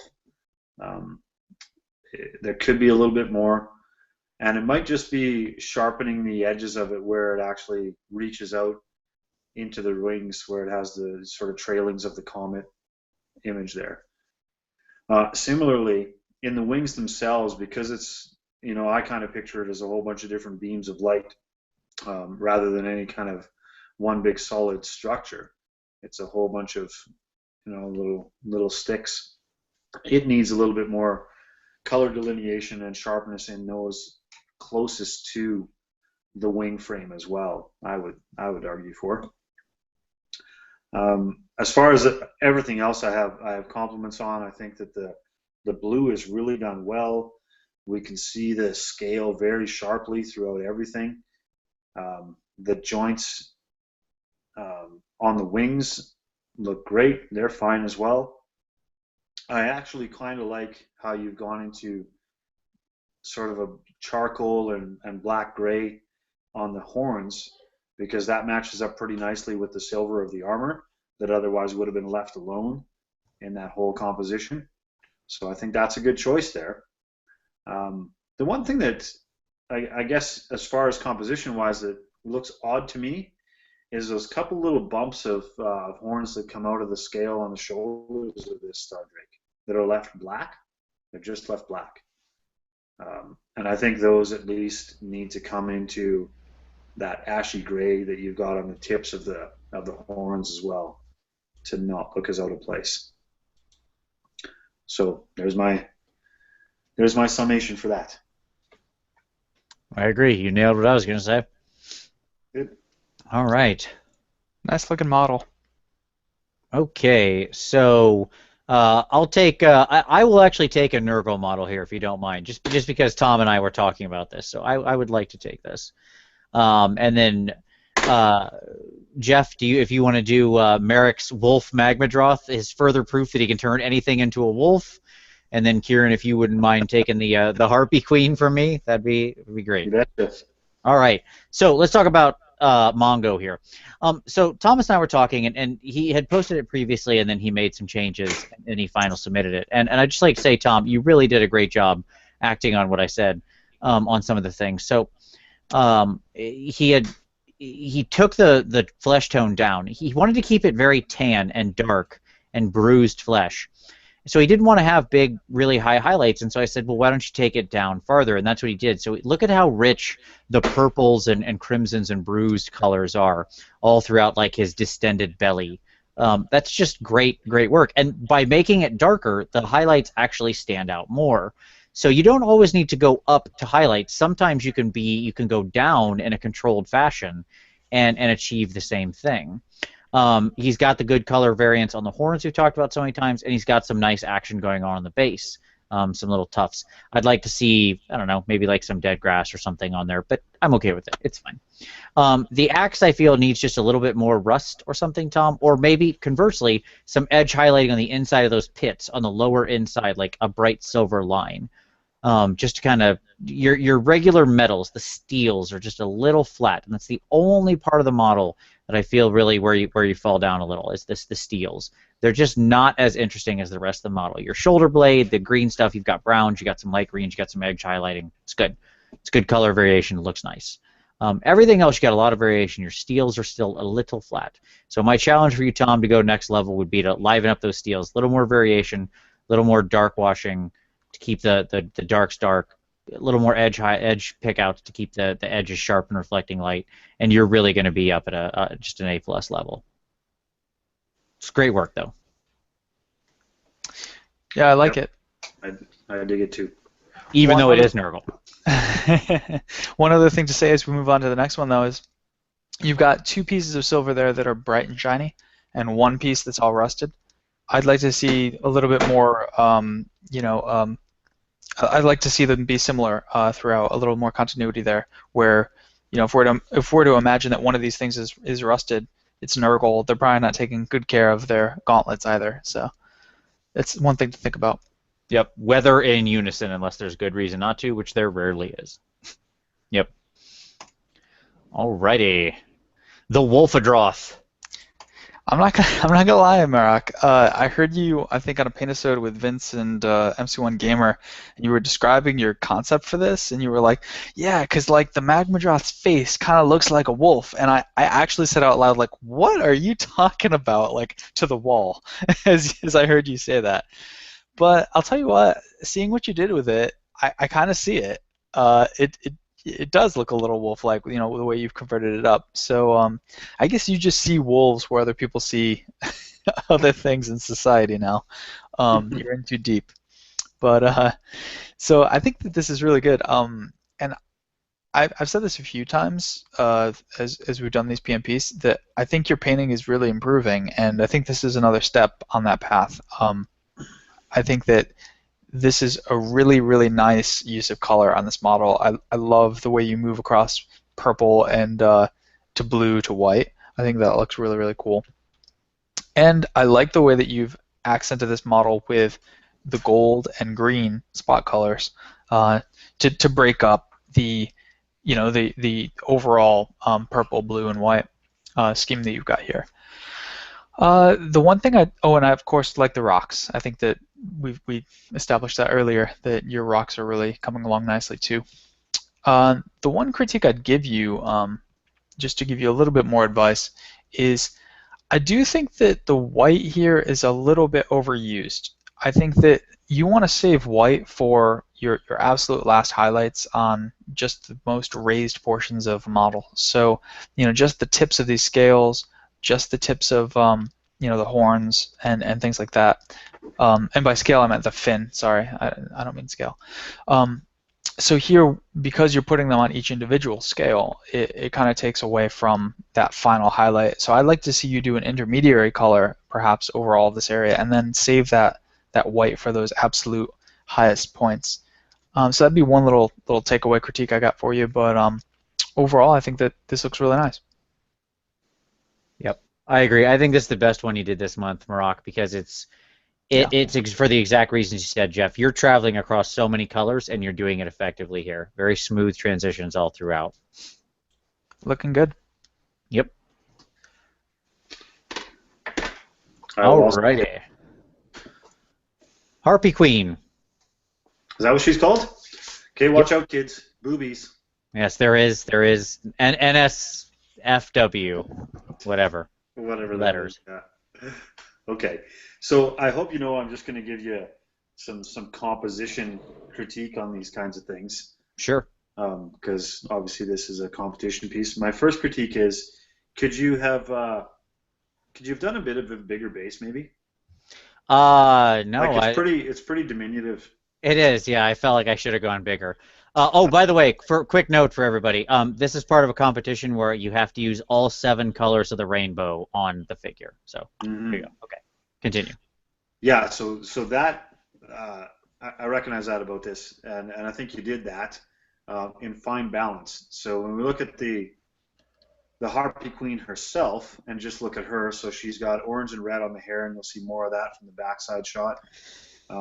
Predominantly blue, obviously, for the wings, and then we get to the purple where you get into her claw feet on there. So that's how Vince did that.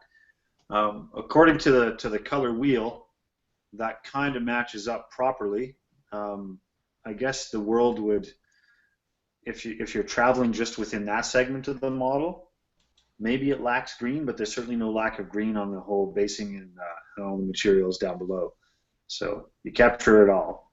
Yeah, this is green up here, by the way. If you look at the top of the wings. Yeah. Yep. But subtly, very subtly. Subtly, yes. Yes, it is. But I assure you that is a green color. Yeah. Now, because the model itself, the Harpy Queen, the majority of her appears blue to the eye that first glances at her. This is where I come in with my one composition critique, is that your blue is still very top heavy with the foliage and the flowers that you put on there. Mm-hmm. Moving one of those down to the bottom level of the base would help that balance, I think.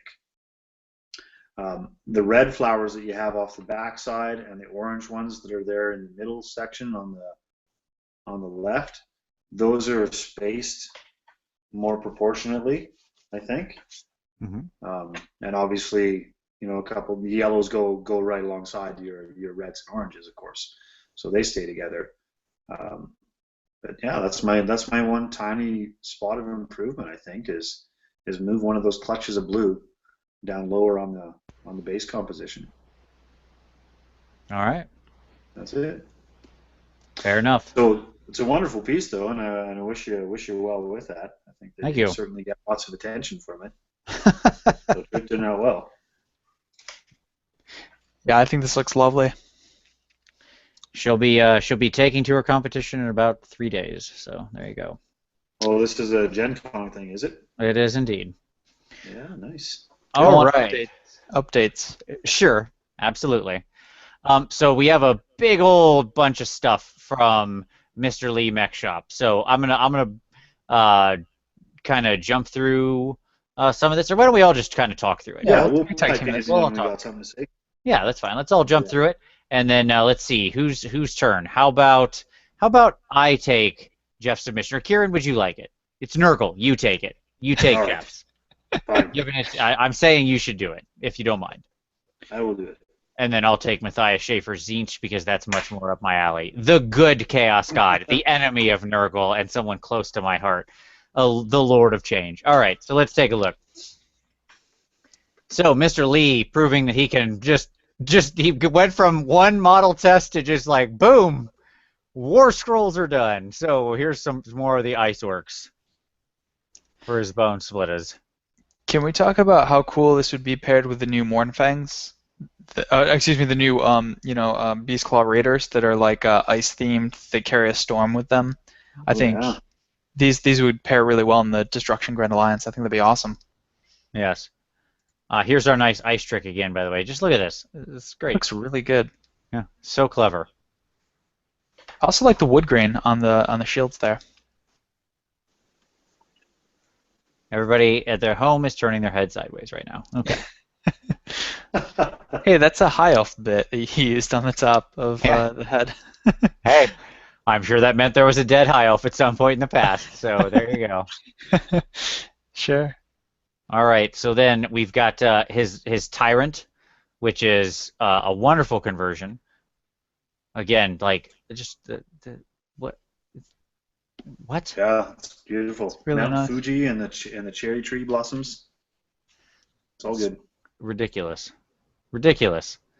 Yeah, great stuff. And again, doing the scratching, we've talked about this before. Where the blade gets worked, it wears the rust off to the steel, but the rest is dirty. It's pretty great. Yeah, it looks awesome. How proud do you think those guys are to wear those pants? Oh, the flower pants? I think they love it. They put on, look, they get up and put on their flower pants just like you and me, one leg at a time. Looks like an old white guy in Newport in the summer. That reminds me of. And then, of course, we've got these two. His what are these? These are Gorgers, right? Gorgers, Yeah, Gorgers. Yeah. Yep. Keeping in theme. I've never seen them red before. That's cool. I know. It really just changes your perception of him. He's kept in theme, added the samurai armor here and there. It's pretty great. I want to know where you're getting all these samurai bits from, Lee. That's if you watch this to 4 hours deep, tell me, where did you get all your samurai bits? It's pretty sweet. And then, of course, At that scale, yeah. That's odd to have them at that scale. I know, right? Like that fit the ogres so well. Yeah. Like, is there like a specialty shop I'm not aware of where somebody's selling ogre samurai bits? There you go. The whole force of the new bone splitters and the ogres. There's more. Those guys have more of the hats over there. His previous group he had done. Just a massive force he has cranked through in as many months. So just in case you were wondering from like 92 seconds ago, Jeff, what the ice orcs would look like with the ogres. Yeah, right. There they go. There you go. It would look like that, basically. Yeah, if I had to narrow it down. I think it looks really cool. Well, I know two things I want to steal from this month, from looking at all these One Amazing submissions. One, those foxes, and two, that little dark Spencer gift orb. So those are my top two things to steal on this list. Nice. All right, Kieran, let's kick it over to you. Do you have, for Jeff's Nurgle models? Jeffrey Egan. This guy is like an enigma. He hangs around and he lurks and talks about stuff and offers advice, and finally we get to see what's going on. Hey, I posted 1 month you weren't here. There was an orc on a boar. with a banner. In the back rooms of this man's mind, we can now all see what's happening. Good. Well, Jeff, I agree. I actually have seen some of your stuff before, and you have the bold highlight style that, again, as I was talking about a few frames back with that Stormcast, is a fantastic look from 4 feet away. But you have gone into do the transition of a few colors to get it so it's not stark and shocking when you get into the 2 feet or even 1 foot away. So I'll give you props for doing that. The shield and armor balance against the green that you so deeply love throughout the rest of it is a good balance. But the unusual things that I think I want to compliment you on here is the subtle buboes and like about to explode pus warts that are all over in amongst this guy's flesh tone. It actually is a good subtle difference to the brighter colors elsewhere, and I'm glad that you picked those out, because I've seen this model done so many times where they just leave those things the same color as the rest of the flesh, and just, they get a little bit of a wash that drips into there and makes it look darker, but then they just leave it at that. So that's really good. So on to critique time. So critique on the big boss man is going to be surrounding his blade, and I think that you've done some washes on there to weather it and make it look gooey, etc. But I think there's something that needs to happen. It looks too shiny for my Nurgle likings. Even still, like, I know that you've put the putrid color toning on there, which is most evident on the flat part of it near the axe shaft. But does it need? I think it needs some rusting, I guess, is what I'm saying. Ultimately, I think it needs more weathering. You need to go more weathering on that than you have. Interesting. Yeah. Yeah, I'd have to think about what I might do with. Oops, sorry, go ahead. Typhus corrosion on there, maybe, to add to the sculpted pock marking with some more subtle pock marking and sort of weathering of the steel, I think. What do you think of that? Yeah, no, that's an interesting take. I wouldn't want to do orange, for that kind of rust, because I wouldn't want to add that color to the mix. But yeah, some sort of brown, that could work. Mm-hmm. Yeah, my thought would be some darker browns in the pits, maybe even some greens. You can use a dark green to weather steel, right? Because it can do that. Right. Organic material can accumulate on not inorganic material, especially on something like this. And then I think the other thing is, for Mr. Edge highlighting and striation, where are the bottom edge highlights on these pits, homie? What's going on with that? You got these beautiful deep pits that would just take a silver edge highlight, where he's holding it at such an angle too. That's what's beautiful about these models. You don't have to screw around with it because he's holding it at the perfect angle where this lower line would catch every light reflection, right? Yeah, after the video is over, I have to go take it off the shelf and take a look at it, because I have gone around every one of those pits with, like, what the equivalent of mithril silver. So they should be there. It could be the camera photograph of it, but because if I hold it at an angle, I could see all of them quite extensively. But yeah, maybe it's not coming across. I can kind of see it. I mean, this is obviously the challenge of metallic paint, right? Like, if it's at the wrong angle, it doesn't catch the light. So I can kind of see what you're doing. All right. So I'll give you a pass on that. Let's just call that a trick of the light. But maybe also take it up again, or better, throw out that garbage metal paint you're using and grab a real metal paint like Vallejo metal color. The only actual metal paint that should ever be used, that brush should be put to, just as an option. Yeah, take that as yeah. Yeah, I'll have to. With my next army project, Vince, I'm in. Okay. All right, sounds good.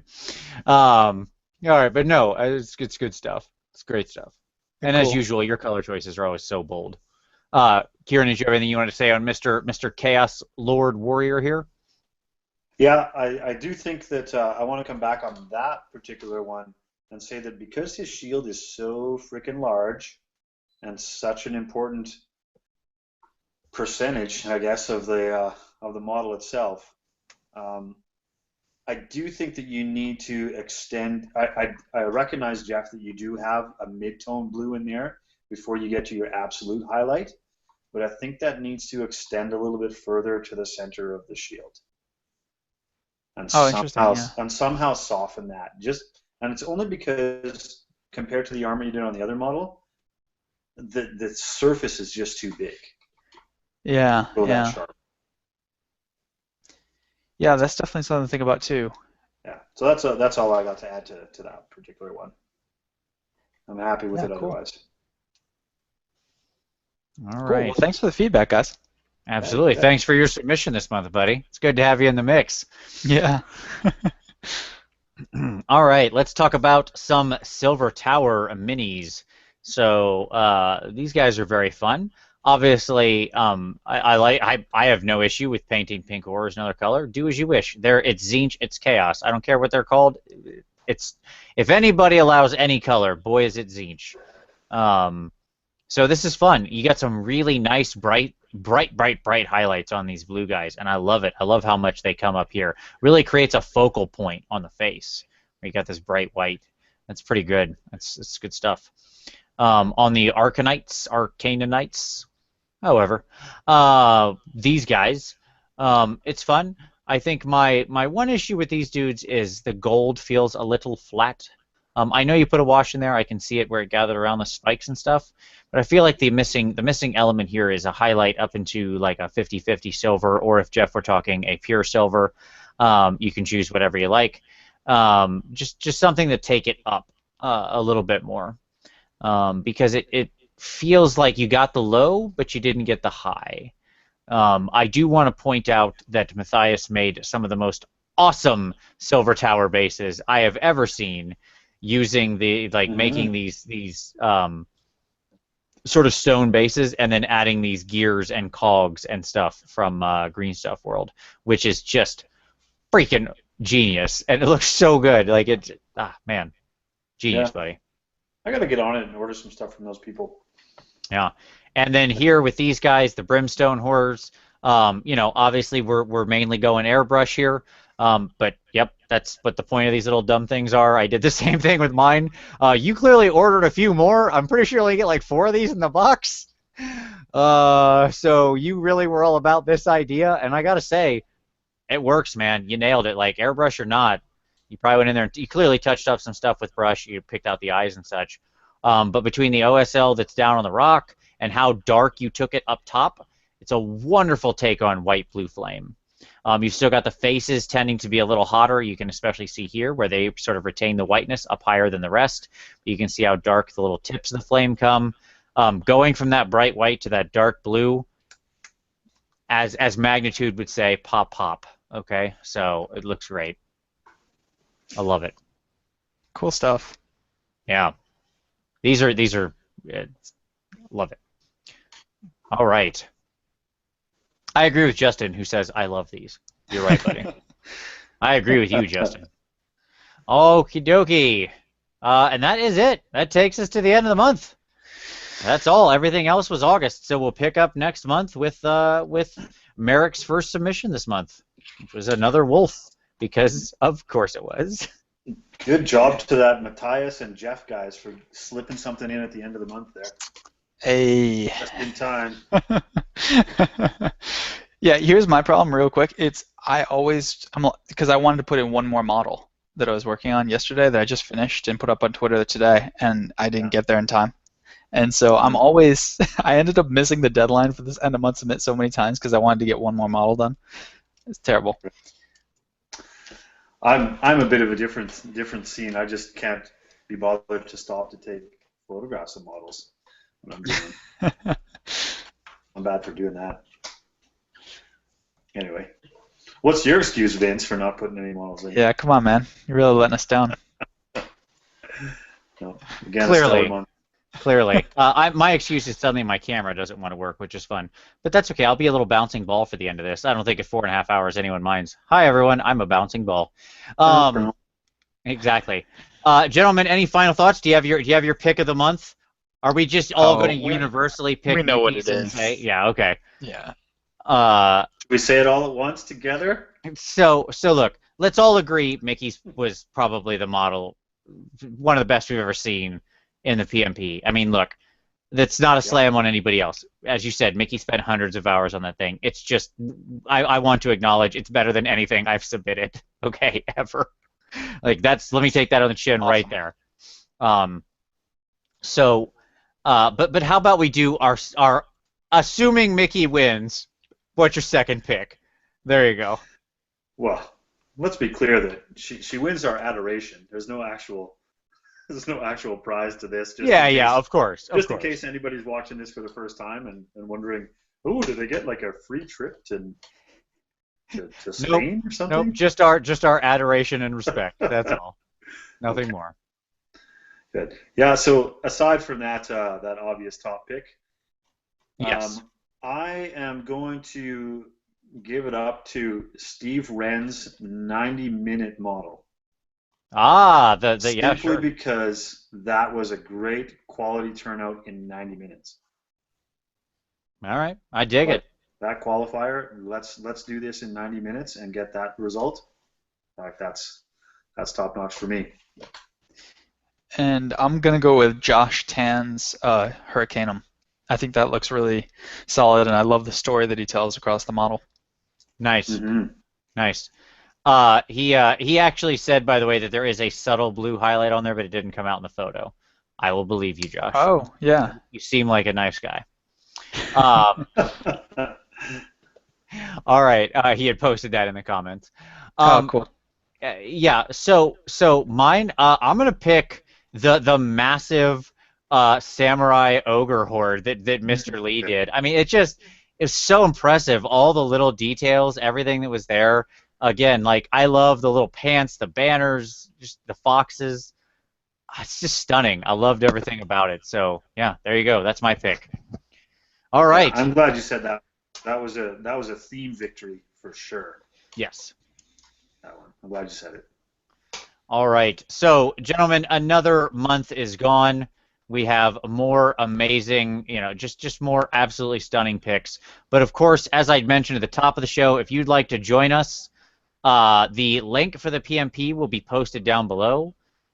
So feel free to click on that, request to join. As I said, the requirement is simply that you like painting any kind of figures or any kind of game, and you want to take the next step in your personal hobby journey. It doesn't matter if you're beginning and this is the first time you're putting paint to model, or whether you've been painting for years and years and are trying to, win a golden demon. If you're just interested in taking the next step, join our community. We'd love to have you. So there we go. Kieran, Jeff, thank you again so much for this, for tucking in for 4+ hours on an awesome month. It was a lot of fun, as always. Before we part, did you have something to plug about the independent characters wrap-up, or do you want to save that for another time? I'll save that for another video, just because I don't think I want to say it at the bottom of 4 hours and 20 minutes, because I don't think anybody will watch it. Right. But yes, I'll say quickly, make sure you have all your submissions in. If you're watching this and you're participating in the Independent Characters Challenge, make sure you have all your submissions in by midnight Eastern, August 7th. That's when you have to have the final picks posted. And there's a different tab to put that in. Yes, it is the Hobby Challenge Final Submissions. Yep. There you go. Well, thanks for having me. Absolutely. Yeah. Gentlemen, a pleasure as always for all of you. Thank you for watching. I hope you all enjoyed. You can't see me waving, but I am, I promise. And for everybody else, keep those great submissions coming, and we'll see you next time. Bye.